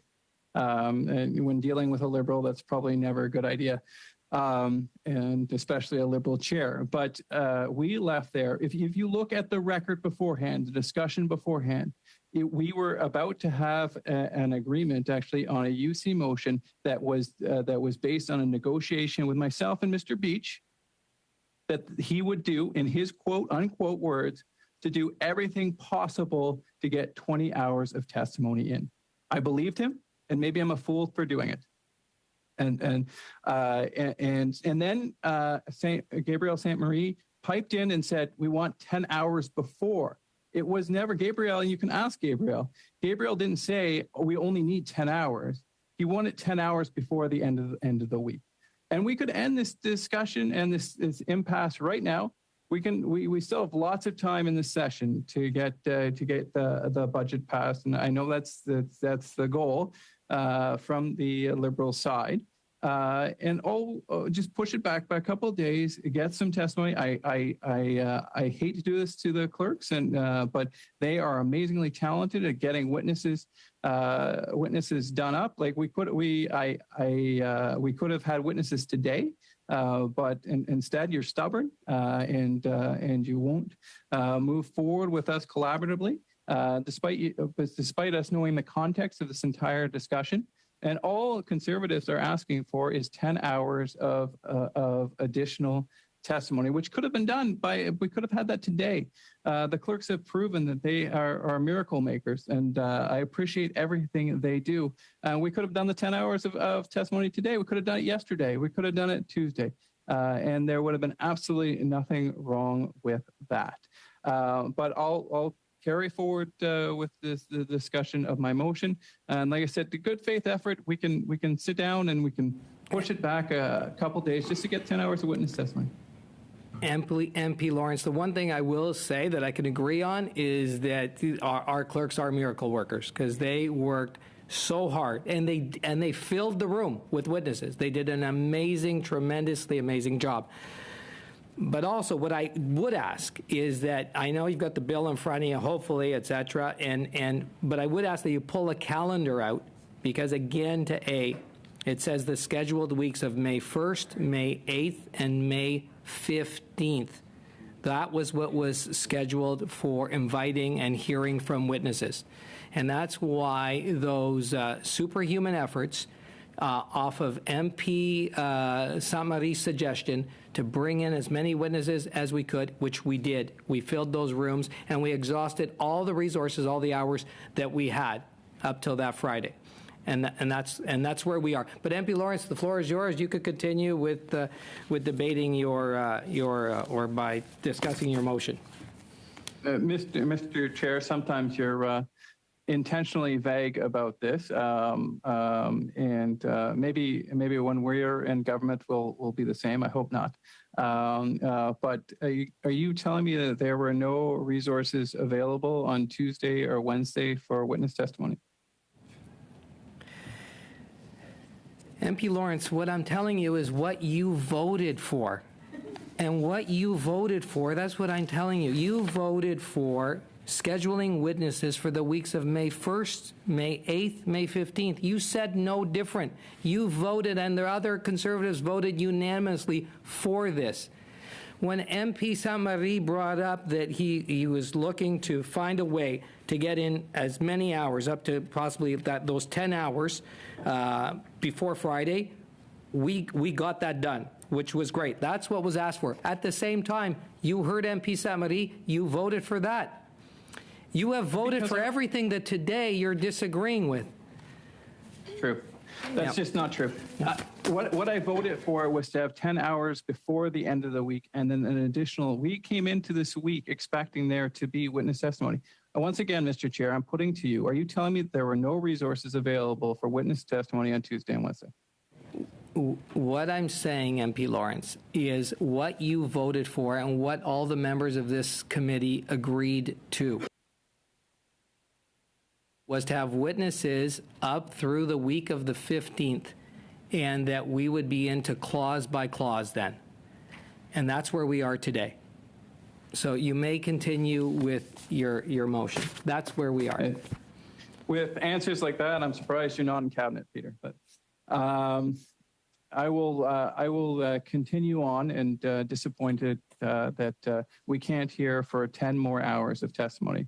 I mean, we could have just scheduled this for the next couple of days, and anyone who was an observer of the negotiations would have realized that the Conservatives wanted 20 hours and a very reasonable price. I just go back to the beginning here.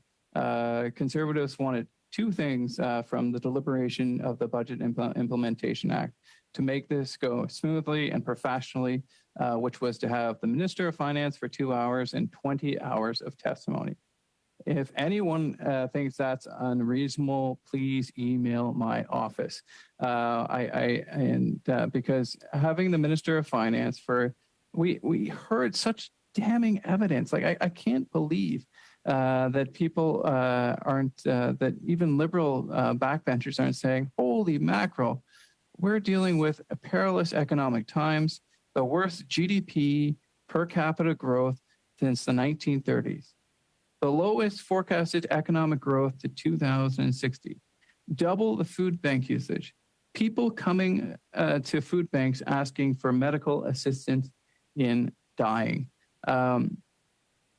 What would be so terrible about hearing for 10 more hours of testimony? I think there's some incredibly valuable things that we heard on the record in the testimony that we got. So why would we not want more of this?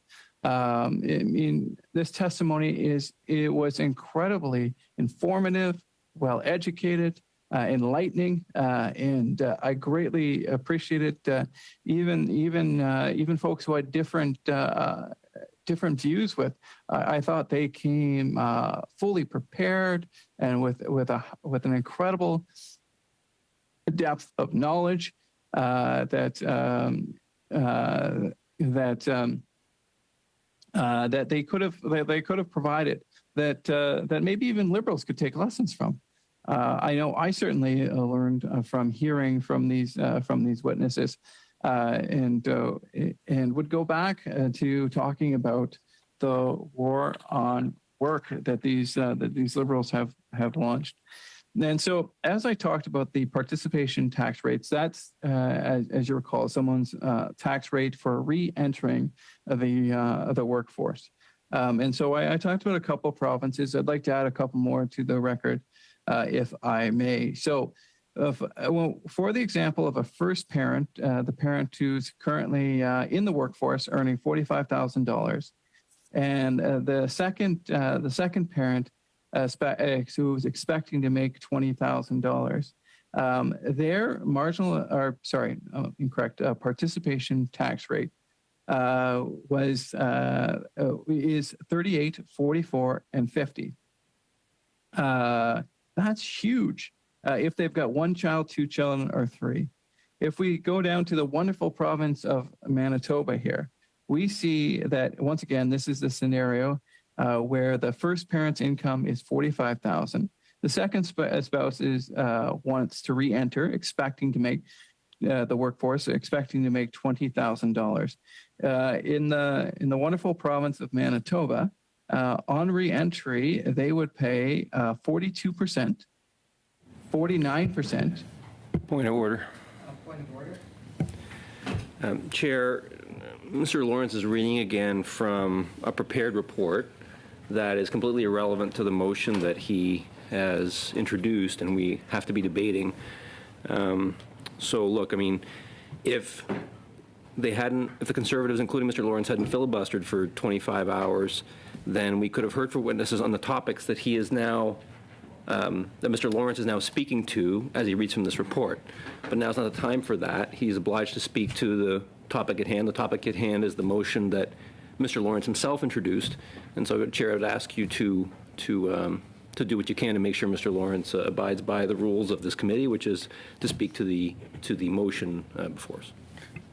Thank you, MP Baker. And just MP Lawrence, yes, to relevance, please. And just to correct MP Baker, I think you were talking about when we had that kind of marathon session on meeting 87. It was actually 27 hours that we went for. I stand corrected. Thank you, Mr. Chair. 27 hours. And I was trying to think back, MP Lawrence. I just wanted to put this kind of just to refresh your memory and those that were here in the room when we had our last witnesses on Friday. It was actually mentioned that, so I said, this is our last witnesses. And actually, from your side and all sides, we thank those witnesses as being our last witnesses to this bill.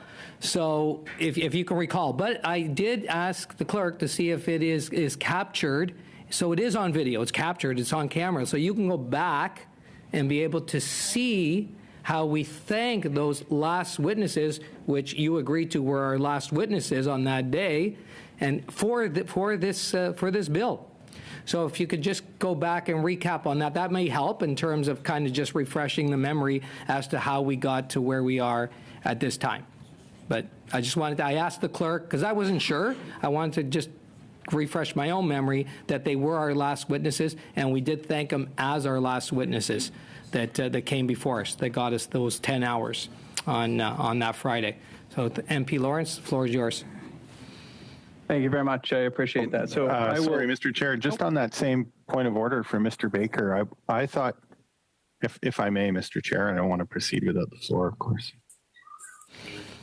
Am I good to go? You're good to go. I thought maybe Mr. Baker was going to complain that Mr. Lawrence hasn't read the entire report, actually. I thought particularly the paragraph that says, finally, other non-tax family costs, such as paid childcare, also greatly influence work decisions. In particular, childcare expense subsidization for young children has been shown to increase parental, primarily maternal workforce participation. Because childcare expenses receive some tax recognition or subsidization in most countries, OECD work incentive indicators include a PTR measure accounting for the net cost of childcare. So in fact, part of the clawback that he's referencing that creates the effective marginal tax rate that he's talking about is the childcare cost. So actually, by having a national childcare program, we can reduce that effective marginal tax rate for working class families. I thought he might want to read that part of the report, and Mr. Baker's objection might have been that. So now that I've heard Mr. Baker out, of course, that's not what he was referring to, but I'm so glad to get the opportunity to clarify that that was not Mr. Baker's point of order. MP Blakey for that, and thank you, MP Baker. And just and MP Blakey, you do have my personal contact information, yes? You can. It's a strange theme of the meeting, but yes, indeed, I do. Okay. I'm glad you do, and I'll always open to taking your communication. Point of order, Mr. Chair. Yeah, point of order, MP Morantz. Don't feel left out. I feel left out. Yeah. I don't have your cell number. Okay, so perhaps you want to read that number into the record. Yeah, well, so that everyone has it. I'm just trying to be helpful. All right. Well, it's a bit of an exclusive club here for just with the members, but and we'll get that for you, MP Morantz. And okay, MP Lawrence. Again, the floor is yours. Thank you. Thank you very much. And I would have been pleased to read the entire report into the record if given the opportunity. But I heard from the chair loud and clear that he did not want me to. And so, certainly there are a number of barriers preventing women from entering. Just a quick point of order, Mr. Chair. Without reading, I wonder if point of order, MP Blakey, like to comment. Without reading the report, I wonder if you'd like to comment on the fact that the corresponding reduction in the Canada Child Benefit is also one of the contributing factors that the C.D. Howe Institute identifies as contributing to a higher effective marginal tax rate. And of course, I think usually the response that I endorse is that as families do get gainful employment and are generating their own income, that the pride of self-dependence is compensatory for the fact that those benefit levels reduce. I don't think it's a position of the Conservative Party to oppose reducing the amount of the child benefit as families have higher incomes. So while I take the technical point about effective marginal tax rates, I think it is important to emphasize that the way you get to those high effective marginal tax rates is by having corresponding benefit reductions as the income of a family increases. It's not actually the tax rate per se, it's reducing income benefits that families receive that creates the higher marginal effective tax rate. I wonder, I've heard Mr. Lawrence refer a lot to this report, but I haven't heard him talk about that component. I know he's very familiar with the report. I wouldn't mind, seeing as we seem to be here for a while anyway, if he wouldn't mind discussing that element of the report and the calculation on the marginal effective tax rate for lower income families. Thank you, MP Blakey, on that point of order. I'm not sure if it's a point of order. And we go to MP Lawrence. We do have officials in the room, MP Lawrence. So, and they've been here for a while, sitting patiently and listening. And so the floor is yours again, MP Lawrence. Could you just mute your microphone? Thank you, Mr. Chair. So I'd be happy to respond to that, Daniel. And this is a great discussion and one that I'd love to have at a committee with you. Or Point of order, Mr. Chair. Relevance to the motion that we're currently debating. From PS Beach again on relevance, MP Lawrence. Thank you. I was just discussing what Mr. Blakey had, and granted, the chair gave Mr. Blakey some wide latitude, but I did not object, nor did any of the members object, and so I thought it reasonable that you may grant equal latitude for me to respond. If that's not the case, I'm happy to talk about other issues.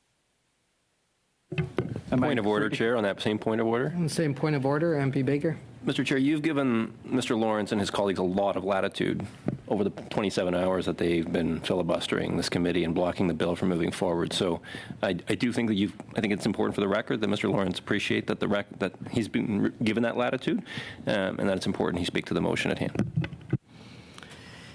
We would like to hear you speak to your motion, MP Lawrence. That's where you should, within whatever scope that you feel is, touching on that motion. But we have given you a lot of latitude, and we continue to do so. But the floor is MP Lawrence's. Just a point of order, Mr. Chair. Oh, MP Morantz. Just the last couple of times, and it's just because it's a virtual Zoom meeting. The last couple of times that MP Baker has spoken, I wasn't able to see him. In the first instance, you said his name, but in the last instance, you didn't. So I wasn't quite sure who it was. So I'm not sure why his camera isn't going on, or even if he's in the room. Thank you, MP Morantz. I don't say if people are in the room or not, but MP Baker, it was his point of order, and he has done that. So we're over to MP Lawrence. Sorry, just on that point of order, is it not within the standing rules that we, certainly when speaking anyways, that we have to have our cameras on?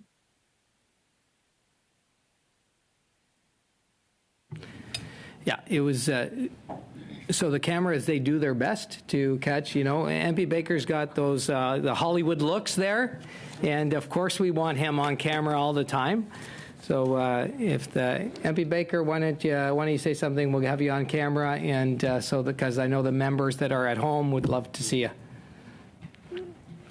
So my point of order was just to remind Mr. Lawrence that he's been given a lot of latitude over the past, and he and his colleagues have been given a lot of latitude over the past 27 hours, and I think it's important that he, out of respect for the members of the committee, but also out of respect for the viewers at home, and frankly for this committee, that he speak to the issue at hand, which is the motion that he himself introduced.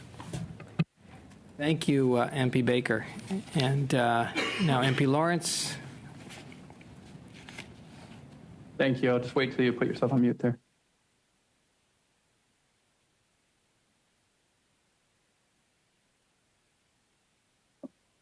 Perfect. Thank you very much. So first, a bipartisan agreement on an issue. I too believe that Mr. Baker has Hollywood good looks. So I would agree with the chair there. You can clip that and put that in the latest Liberal ad if you wish. So there you go. But with respect to that, I do have to respond, if just briefly, with respect to latitude, or as if power comes from the chair or from this Liberal government. It does not. You guys are not my boss. The Canadian people, the people of Northumberland, that's who I get my marching orders. That's who I get instructions from, not from the Liberal government. My power does not come from you. It comes from the people. And I am here as their representative, and I owe no one an apology for speaking for them. And I will continue to speak truth to power for as long as I am able to. And you can count on that.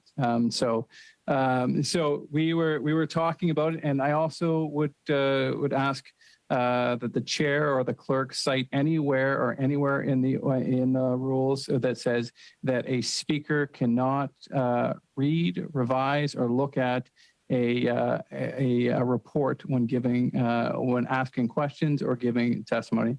I'll give you the answer. It's not there, and so there's no rule or authority that says I cannot read from a report. If you can find a precedent otherwise, I will be happy to stand down.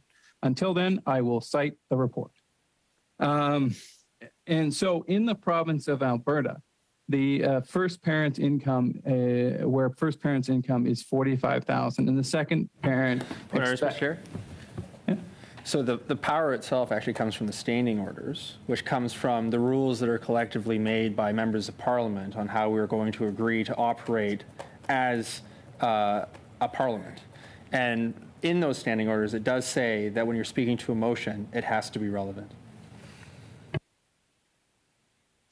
Via speech, yeah, if you could just stay relevant to your motion, please, MP Lawrence. Perfect. Well, if we were able to have witness testimony, they would say something to the effect of Alberta has, if a parent earns an income of $45,000, a second parent expects to make $20,000. In Alberta, with one child, a individual will experience a marginal effective tax rate of 41%. If they have two children, that is 51%, and that is 59%. And let me be clear in terms of responding to something from Mr. Blakey.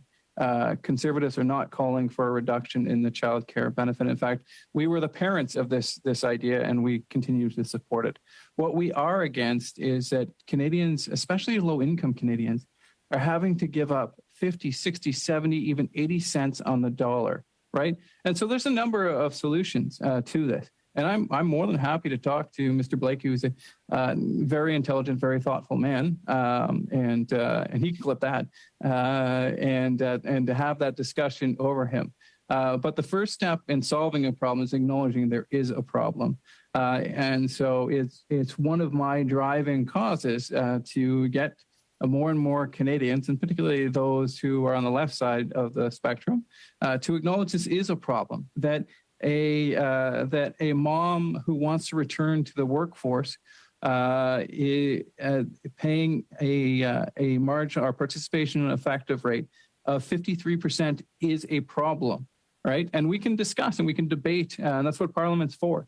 That's what expert witness testimony is for. But we have to acknowledge that this is a problem, that this is not right, that a mom who wants to rejoin the workforce is only going to be able to keep 47 cents on the dollar.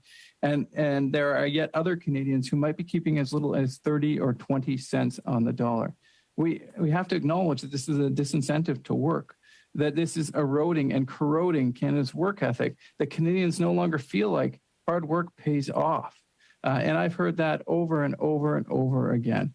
And so that's what we're getting at. I'm more than happy to have if Mr. Blakey wants to go on the road with me and to have a debate about this as to how we can fix it, I'm more than happy to do that. But the first step is acknowledging there's a problem, and there's a big problem. And so, like I said, in Alberta, it's 41, 51, 59. And then look at this for a single... Just a quick point of order on that point. In terms of going on the road, I had hoped to go on the road for pre-budget consultations, but we weren't able to do that because the Conservatives disallowed the travel. Does that mean that next fall we can actually go across the country for pre-budget consultations and the Conservatives won't get in the way of that? Because that would be our roadshow, Phil. Okay, so thank you. Just on that point of order, just thank you, MP Blake. It's not a point of order, but what I can tell the members is that we do have to go before liaison committee here. I believe it's next week to look at approval for those budgets. But I'd like to hear what, of course, MP Lawrence may have to say on this. Thank you very much, and I would be willing to do it out of my own pocket and not put the taxpayers on the hook. As a good Conservative, I would offer to shave the deficit or debt that little much, and it would be well worth it to travel with Mr. Blakey, who I respect and enjoy. Alas, I don't own a vineyard.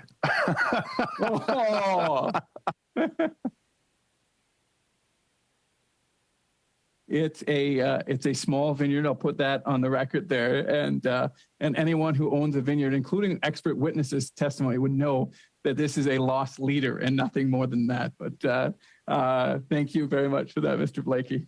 I am not political royalty like him, so carry forward there. But thank you very much for that interjection. But what I was saying is that, and this actually is a great sort of segue into it, is that those who earn more are paying less. And so when we look at a first parent's income of 120, second expecting to make a 50, it drops with one child from 41 to 33, with two children from 51 to 35, and with three children from 59 to 38. And so and that is a challenge, right? I would hope it would be the principle of all parties at this at Finance Committee and all MPs is that those who earn more pay more, and those who earn less pay less.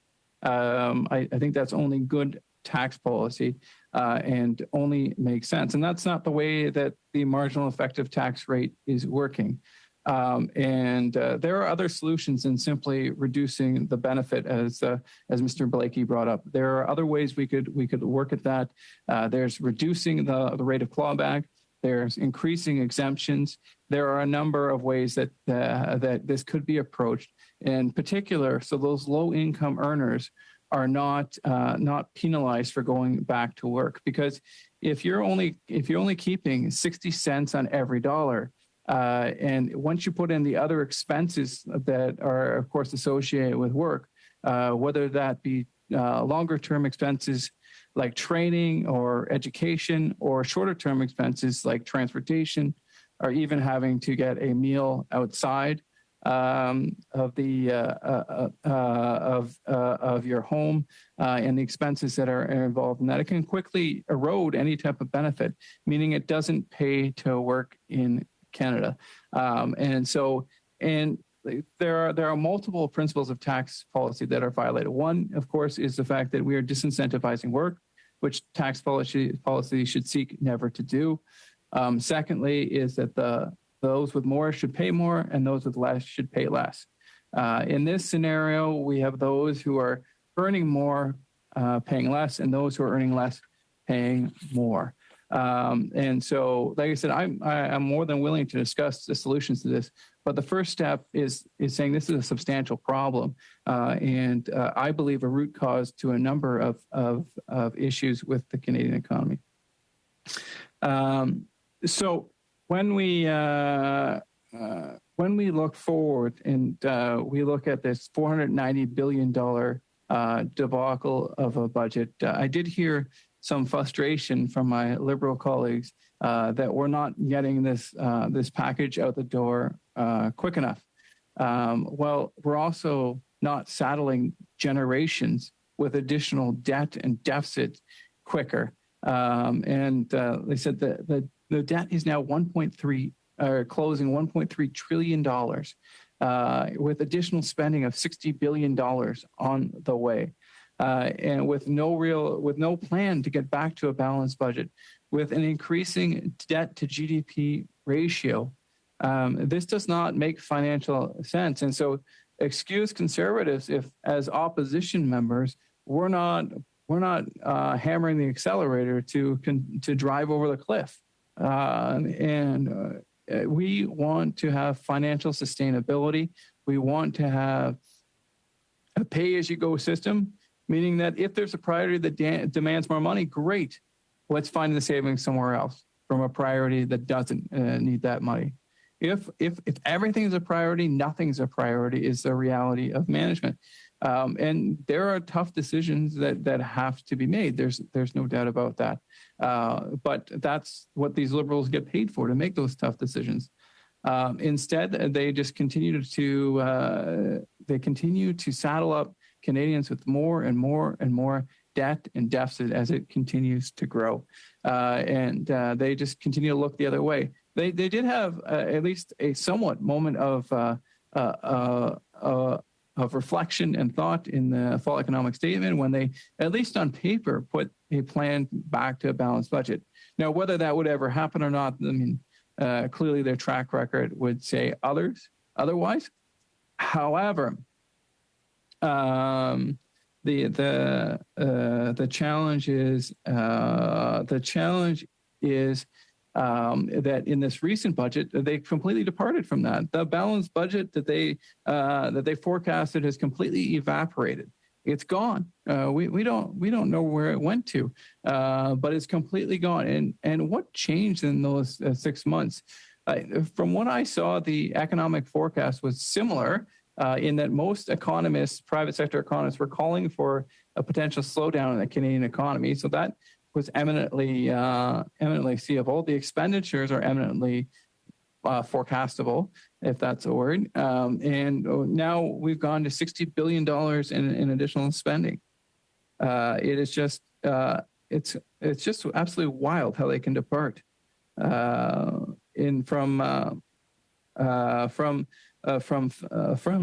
just in 6 months into their 6 months into their mandate, and they can go from having a balanced budget in forecast to having no balanced budget and actually going up in their debt to GDP ratio. This is just it's just wild how their forecast can be that far off. It makes one wonder what the next forecast will look like. Right, this is the same government that told us, wow, the budget will balance itself. And that certainly has not, I guess that type of economic dreaming, I'll put it charitably, has not changed. And this is unfortunate that we can't get a reliable forecast going forward. As Canadians and Canadian business is dependent on that.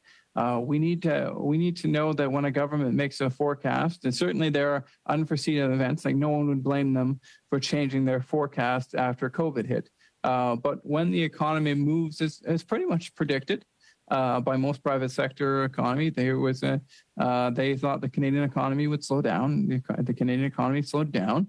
They thought that some of the supply chain issues would resolve themselves. They have. Yet for whatever reason, the debt and deficit just exploded in this projection. Well, I can tell you for what reason. It's because the government decided to go on a $60 billion bonanza of spending, of money allotted for more failed projects, such as the infrastructure bank, that has, at least last I heard, had not that had not been able to build a single project, right? So perhaps this isn't surprising, given this Liberal government's record of failed economic growth, debt deficits, high inflation, high interest, unaffordable housing. The list goes on of high food bank usage. Like I said, the testimony was truly startling with respect to the expenditures going forward there. And so the experts talked about food bank usage and the fact that 1 in 20 folks in Mississauga have to use a food bank. The food bank from the chair's riding used the word terrifying to describe the situation on the ground. You would think hearing some of these remarks, it might cause a little bit of pause. And perhaps, you know what, let's hear more. Let's investigate more. Let's do some consultation with other experts. But instead, this government's brazen response is just to double down. Let's get this through quicker. Let's get higher deficits, higher debt, higher inflation, higher interest rates, lower economic growth, less innovation, less productivity, because that's all this government's 8 years of failed economic record has produced, is economic failure after economic failure after economic failure. And there are millions of Canadians, unfortunately, who are struggling with poverty, and they are faced with extreme challenges. And I believe we have a commitment to do everything we can to lift these individuals out of poverty. And putting barriers such as incredibly high marginal effective tax rates, it's not helpful. It's not beneficial. It's actually extremely challenging for these individuals. When you're earning $30,000 a year, the likelihood is that your paycheck is not going far enough. You may be spending as much as 100% of your after-tax income on housing, which leaves you zero disposable income and actually $0 for food. This is extremely challenging. And then the response to when you earn that extra dollar, you get to that $30,000, you get that $32,000, you get to that $35,000 going forward, is that the government takes half of that back. That is just so troubling, right? We are disincentivizing work. We are actively corroding and eroding the rewards for work, and we are punishing Canadians for doing the right thing. We're punishing Canadians who are working hard, trying to make a little extra dollars, maybe to get by at the end of the month, maybe to make sure they have enough money to fill their grocery cart. And instead, we are taking more and more money from them. And that's like I said, most importantly, it's hurting the most vulnerable in our community, but it's also hurting our economy because we're dealing with a labor shortage, and we are at the same time disincentivizing work. We need to get as many hands on deck as possible, and so we need to make work pay again. And quite frankly, the marginal effective tax rate as it is right now is a huge barrier to individuals working. And so we need to make sure that that Canadians have the ability and are rewarded for the great work that they do. When we look at some of these issues, we talk about what else could have experts come in here and talked about. Well, they certainly could have talked about. As I look through some of the issues that were up for discussion, they could have talked about the impact of the GST HST rebate, and in fact, some of the testimony was on what is euphemistically referred to as the grocery rebate, which is really just a doubling of the GST HST rebate for the record. And they could have talked about how inadequate that is when food costs are going up by $500, $700, $1,000, depending on which metric you look at. The $250 won't even begin to pay the increasing fees of the groceries. Other issues that they could have talked about is the air travel security. The air travel security issue and the costs that would be associated with that. One issue that I would really like to hear about is on money laundering and money and illicit funds funding illicit acts there. And we have a real challenge in Canada, and we're a little bit behind the eight ball. In fact, I think a lot behind the eight ball. And I think we have nearly all parties in agreement with that we have to do better with respect to our money laundering legislation and our legislation prohibiting the financing of illicit acts and illegal flows of money. That would be an area that I would really like to hear about. Another issue would be the Bank of Canada negative equity. Negative equity. That's a great euphemism. That's negative equity. That means losing money to all the viewers out there. And the Bank of Canada, for the first time in its history, is losing money. And so I would have loved to hear witness testimony about the impact of that on the Canadian financial system, how sustainable that is, how much taxpayers are paying to bail out the Bank of Canada.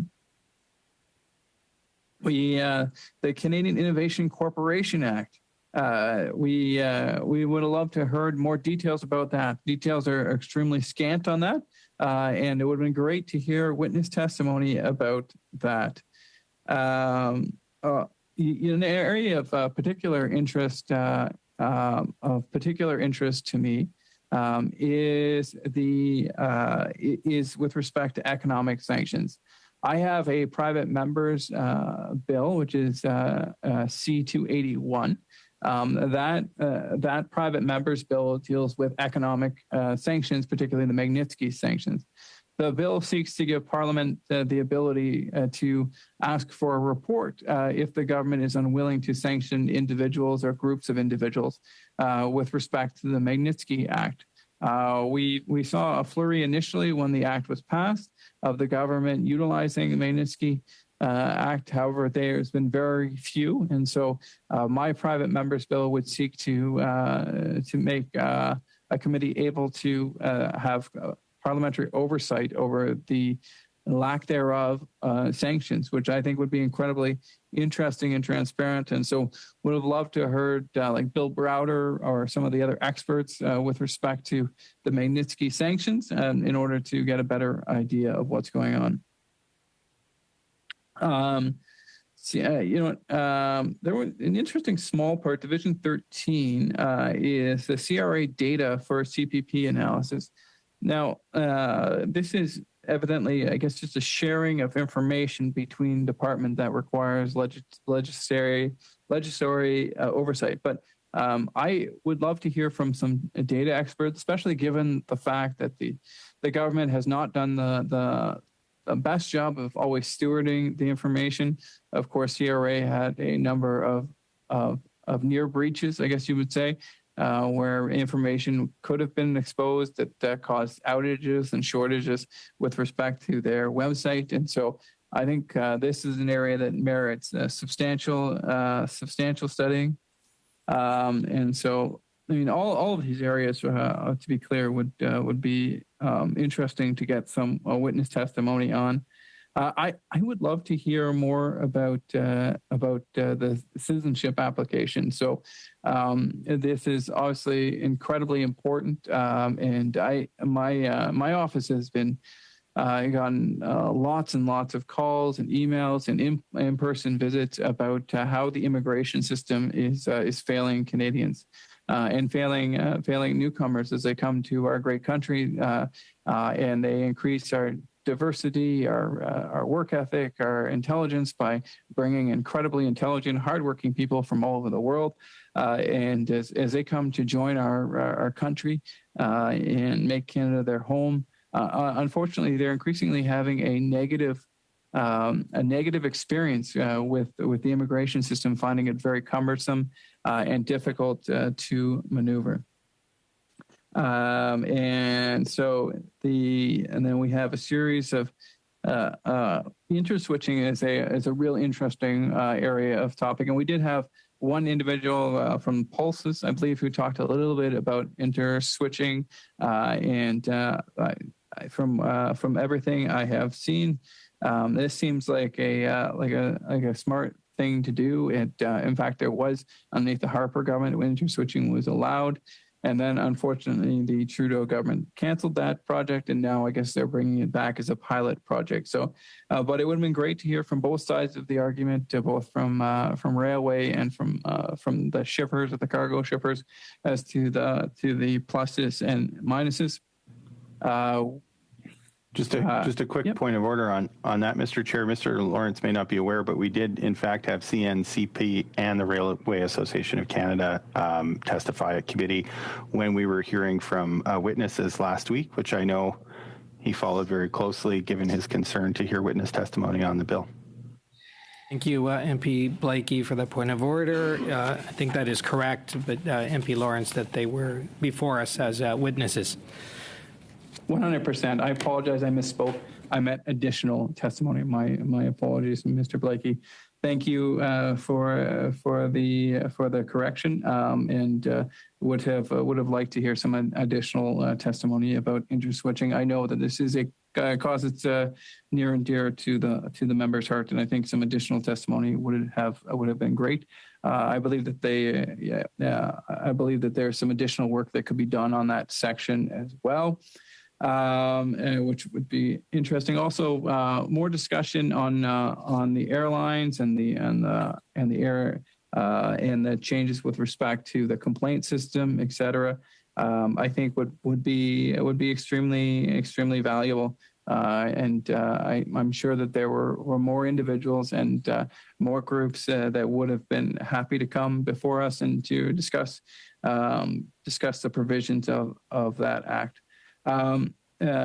Always interested to hear what the good folks of the CBSA are doing. Would enjoy to hear some stakeholders or some Canadians come forward about the impact of our modernization initiative and how that's going to work. We all obviously saw the nightmare that was our transportation system over last Christmas and some of the breakdowns at Pearson Airport.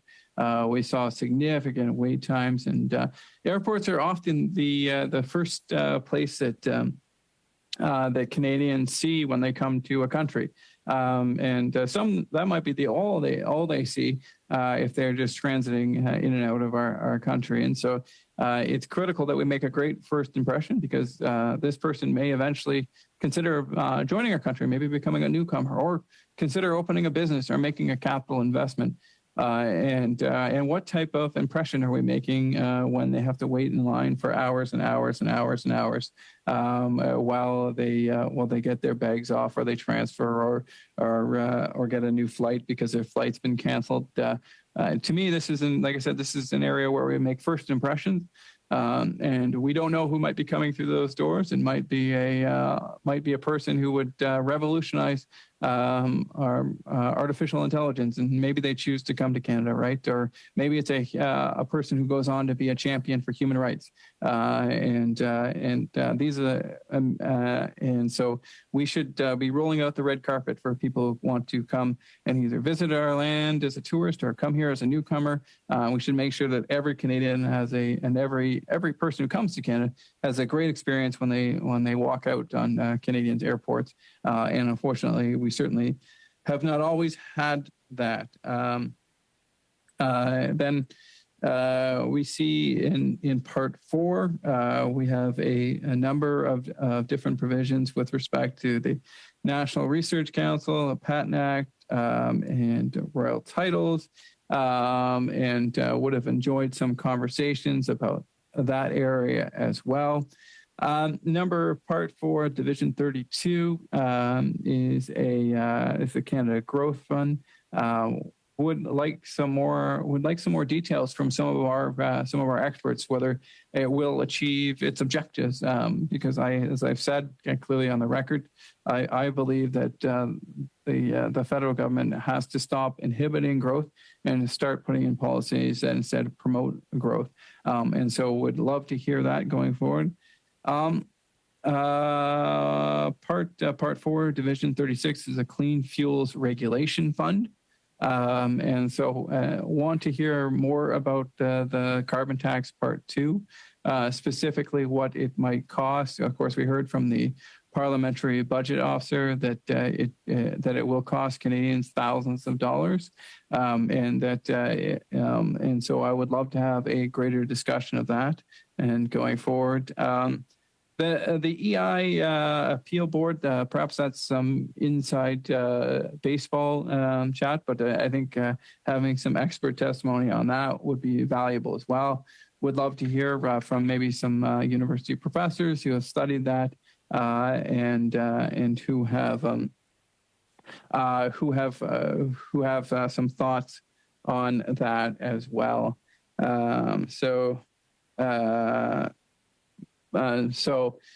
So we need to continue to have great discussions and dialogue about this budget, and I'm just so disappointed that we couldn't come to conclusion or come to a collaborative agreement where we would meet and talk and have really, like I said from the outset, Conservatives really wanted two things. One was 2 hours of the Minister of Finance's time, of which she steadfastly refused. She did grace grace us with her presence for an hour and 25 or hour and 30 minutes. However, we still didn't get the 2 hours. Conservatives then just asked for 20 hours of testimony, and we didn't get that either. These are not outrageous requests, so we'll continue to discuss and debate these amendments and these issues, and we'll continue to have extreme disappointment in the way that these Liberals have stewarded this economy. As we've heard, this is the worst economy since the Great Depression, as Philip Cross said. We have doubling of food bank usage. We have 1 in 5 folks in Mississauga, or 1 in 20, sorry, 1 in 20 folks in Mississauga using using the food bank. These are difficult economic times, and those are the short term. The long term economic measures may even be more difficult, maybe even worse. Us being near the bottom on productivity, near the bottom of the OECD on capital investment. Our economic growth is forecasted to be among the worst going forward in the OECD, and so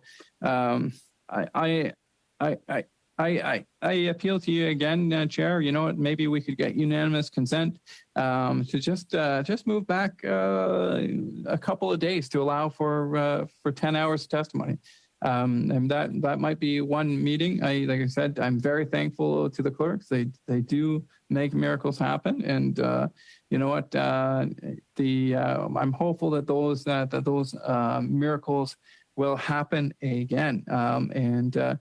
Mr. Chair, how long do we have resources for today, sir? MP Lawrence, we have resources, so we've got resources well into the evening. Okay. And sorry, point of order, Chair. Can I raise my point of order here? You have no headset. You cannot be recognized. Even on a point of order? No, you have no headset. You cannot be recognized. Please mute the member. Yeah. MP Lawrence.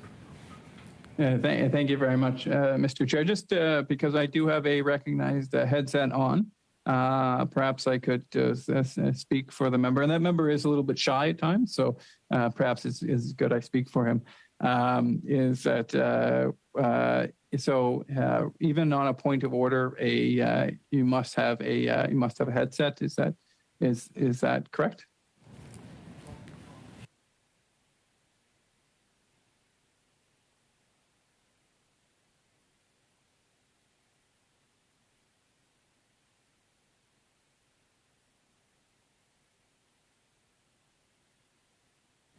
MP Lawrence, as you know, health and safety is paramount for all of us, and for any intervention, you do need to have a recognized headset. So that's for all members, for anybody that comes before our committee.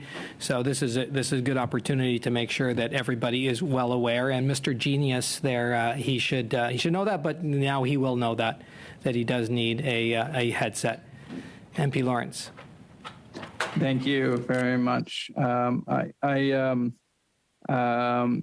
So, okay. We obviously understand the importance, and that some of the interpreters have had serious issues, and I do give them a thank you, and my apologies for earlier in the meeting not shutting off my mute in a quick way. My apologies there. And a big thank you for everything that they are doing. They work extremely hard, and we appreciate. And I suspect that perhaps they weren't even scheduled to work this week, as it is a constituency week, so that they may not have. Have scheduled this, and so I really do appreciate them working today. And once again, my apologies for not muting earlier in the meeting. I think I have improved here, and we'll continue to keep that up there. Just MP Lawrence, better is always possible. Yeah, Thank you very much, and it certainly is given this government. All right, so just a quick point of order, Mr. Chair. Point of order, MP Blakey. Thank you very much. Sorry. I'm trying to manage a couple things at the same time here. Not because I'm not interested in what Mr. Lawrence is saying, of course, but imperatives of the job and all that. In any event, I was going to belabor a point about the report that he likes to quote, but I think I may just wait, actually. Thank you, Mr. Chair. Thank you, MP Blakey, and back to MP Lawrence. Perfect. Well, thank you, and I look forward to Mr. Blakey's point of information going forward. And I do appreciate the chair giving Mr. Blakey his latitude and support him in that. And so let's go back so that it's 4:31. We might be having people coming home from work and just tuning into the Finance Committee to see what's going on. So just to summarize where we are right now. So it was Conservatives' belief that we would be having 20 hours of testimony. 10 hours of that before the break week, and then additional. MP Lawrence, I'll just let you know, and sorry for interrupting there, but where we are right now is we've gotten through 2 clauses. We've been here for about 5.5 hours now, and this is your second motion that you've been speaking for a number of hours that you've been speaking for. So just so everybody's clear kind of where we're at right now, and we're going to adjourn this meeting until tomorrow. Thank you, everybody. Adjourn.